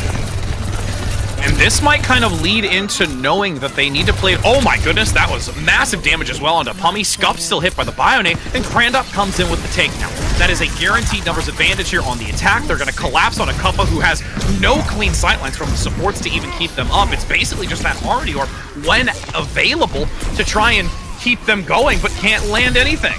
Yeah, and now I think if you're Timeless, you need to make a swap here. You either need to, I mean, Wub just kind of just finds 2 out of nowhere, which is just what Wub does, and Really? Okay. Heon's just like, yeah. It's like I haven't died yet, so it's all on you. But I think we're timeless. Yeah, you see Sobek go over to the Brigitte. You need some sort of availability to bot back the dive, because if you're just on Zenyatta, you're just gonna get insta killed every single time. As Pummy is already forced out of the recall, and now Taeyong can play a little bit more aggressively here as the dive comes in with a nice hack from Ryan. Amazing, really good picture. Oh my goodness, Krandov comes in with a great timing. And this is something, again, Krandov was really emphasizing, is that despite them having such little time of working together in, really just a few days, that they've been able to have a stellar coordinated dive and feel extremely confident on it when they want to actually execute. But what is actually managing to do that Dragon Strike, so it's going to stop the card a little bit here, but Krandov can just use this Primal Rage to take down Wub if necessary to just push this card over the line. Kuppa needs to find a way to get his in time so he can continue stall. Yep, you can see the Primal now active. Krandov gonna knock them into the wall. Wub is no longer of this world. Krandov again just coming out of the woodwork, gets slept for the moment so they cannot continue their rampage that we've seen, and that's going to be a checkpoint reach with now just under 4.5 minutes. And I mean, this is, again, the coordination and the movement is something that I think that you touched on a little bit. And when we talk Krandov, hearing about how that seems like it's something that they're trying to nail down and work on, it looks like it is completely been, they are running kind of a very clean dive, but it's also in parts as well. Like, it's not just like, we hit one button, we all go together. It feels like there's this movement of Taeyong going first, Krandov going first, and then waiting patiently after taking that space, and then Amazing sets up his position with that Sombra. Now the sleep comes in, managing to lock down Krandov for the moment, but you do have Taeyong down. Unfortunately, not available to continue as Wub gets the pickup. Still 3 minutes and 40 seconds, drawing back. Aggression from Timeless. They need to take this right now. With what little advantage they gain, they want to continue exploiting it. Krandov unable to weather those raging fists from Kuppa, and this still gives a chance here for Timeless to take this back. I mean, especially with those 2 kills coming in from Puppy, and Pummy finds a third. That means there's not a lot of DPS left here for this team, except for Taeyong, who is able to find one off the back end. So this fight incredibly back and forth, and no team really has a semblance of a respawn advantage, I'd say, with where the card is. If anything, it is Strix, who has like a little bit of one, and Timeless will have to retreat and give all that space away, but Kuppa gets back on that high ground and takes it. And now, more than half of the distance for this second segment. See that jump up top. So just continue to pepper in damage onto Kuppa, who repositions back with a support line, but Krandov is going to come in tenfold to try and give some harassment. The shields are active, and even really Timeless is just weathering the opportunity of where they want to go to try and take the advantage. Kuppa slept underneath. Pulse Bomb is going to not gain any value here from Pummy down below. This is a scrappy engagement and all over the map here for Timeless and Strix until they can get some kind of pickup. And down below, Ion needs to be extremely careful. EMP now lands onto 2. Timeless is extremely low. Both supports are barely alive. Wub gets 2. What a miraculous recovery here to try and take down Strix, and they actually keep this alive. I mean, that was so clutch from Wub. I mean, those 2 kills, that EMP was so perfectly placed by Amazing as Taeyong gets taken down, and Wub on the Hanzo that I talked about earlier as being one of his best picks, if not his best pick overall, is taking over the lobby right now. 10 limbs, 8 final blows, 3 deaths, deadlifting right now on this Hanzo, and making a stand right now for Timeless to try and take this to him out. Now, Strix needing to try and gain some bearings here with 1 minute and 40 seconds. Can't quite find anyone eliminated yet. Down below. Patience, though. Taeyong has to get out of there. Is topped up in time. Oh, that's an unfortunate jump that didn't quite go into the direction you would have liked from Krandov to harass Scuff.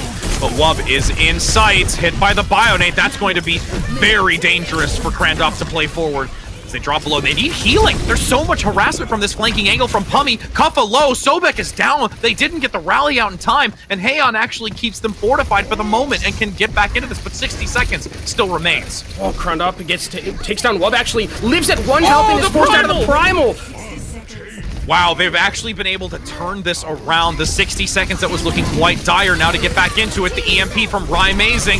clips one. Sobek now with the rally who comes in late. Kuppa couldn't get coverage from it. Scuffed is extremely low. Down below, Taejong is now looking to try and get the pickup. Shadow comes in with the shutdown onto their counterpart. And Strix, despite it looking dangerous, is still in this with this wub play down below.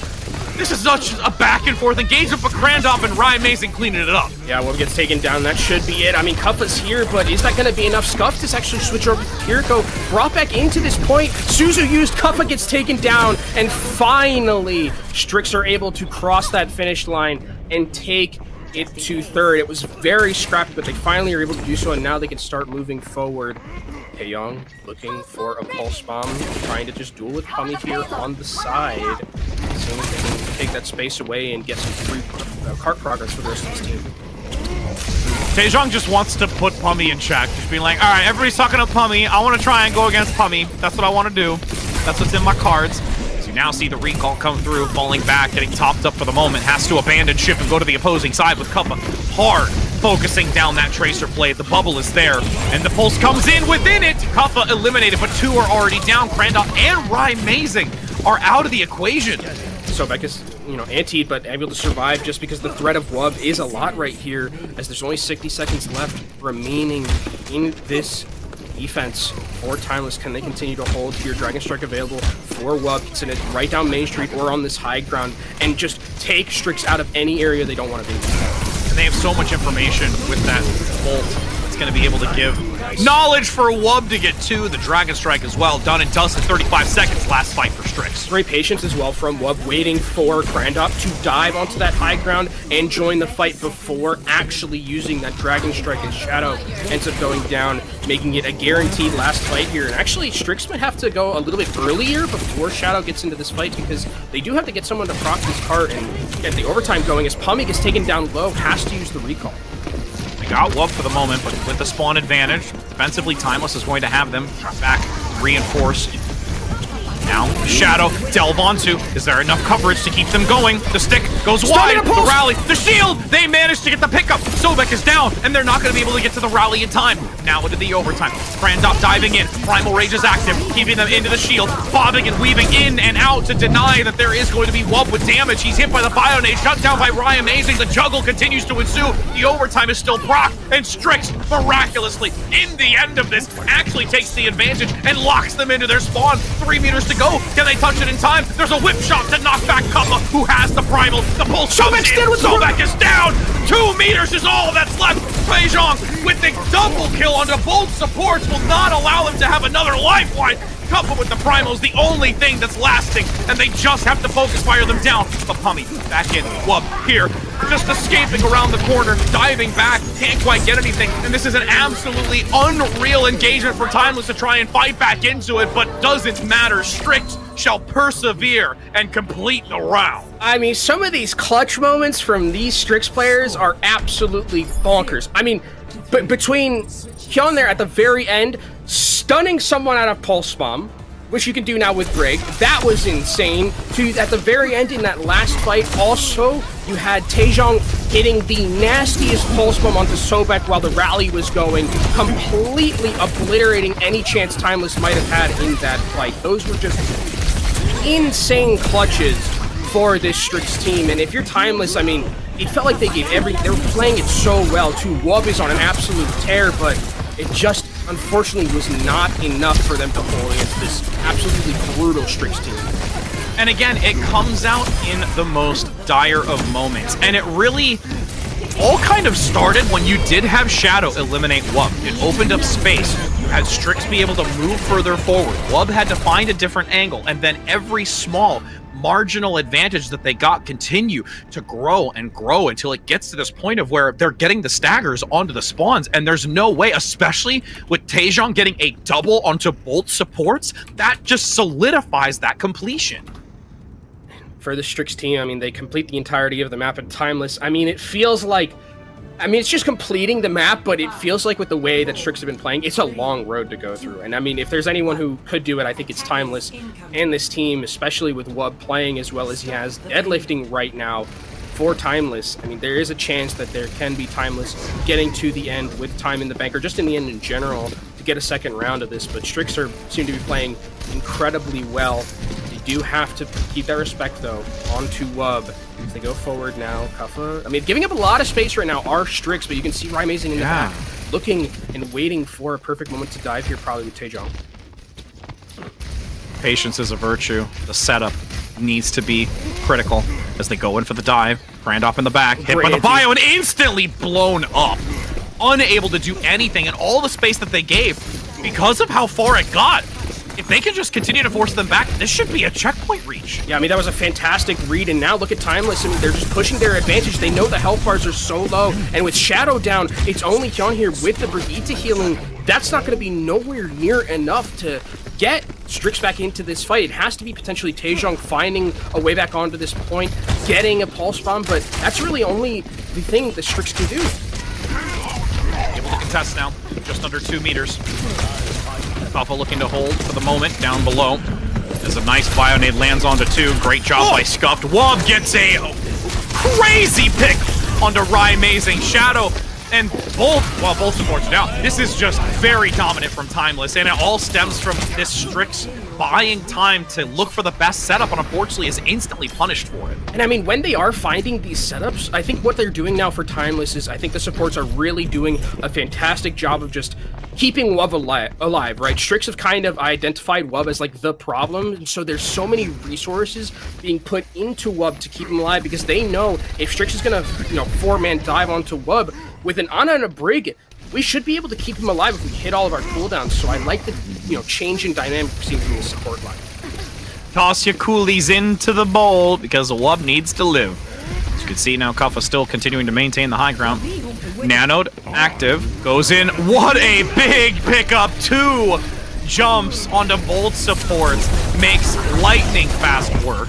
There is at least still some counter play coming out from Strix, but there's a lot of damage that's been done, as now you have Grandop attempting to get some pickups on the supports themselves, and actually does really well in that minefield. I mean, Grandop looking like prime Gusher right there. I mean, with that jungle, that was just fantastic. And taking down Scuff means that a lot of the healing is lost, and now all that positioning, that Timeless and momentum that they had is kind of gone right now. And you're walking into an EMP, which is always the hardest thing, right? Because now Rymazing can kind of figure out exactly where he wants to set up. Like here, and potentially just use this EMP, but the rally comes out first. And actually going to translocate, not committing it. Looking for a better opportunity. Patience here. Once again, that's something we've seen Strix been able to do on a couple of occasions, where they won't overcommit something if they don't have to, but Hummy gets a pick up onto Taejong, and now, again, loses that backline harassment. The EMP onto 3, and the displacement is so vital for Timeless to survive this. A Bionade lands from Shadow, but again, there's no real follow-up. It's only Shadow that's basically doing the work on top of it, with a Pulse Bomb to counter it, with Hummy now themselves on fire. Both supports are down here for Timeless. The respawns are a little bit closer. Grandop is doing so much here with the rest of the team. Is he going to be able to find a way out? He won't. Hummy secures that kill, but it's back and forth. Taejong is back now, and Timeless, a fight that looks so good for them at the start. 1 anti-nade, and Shadow just walking in to the machine gun fire is able to change the fight completely. 2 minutes and 40. Still a decent amount of time, though, to work with. Oh, okay. Rymazing just dead. Yeah, gotta respect Wub with those logs that he can hit, and that means no Sombra right here. That means Timeless can be aggressive. Specifically, Kuffa can go as aggressive as he wants. Oh man, you had the whip shot coming out onto Kuffa. Unfortunately, it was too much of an upward trajectory that they fell right back down onto them, and had the Primal Rage to completely take down both supports. Beautifully positioned, where Timeless is able to take full advantage of that. Yeah, great understanding from Kuffa, being like, okay, there's no Sombra, there's no threat of me being hacked. The support line, if I dodge the sleep, I'm going to be able to use the Primal Rage and win this fight. And now, Timeless, 3.5 minutes moving forward here, looking very, very clean on this initial push. Well, but actually finds Taejong after the Pulse Bomb. That's a big pick. Yeah, Taejong down again. This is the 3rd time we've seen it so far earlier in these engagements, where you lose that Tracer play, and that just patient aggression in the back. As now Pommy looks to round the corner. Rymazing in sights, does get the translocate out, so they are safe for the time being, but they know that they are no longer a part of this engagement. EMP comes in. Oh, EMP gets 2. Sculpt is down, Cup is hit by the Bionade and slept for the moment, and Taejong is gonna get instantly 2 picks, and there's a third. Just stack them right back up! Randolph is traded back, but it's not going to matter too much. Respawns are basically even at this point. But Timeless, though, I mean, they got EMP out, which is good. But for Strix, you're like, okay, you're saying we used one singular ultimate. Now we have a couple of others to match the onslaught that's going to be coming in from Timeless, because Timeless is going to have specifically both their support ultimates, and that rally from Sobek is going to be huge because Hyun is not yet necessarily close to theirs. Randolph getting a little harassed now. Below half health goes for the pack. 2 in the back, grouping together. You do have Amazing. Prep for a hack. Can they get value in this pincer maneuver? Rally. You've got the Bionade. The rally is actually keeping them alive here for Timeless, and they shut down Haeon. It's now going to be once again Timeless on the attack, able to take the advantage. 2 minutes to go, and they're in the home stretch. So smart from Timeless. They see that Hyun is just a little bit over-aggressive, knowing that potentially the rally isn't there, and they just go and instantly kill that Brigitte. Now, can they finish off the fight? Hyun is dead! The break was there! No! Wubbs is able to take down the rally! That's huge! They have to do and buy as much time as they can here, but the Primal Rage has to be committed, able to force them away for the time being, since they do have the close spawn. Strix is able to get back into this. Shadow is down, isn't able to get out of there. Kuppa gets the pickup. The Primal counters for 1. It's still Wub, though, playing this side angle, looking for shots for free with 4 meters to go. Taejong, unfortunately, not able to do anything as Pummy comes in swiftly to deny it onto Wub. They are being overwhelmed. They are being shut down. They want this completion. They'll have time on the clock, and you will be able to see Wub just pick them off one by one. You can see that world globe right there as a little trinket. Yeah, this is all Wub's world right now. I mean, I don't know how Wub found that shot onto Hyun there, but that was just an amazing find. Like, getting that Brigitte out of that fight when you're trying to stall with the rally, I mean, there's literally nothing more you can ask from your Hanzo player. And we talked about, you know, why was it that Timeless went to this map? It's all comfort for a lot of these players. That feels exactly what it is for Wub. This was like, you know, Wub, you get the ball here and just take us to a map 4. And Wub is doing exactly that. Stellar play all around as we now take the swap of sides. Well, technically, lower time bank. So it's gonna be Strix on the attack here, seeing what they can do. I'm just super excited to see how they're gonna be able to fend off against this. And because again, 60 seconds, when we look at how they originally took their time on the attack, they still made quite a decent amount of advancement with the small time bank out the gate within that first 60 seconds. So this is something I think they could still work with. It's just whether or not you're going to have Wub get those critical one-shots. And they are still sticking on the Sombra, so that means they're going to try and, you know, it is a little bit slower than something like a Tracer, but if you can find like just like one hack, like if you find Kuppa in the back, or like going a little bit too aggressive, right? If Taejong here finds a way to pick off Wub early with this like first, I don't think they're gonna find, okay. Taejong looking. Okay, no. So now it's gonna be Tracer then, I think. Tracer? Wow. Staying? Okay, yeah, I was gonna say. Goodness. There's no way you're staying on it, but Taejong goes over to the Tracer, and that 20%, I mean, that could be a little bit of a difference. Tracer does farm up Pulse relatively quickly against these Winston comps. We'll see. Kuppa now looking to maintain the high ground. Krandop responds in kind, almost gets blown up the second that they go airborne. 30 seconds remains. Playing this corner is going to be vital. You can see Scuffed in the back continuing to pump out healing. Pummy gets 1 onto Amazing, and this now is going to be disastrous. It's a 5 versus 4. The advantage comes through. Sobek dives forward. Timeless has the advantage, and they are going to put salt within the wound. They are overwhelming this back line. Strix still looking to survive, though. Shadow is back into this, pumping them up with healing, and Timeless is going to draw back. They have to come in to touch it. Krandop needs to get there. Play in the corner. There it is. Taejong able to get there. Keeps it into the overtime. Kuppa gets knocked back. Great whip shot for the moment. Here coming in from Haeon. Down below. The intensity continues to boil. It's overtime. Draws near. Wub gets another shot onto Amazing, and that's what we were talking about consistently. And this is going to be a cleanup for Timeless, denying this push forward. Only 40.27 meters obtained. This is a massive ask for Strix on the defense. And I mean, we talked about Wub a lot. This was a lot to do with Pummy, I think, specifically. Pummy finds Amazing, who's kind of just playing a little bit like, it's called like Sombra 76, when you're just like poking from a distance, like by the Mega Pack. And Pummy just gets behind him and instantly backstab assassinates him. Amazing gets completely caught off guard by that. And after that, the aggression from Timeless is so smart. Kuffa goes aggressive, knowing that there's no threat of a Sombra. I have all of my cooldowns. I have the rest of my team with me. We can push our advantage as much as we can here and make it so that it's final fight. And then at the final fight, it's Wub who just finds the head of Amazing throughout the clutter. And Timeless have a great chance here with 2.5 minutes to take us to a game 4.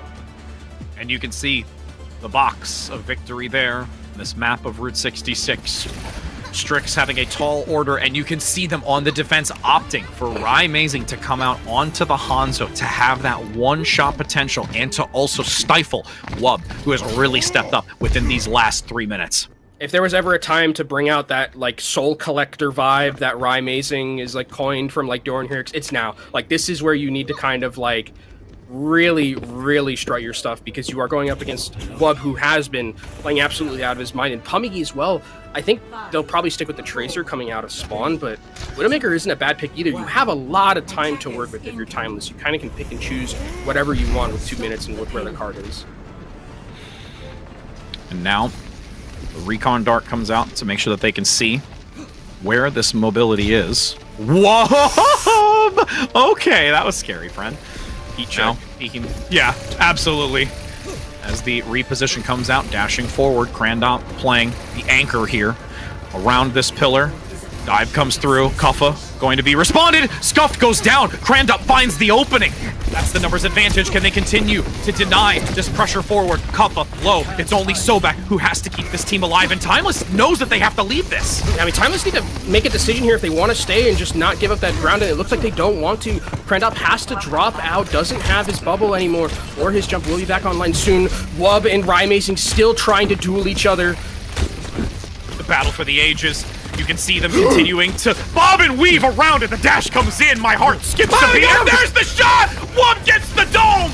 Amazing down, Bio 1-2, coming in from Stuffed in the back, and that's going to be Strix falling short here, as that will be a map win here for Timeless, able to bring them into another chance. And what a way to end it. I mean, it's Wub finding the head. You were right, they were dueling Battle of the Fate style, but eventually it's Wub who finds the head of Amazing, completely breaks open the fight, and Timeless lived to fight another day in a map 4 after a very hard fought Route 66. My goodness, things were getting so intense at the end of this, but I was like Mario Kart DIing in my like chair. Yeah. I was like with the dodges that I was seeing for Amazing there.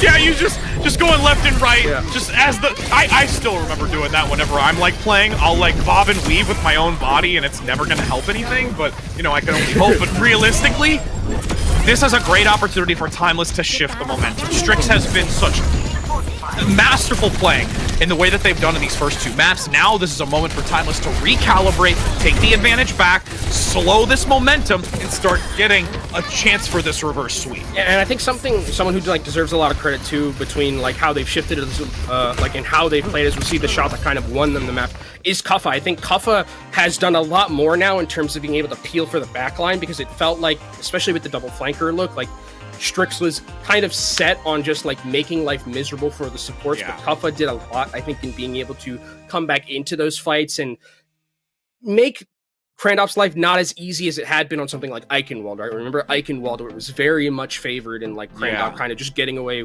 with whatever he wanted. But now on this map of Route 66, I think Kuffa had a lot to do in terms of just like being able to go back, help out the rest of the team, and give that space to Wub, because Wub really did, I think, carry them over the finish line. It was a group effort, but without Wub, I mean, and his 23 final blows, 36 eliminations, they're not anywhere near winning that map.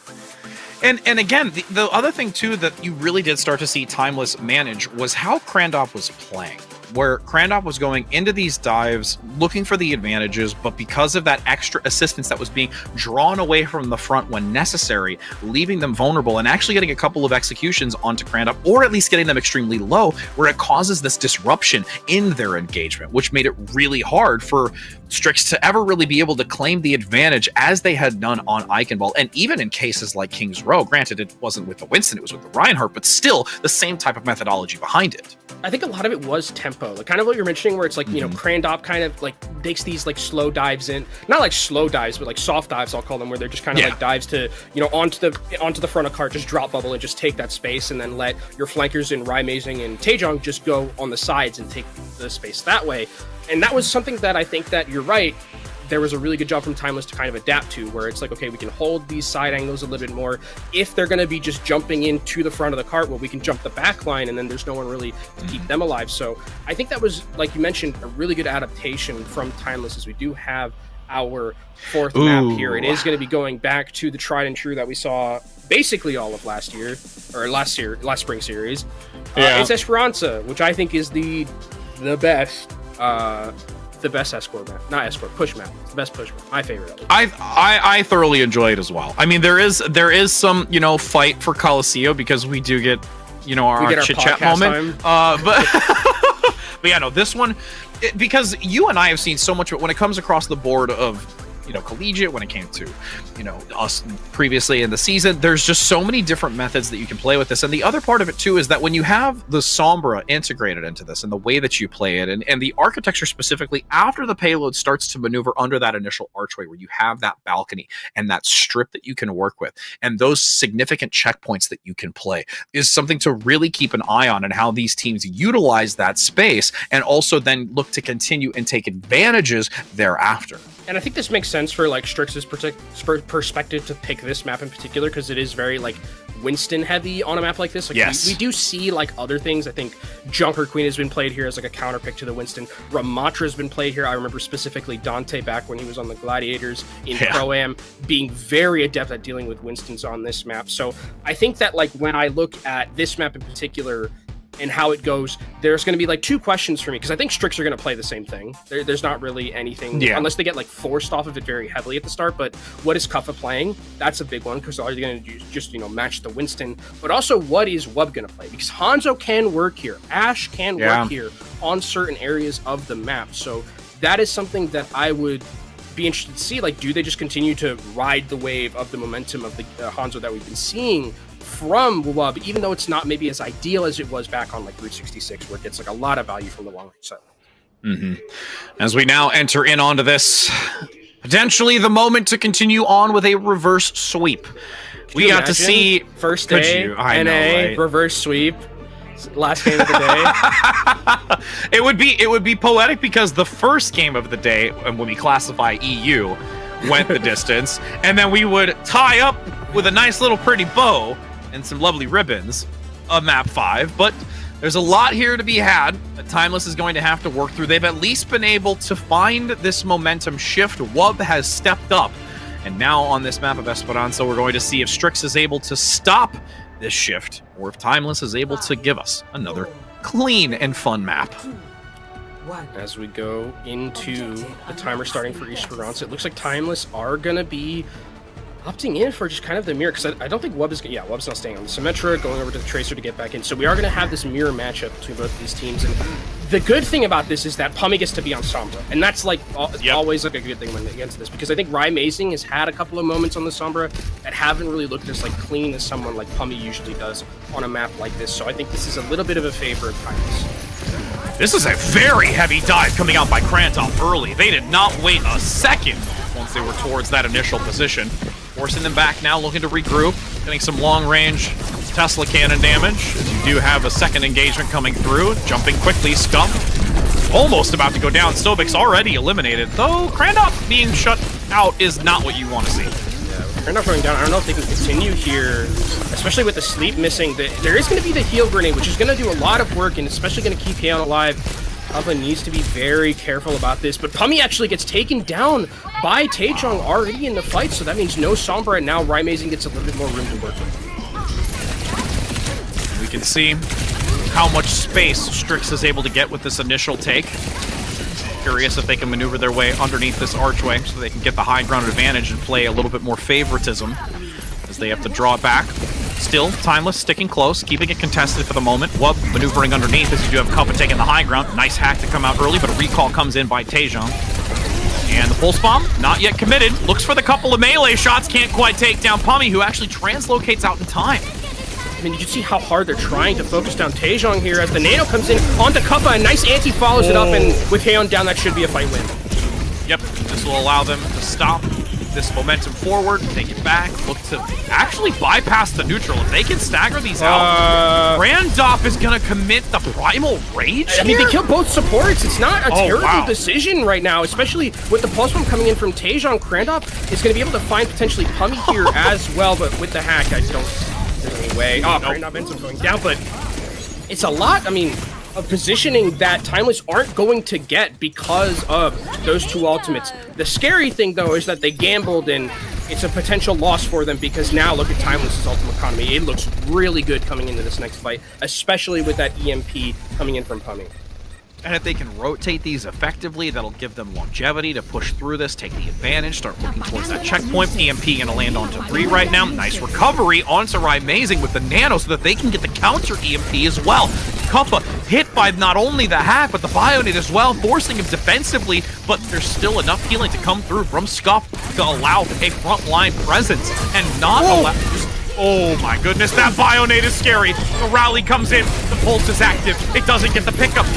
This is just a bloodbath when it comes to this initial neutral point. No one yet going down. It is so much reliance on the healers to keep them fighting. Shadow finally hit from the whip shot and denied completion. And there's actually a second one. Both Anas are down. Yeah, both Anas are down, especially with Scuff being so close towards that Nano. That could have been big, but Kuppa's still alive. And with the Ana not here from Shadow, I mean, there's no way to stop this Winston from completely wrecking havoc in your backline. And see if they can find Amazing. They will be able to do so. Yep, there's the Translocator. There's Amazing down. And Timeless are going to take the lead right now after a very scrappy fight, to say the least, Rich. I think that was a scrap and a half. And throughout all of that, Timeless. Nano available here soon for Scuff. Also EMP available soon for Pummy. Unless Taejong can really come in clutch with that Pulse Bomb, Strix don't have a lot to work with. See if they can do something with it. Pulse Bomb needs to hit pay dirt. They're residing on this bridgeway. Hack comes in onto Kuppa, who is instantly shut down, and they committed the Nano to it as well. So they've lost that in conjunction with Pummy now on the EMP, lands onto 3. Strix is still able to keep their composure, but they're not finding anything. There we go, both supports down, so that's going to give Strix the chance to gain a foothold on this to try and gain the advantage. I mean, that felt like a EMP of hope there from Pummy, where it's like, yeah, we've lost our Winston, but maybe we can bring this one back, and just, if we win this fight, we most likely get the checkpoint. But really good presence of mind from Strix to be able to keep the entirety of their team alive. And now look at them, they have an EMP and a Nano to work with here. There's some great knowledge that the flanking position is there. You can see Taejong needing to be extremely careful. Diving back in, Kuppa low, drops below. Pummy very close to the bot, continuing to draw it away from the barricade, which is at least helped by time. There is a Pulse Bomb from Wub, though, and instantly shuts down this. And now a follow-up with an EMP, though. Amazing wanting to shift the momentum, favoring Strix. The Nano boost as well onto Krandov, who has the Primal Raise. Taejong is now finally eliminated, but there is still lighting up green in the kill feed for the moment, so this payload is going to continue pushing, and Krandov just wants to make space. And he's trying the best as he can here. He sees where Pummy is right now, next to this health pack, and actually, Pummy might get taken down here.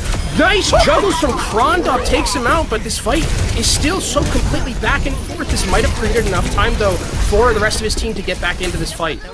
Yeah, the juggle to keep them just hovering over the health pack was so vital, but with them focusing that Timeless has taken the advantage, forcing them away. Taejong down below looks to continue peppering in shots onto Wub. Kuppa separated in the back. Are they going to get the pickup?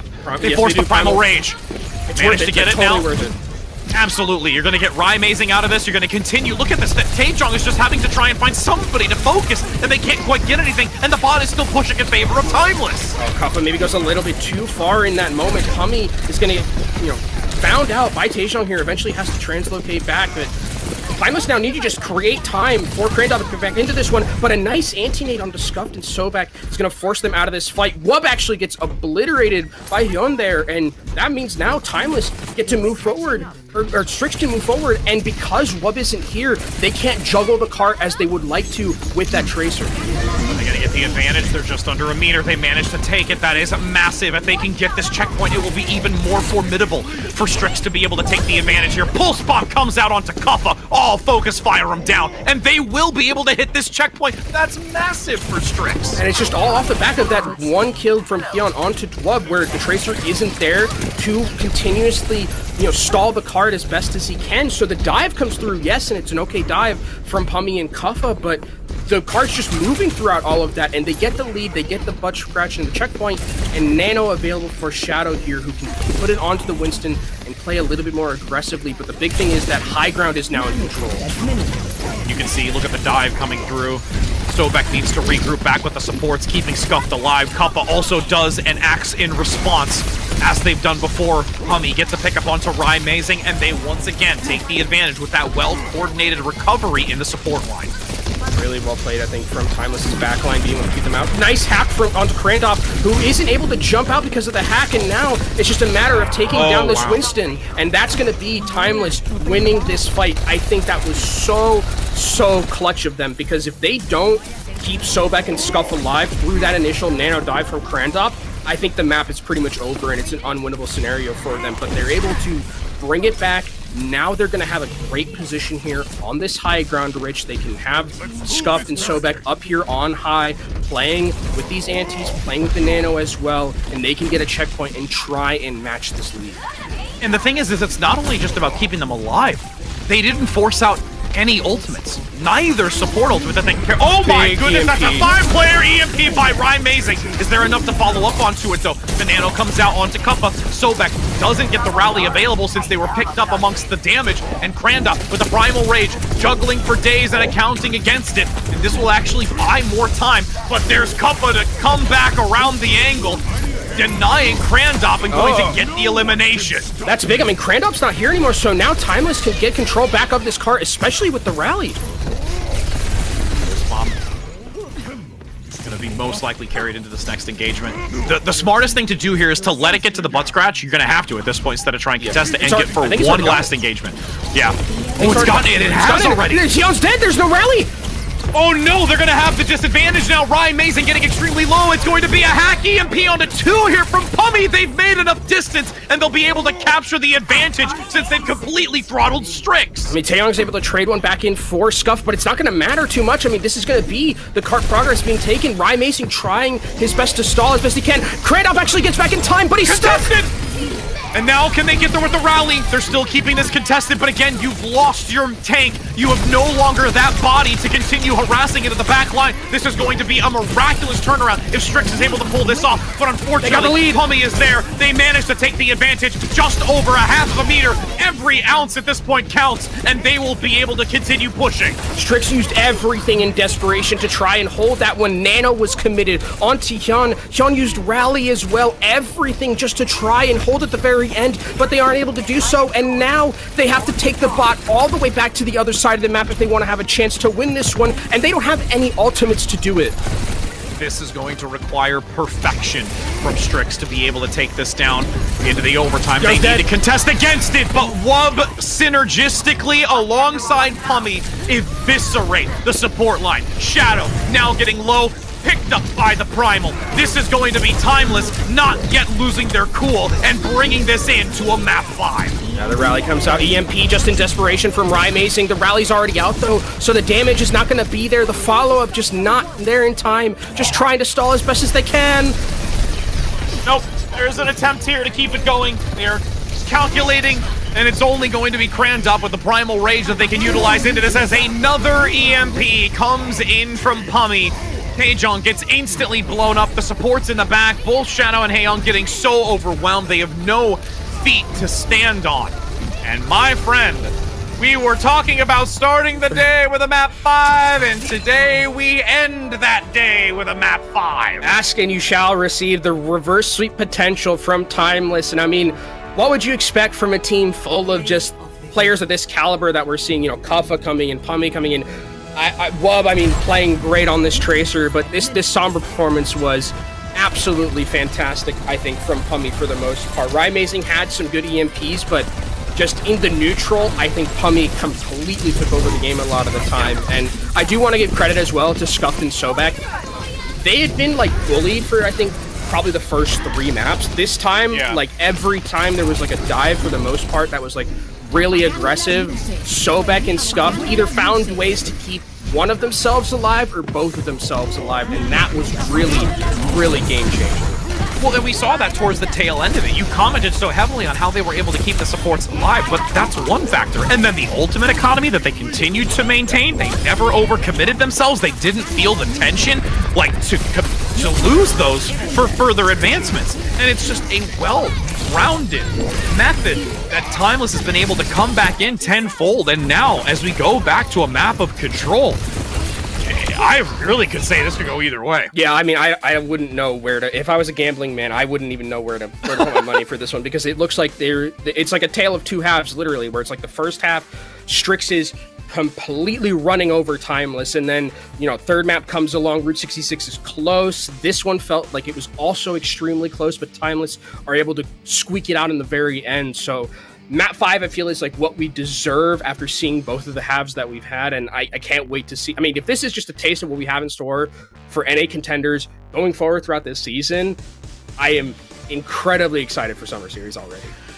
Like sand through the hourglass, so are the games of Overwatch, and we'll be seeing how this one concludes for the day just after the short break. You like solving problems.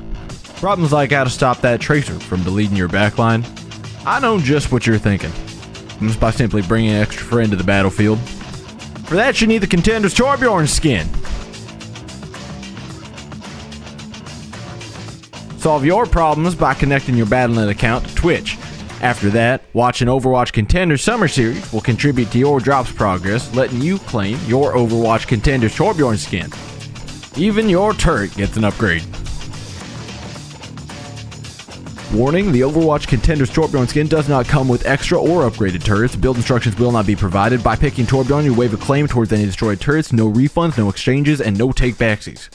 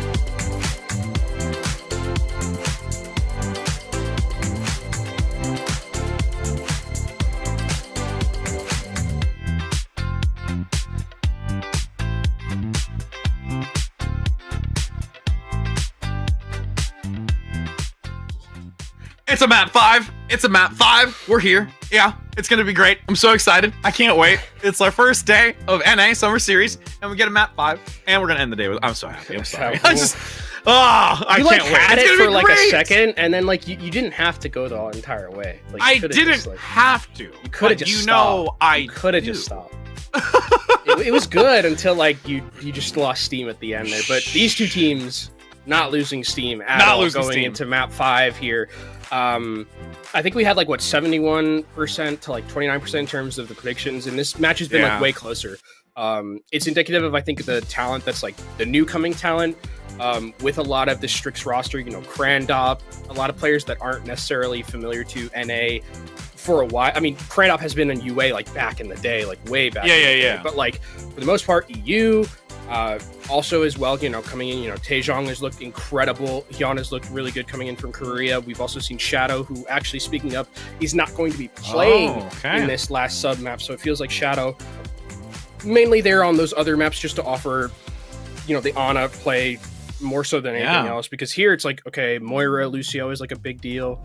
Also like Kiriko Lucio, I think, is something that we've seen from Strix, but I am like, I don't know. It depends on what map we go to in terms of the control map, because I think that we've seen like, you know, the rush composition looked good from Strix when they played it on control, but their dive composition really didn't like impress me until we got to those other sub maps where it was like, okay, like, you know, that's really where we saw them start to thrive a little bit more. But on control, last time we saw it, it was more of the rush really being the thing that brought them that first map victory, and the dive just, I won't even consider it like a map for them because they really didn't load into the servers. So as we go into control in our last map, like now I need to see like, you know, where we go, indicative of like what compositions they're going to be playing. It looks like we do actually have a it's going to be Busan. Another map we haven't seen in like a very long time. But also another map where it's like this one map we can play rush. These other couple of maps we can play dive. But this feels like more like Winston, all Absolutely. No more the big thing, honest Winston compositions here. I mean, here's the thing though, is like there is some, like when you think of like downtown, like that also gives agency to potentially Wub if they wanted to take a different type Hanzo, of, you know, dynamic with the Hanzo.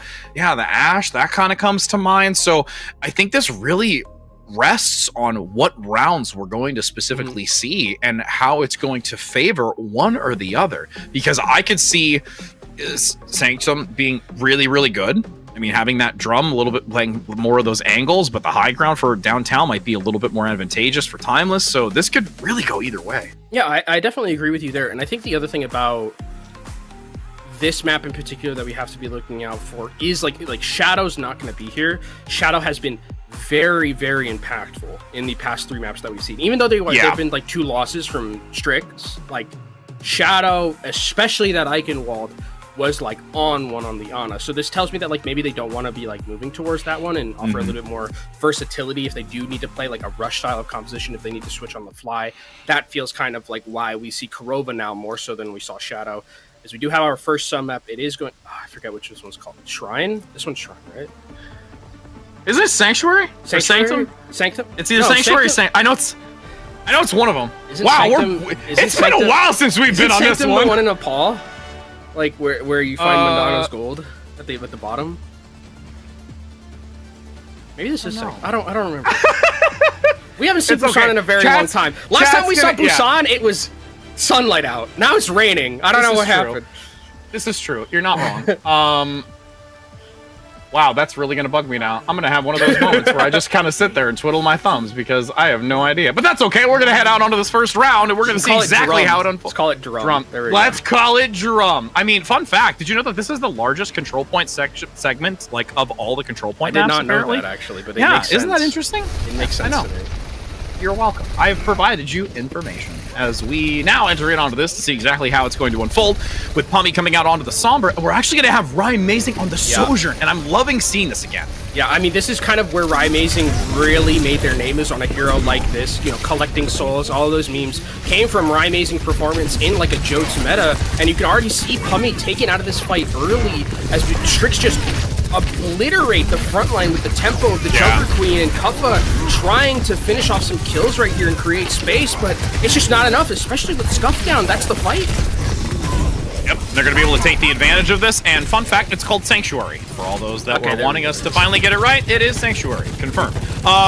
Thank you, Internet. As we you said Sanctum, that was close, you know. I said Sanctuary or Sanctum, so I was there. I had the advantage of the 3, but we'll let that dissipate as we do see that the 10% in climbing here for Strix is going to compete against us as Timeless now has to look for another engagement. The Nano Boost now going to come out onto Kuffa to play forward. Taejong is barely literally alive. You finally see Cuppa get the elimination, and this will give a massive opportunity for Timeless. Yeah, I mean, this was really good from Timeless, where it's like, it didn't feel like they panicked at all when they saw the composition, right? They very easily could have just been like, you know, maybe we're getting too much tempo run over, we can switch things up, take Pummy off of the Sombra. Nope, they just say, we have the nano boost, we can throw it onto Cuffa, get into that backline. The thing about this composition from Strix is that it doesn't have like a ton of healing output. Yeah, Kiriko like used to be kind of like a heal bot hero where it was just like you continuously heal, but she's been nerfed significantly since then, and if you're getting like these very low health bars as Taejong goes for the pulse and misses, it's not going to be enough.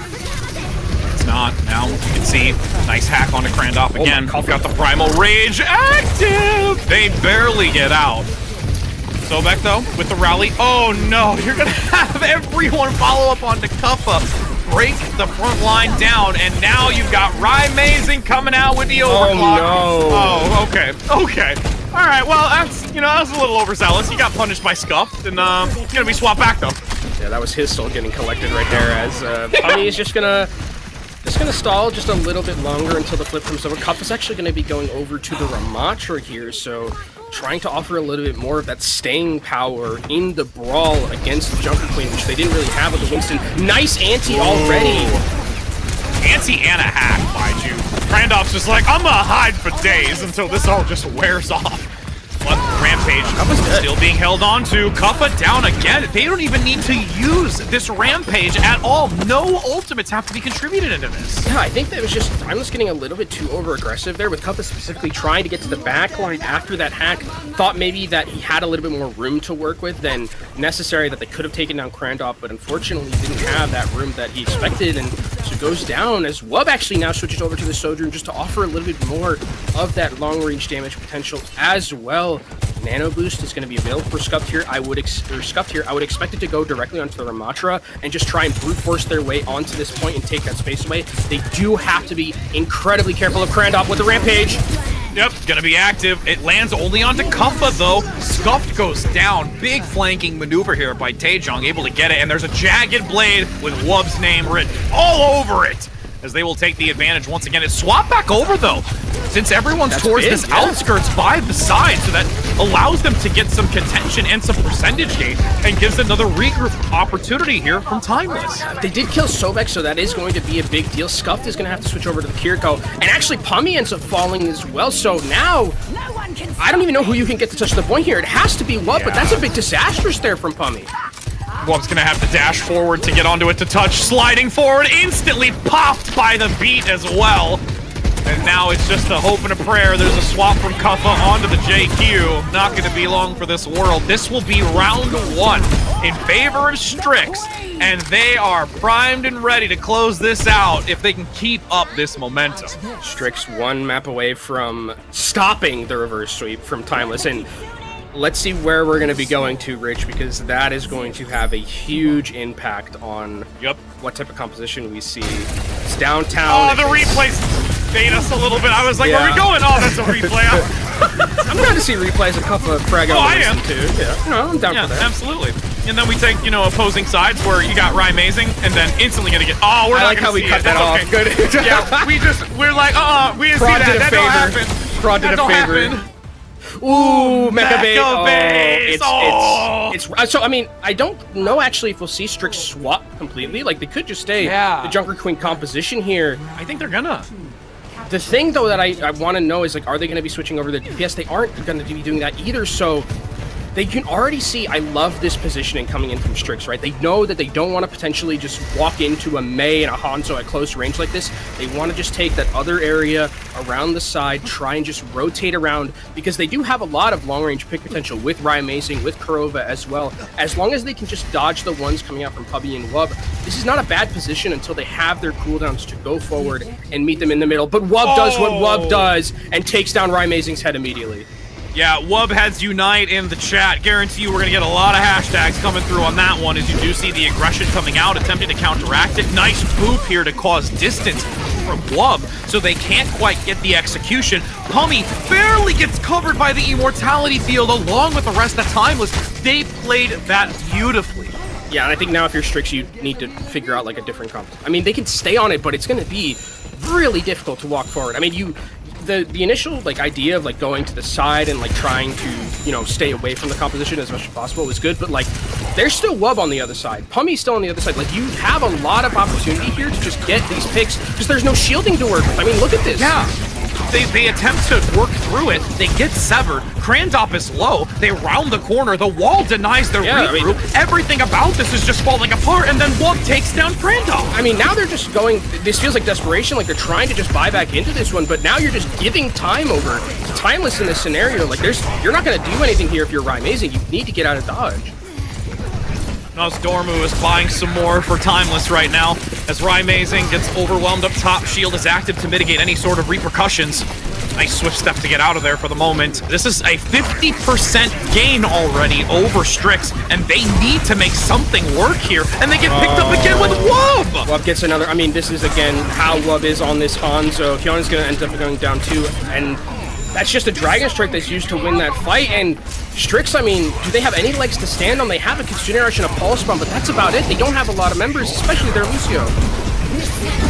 So, Overclock comes in. Rymazing very low though, and still getting pickups. What is this? Nobody can bring them down. Another elimination comes in by Crandop. This is the first shed of light that we've seen from Strix on this mecha base. That's Soul Collector Rymazing there with that Overclock. Bring that one back for Strix. And now Strix are in a pretty okay position here. Like, they're going to be able to hold these chokeholds, and it's good for them because they specifically have a Rampage, which is going to just be free in these enclosed areas to hit, and there's not really anything to deal with it on the other side. Yes, there's like Immortality Field, but I trust in the coordination of Strix to be able to just instantly kill that before it really gets a lot of value.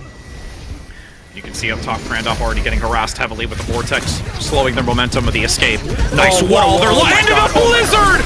Oh my goodness, they actually wall climb over it, Instantly but Crandop goes down. Scuffed, yep, Scuffed gets the elimination, guarantees it, swap back over. Strix now with a hope and a prayer. They need to go back for one more attempt at this. They're just gonna try and get as much percentage as they can, and Wub gets him on the outbound! I mean, an insane wall from Pummy and a Blizzard as well. And then it was just a very easy read that Crandop was going to try and use that Rampage there. Scuffed puts down the perfect Ant Matrix to just blast Crandop before he can just get anything done. And now it's last fight territory here. Sound Barrier is all Strix has. Oh, Wub, you gotta stop, my friend. We just can't handle it right now. Numbers advantage. Barova not having that ability to just bring the Immortality Field, the healing, the damage profile. Wub now gets another pickup. There is some trajectory change here, though. Strix takes the advantage. There's the pickup. Rymazing steps up and says, all right, Wub, I'm tired of your games.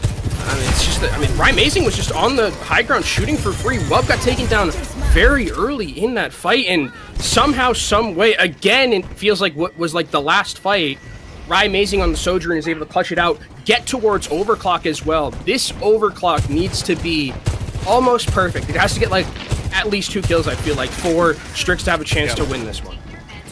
And we've seen plays like that occur before. Overclock earlier today was beautiful from the EU region, and now we'll see if it can happen here. Nice dash back to give some space.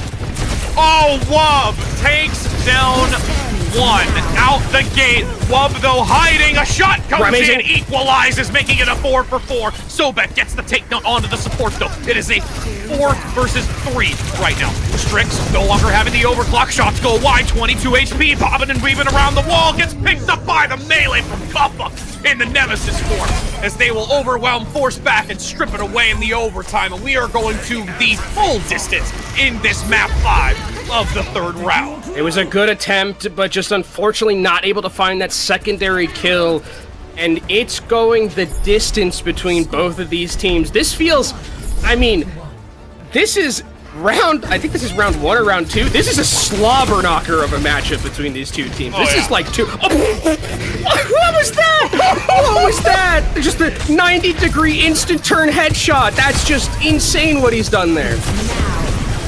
Oh my. For all those that was wondering, you know, should I turn into Summer Series? Should I be continuing to support? Abso-friggin-lutely, yes you should. As now we're going to be entering into the final round here that will decide who claims victory, and both are going to give it their all on Downtown. No Wub Hanzo. Instead, it's the Wub Sojourn. Rymazing on the Sojourn as well. This is the battle that's been brewing, I feel like, in these past two sub-maps, and now we just have a mono-y-mono mirror matchup to see who is going to be able to take this series. It's all down to this. These are the moments we look for. Kuffa gets a shutdown out the gate. And that is a two-piece here onto Strix. Timeless now going to rotate down to the point and look to get the initial percentage. I mean, Strix just got completely split there, and great presence of mind from Timeless to see that Rymazing is just kind of alone with Hyun there, just trying to use a crossfire, and they use the speed from the Junker Queen and the Lucio just instantly obliterate Rymazing's health bar, and Timeless now have control of all of these areas, and it's going to be hard for Strix to start moving through them. They're going to have to see if they can find a way in. Krandov is going in very aggressive here. Nice carnage. Dagger goes wide. That would have been devastating if Kuffa landed that to bring them back into the mix of things. 20% already obtained. Though there's a little bit of a rotation coming in onto Kuffa. Pummy gets picked up here by the melee in the back, so they don't have that tracer harassment. Jagged Blade to the side, repositioning Krandov as a counter pickup from Wub comes in again, finding the marks when necessary. It is now this transition down to the low ground that needs to be the focus, but Wub gets another. Wub right now will be the carry they need. I mean, Wub is just, this is incredible. This is reminiscent of what happened on Route 66 with how well Wub was able to use that Hanzo, now going back over to the Sojourn and really taking the entirety of Strix to task. I mean, Taejong is trying his best in the Tracer 1v1, but it's not enough. Look at how much more value Wub has gotten, especially because that early pick onto Rymazing just gave Wub all of that space to work with, and he does not fear Taejong in the backline. He thinks he can win that 1v1 matchup.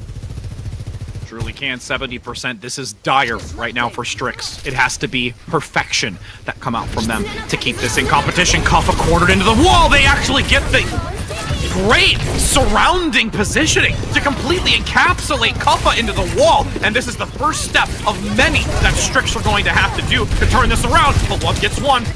Barova eliminated. That's a lot of having the healing overclock. It really is. You've got now some follow-up shots onto Krandov. They have to eliminate Wub. Thank the goodness above as they finally take it back. They finally do. I mean, that was very scary. As soon as I saw that overclock, I was like, it's getting very, very squeaky right now, but 90% from here on out, Strix has to play pretty much impeccably, pretty much perfectly. There's no room for error, but luckily they have ultimates to work with. That Rampage is going to be big. They also are going to have an overclock from Rymazing, who's had two really good ones so far. He's getting taken down really low, though. Rymazing needs to make sure that they are survive. It's going to be the Rampage. It lands onto two, but there's a beautiful sound barrier to guarantee it. Rymazing now with the overclock gets one onto Scub. You've got now also the Rampage that comes in from Krandov, and they've taken the advantage, but the point is swapped. Timeless opts to go back to bring it into the overtime and deny percentage gain from Strix. That's so smart as well, though. They force him all the way back, and that means that Strix doesn't get any extra credit here. So yes, it's a fight win for Strix. They pull out ultimates, but the percentage is still not in their favor. And now for Timeless, it's just win one and you're in, and Pummy is coming up towards that pulse bomb. You got to be looking out here in that neutral. Here comes the shot from Kuffa going in aggressive. Krandov already got the Jagged Blade on top of him. Great positioning around that pagoda to make sure that they are not going to be pulled into the mix. Now, Rymazing seeing what they can do. There's a pulse bomb that lands onto Wub. That's a big win condition right now. You've eliminated the big man that we all look to. It is now an advantage. They're throttling forward. They want the staggers. They've got one more fight in them. They need to be careful not to go too aggressive. Wub is coming back out. Pummy also has pulse, but Pummy is taken down by a kunai from Kurova, and now at 75% and ticking upwards. Last fight for both of these teams. Kitsune Rush is available for both, but Pummy has got something to equalize. A pulse bomb from Pummy. Can he find a way to find a key member in that backline or one of the DPS and win it for his team? Taejong going hyper-aggressive is very low. Has to regroup, though, into the back. Pummy dropping down near the cinema. There's that disruptor shot. Goes for the pulse bomb. It goes wide. It doesn't land. Now you've got the Kitsune Rush going to come through. Giving them the extra bonus. It's going to be the elimination. Onto the Lucio play. They don't take the advantage. That's two picks that come in. Strix are down. They've lost their take. It's going to be a swap. Timeless in the last moments are able to overwhelm with a reverse sweep onto Strix. They deny them the contention and will add absolutely be able to overwhelm anything that Strix has to bring to the table, though. Wait, Solveig is dead, that means no Can they get salvage! it? There's gonna be the rampage across the catwalk, so it's going to land if they need to switch it down below. They swatched it over into the overtime. It's going to be Strix still here. They're down below. Pummies gets the pickup. Ryan Mazing down. Pulse bomb comes in. Swab is out of the equation. Cuppa's still there. It's a bloodbath on the final round. They've knocked him away. The sound barrier is active. Sobek is here. Pummy is onto the position. You have Kranda being the front line that remains. Coming in with a jagged blade to bring him down. It is a shutdown. It is a swap over. They've got it. Strix holds on and denies the reverse sweep for Timeless. How on earth does Strix clutch it out in the end? That it looked like there was no way you were calling it. It was the reverse sweep, and somehow, some way, out of absolutely the jaws of defeat, Strix come back in. Kurova finds 4 picks in that last fight. Like, what on earth was I watching at the end there? My heart has actually come out of my chest, and I cannot believe what we have just witnessed. That was the most spectacular. That was the most intense round 1 game I think I've ever cast in Contenders. Yeah. I don't know. That was, I mean, in absolute insane. I don't think I've seen like a better.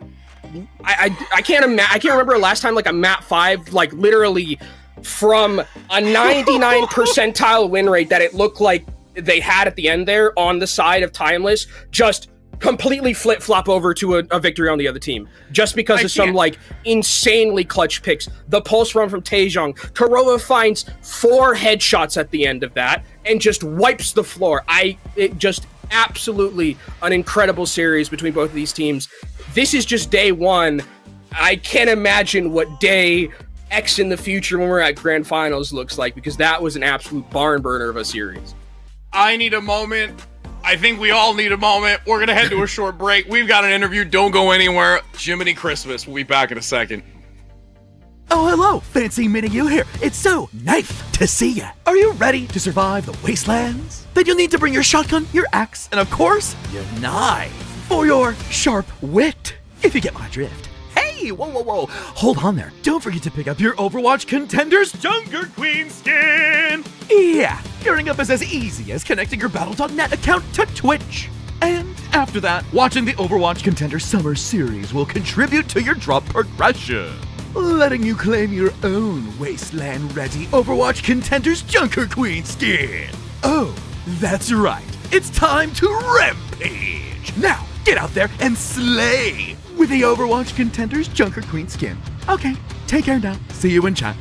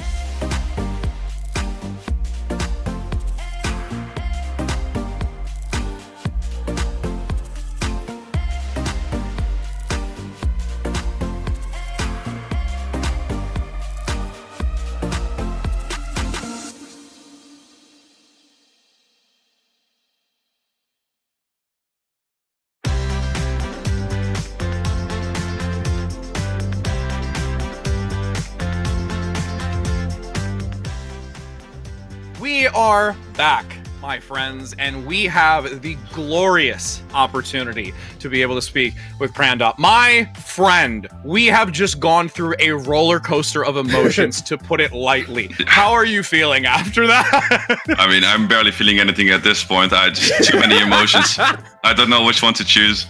Okay. I mean, I can imagine after what looked like it was about to be a reverse sweep, and then somehow, I gotta just ask the question that's probably on everyone's mind right now. Take us through last fight, Busan, because I thought it was over. Probably everyone else thought it was over, but somehow you guys willed that one back. Like, what was going through comms or anything? Like, what happened? I mean, at the very start of the fight, we traded Kyriels. We got the better of the Kyriel initially. I managed to knife Kaffa in a little bit, but then we ended up getting some unfortunate CT, so we died. And then as I died, I kind of took off my headset for a second, was ready to type GG. Everyone felt quiet for a second, and then I think it was Yun and Taejong were saying, okay, I can touch first. Okay, and then Yun said, oh, I can touch second. So I was just slowly respawning, and as I was respawning, I see that I think it was Karova got a pick on the Lucio, and everyone's hyping up again. And slowly we got a pick onto the Sojourner as well, who just slid on the high ground, and the comms started going nuts. The target calls, oh man, people were excited. Yeah, so Karova hit the headshot the first one, and then Taejong pulsed Wub. So I imagine that's when you're like, oh, it's okay. I mean, this series, like in general, though, must have been like a complete like roller coaster of emotions for you. Because I mean, you start like control, like first maps, Lijiang. We'll not talk about. We'll talk about like. Thanks. Yeah, we'll talk about the rest of Lijiang. We'll glaze over that. We'll glaze over it. The control like looks like really good. Like the rush style like looks really good. You go to second map. You're still playing really good on Eichenwald, and then like Timeless starts to like come back into the series with Wub. How is it like with you guys kind of mentally going through like the steps of like having a reverse sweep potentially on your hands? Initially, we didn't really think too much of it. Obviously, after the it was Route 66 game, we noticed that Web was getting too much value in the Hunter, so we decided to try to switch a few things up our playstyle. But then the next map they put in Pummy on the Sombra, which kind of our downtime communication was kind of worthless at that point. So that was very back and forth. And then once we lost that map, we definitely felt the pressure. But I think everyone kept their cool pretty well in general, especially after winning the first round. But then again, losing the second round and then the end of the third round, it's just a roller coaster. After the first two maps, you think you're gonna have it, but then losing two maps, it's tough. I mean, you and I got a chance to talk yesterday, and kind of getting some insight on how your expectations were going in today, and your history being in NA before. This has got to feel a lot better than your previous time in NA, does it not? I mean, we were not able to win many games in 2020 on the Uprising Academy, that's for sure. So yeah, at least winning this one as well feels great. Losing the previous one doesn't feel as good, obviously. I feel like we could have had that one. Also a 3-2 map series. Had a long day at the office.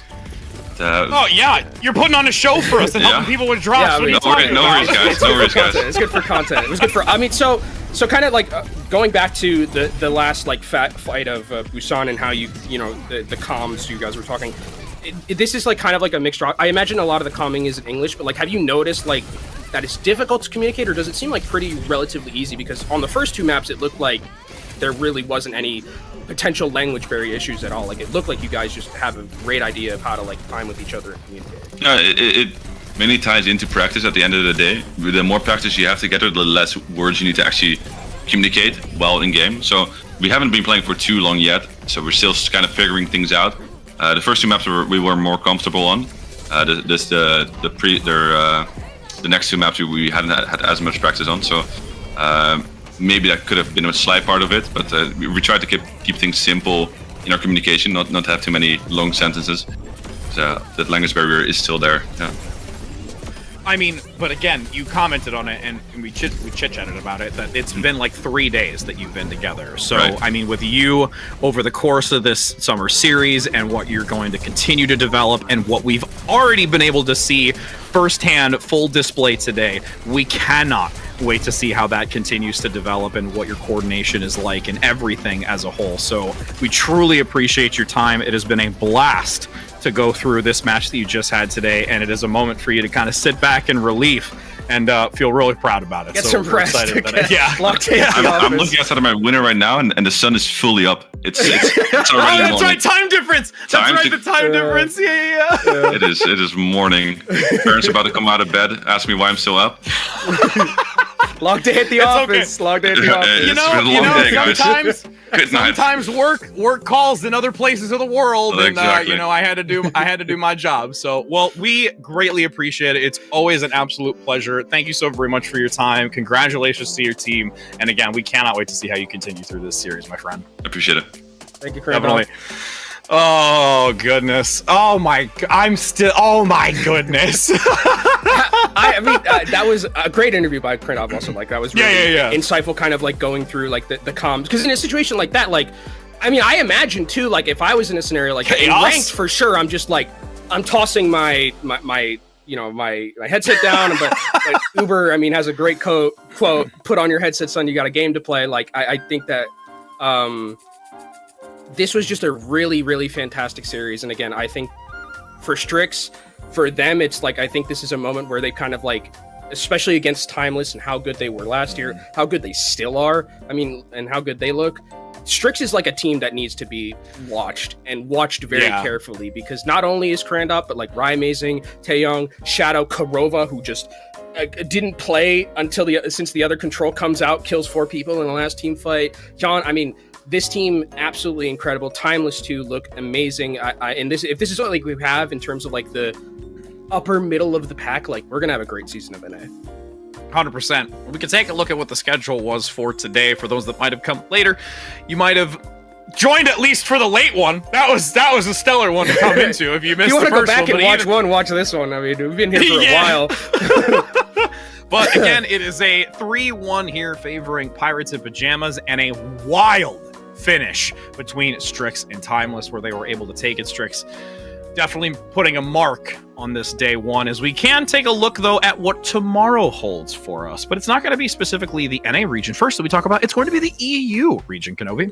EMEA, comes in strong tomorrow as well, starting things off at 6 p.m. CEST. Oh yeah, taking on YS Pitbull Storm, and then Triple Esports versus Twisted Mind. Should be a great game there. Check out that one tomorrow in EU. But NA is also tomorrow as well. Yes, it is. And we do have 0-3 Splash to start off against Worldwide, with a finishing game, hopefully just as good as this one was, with Dragon Dance and Wisp. A lot to live up to. I don't think we want to put that on them tomorrow. I mean, come on. I mean, Wisp is a great team. Dragon Dance has a lot of potential. There's a lot of things that can happen. Either way, I feel like it's late at night, even though it's super early morning for Krandop. I feel like my blood pressure is like immensely high, and I'm not going to be able to sleep. I was thinking, I'm literally going into map 5, I was like, I think I'm going to sleep after this. And now it's just the adrenaline. It's just like, there's no way I'm going to sleep for like the next 2 hours. That was amazing. Literally, I'll just sleep there with like my blanket and be just like, I can't go to bed. I can't go to bed. I'm going to go back and watch it again. But yes, that is the conclusion for today. We've set you up for tomorrow. Definitely want to continue tuning in so you can obtain those amazing drops, as it has been an absolute pleasure to be with all of you here today. Thank you so very much for our production on the back end of it. We hope you have a wonderful rest of your night. Take care, happy gaming, and we'll see you then.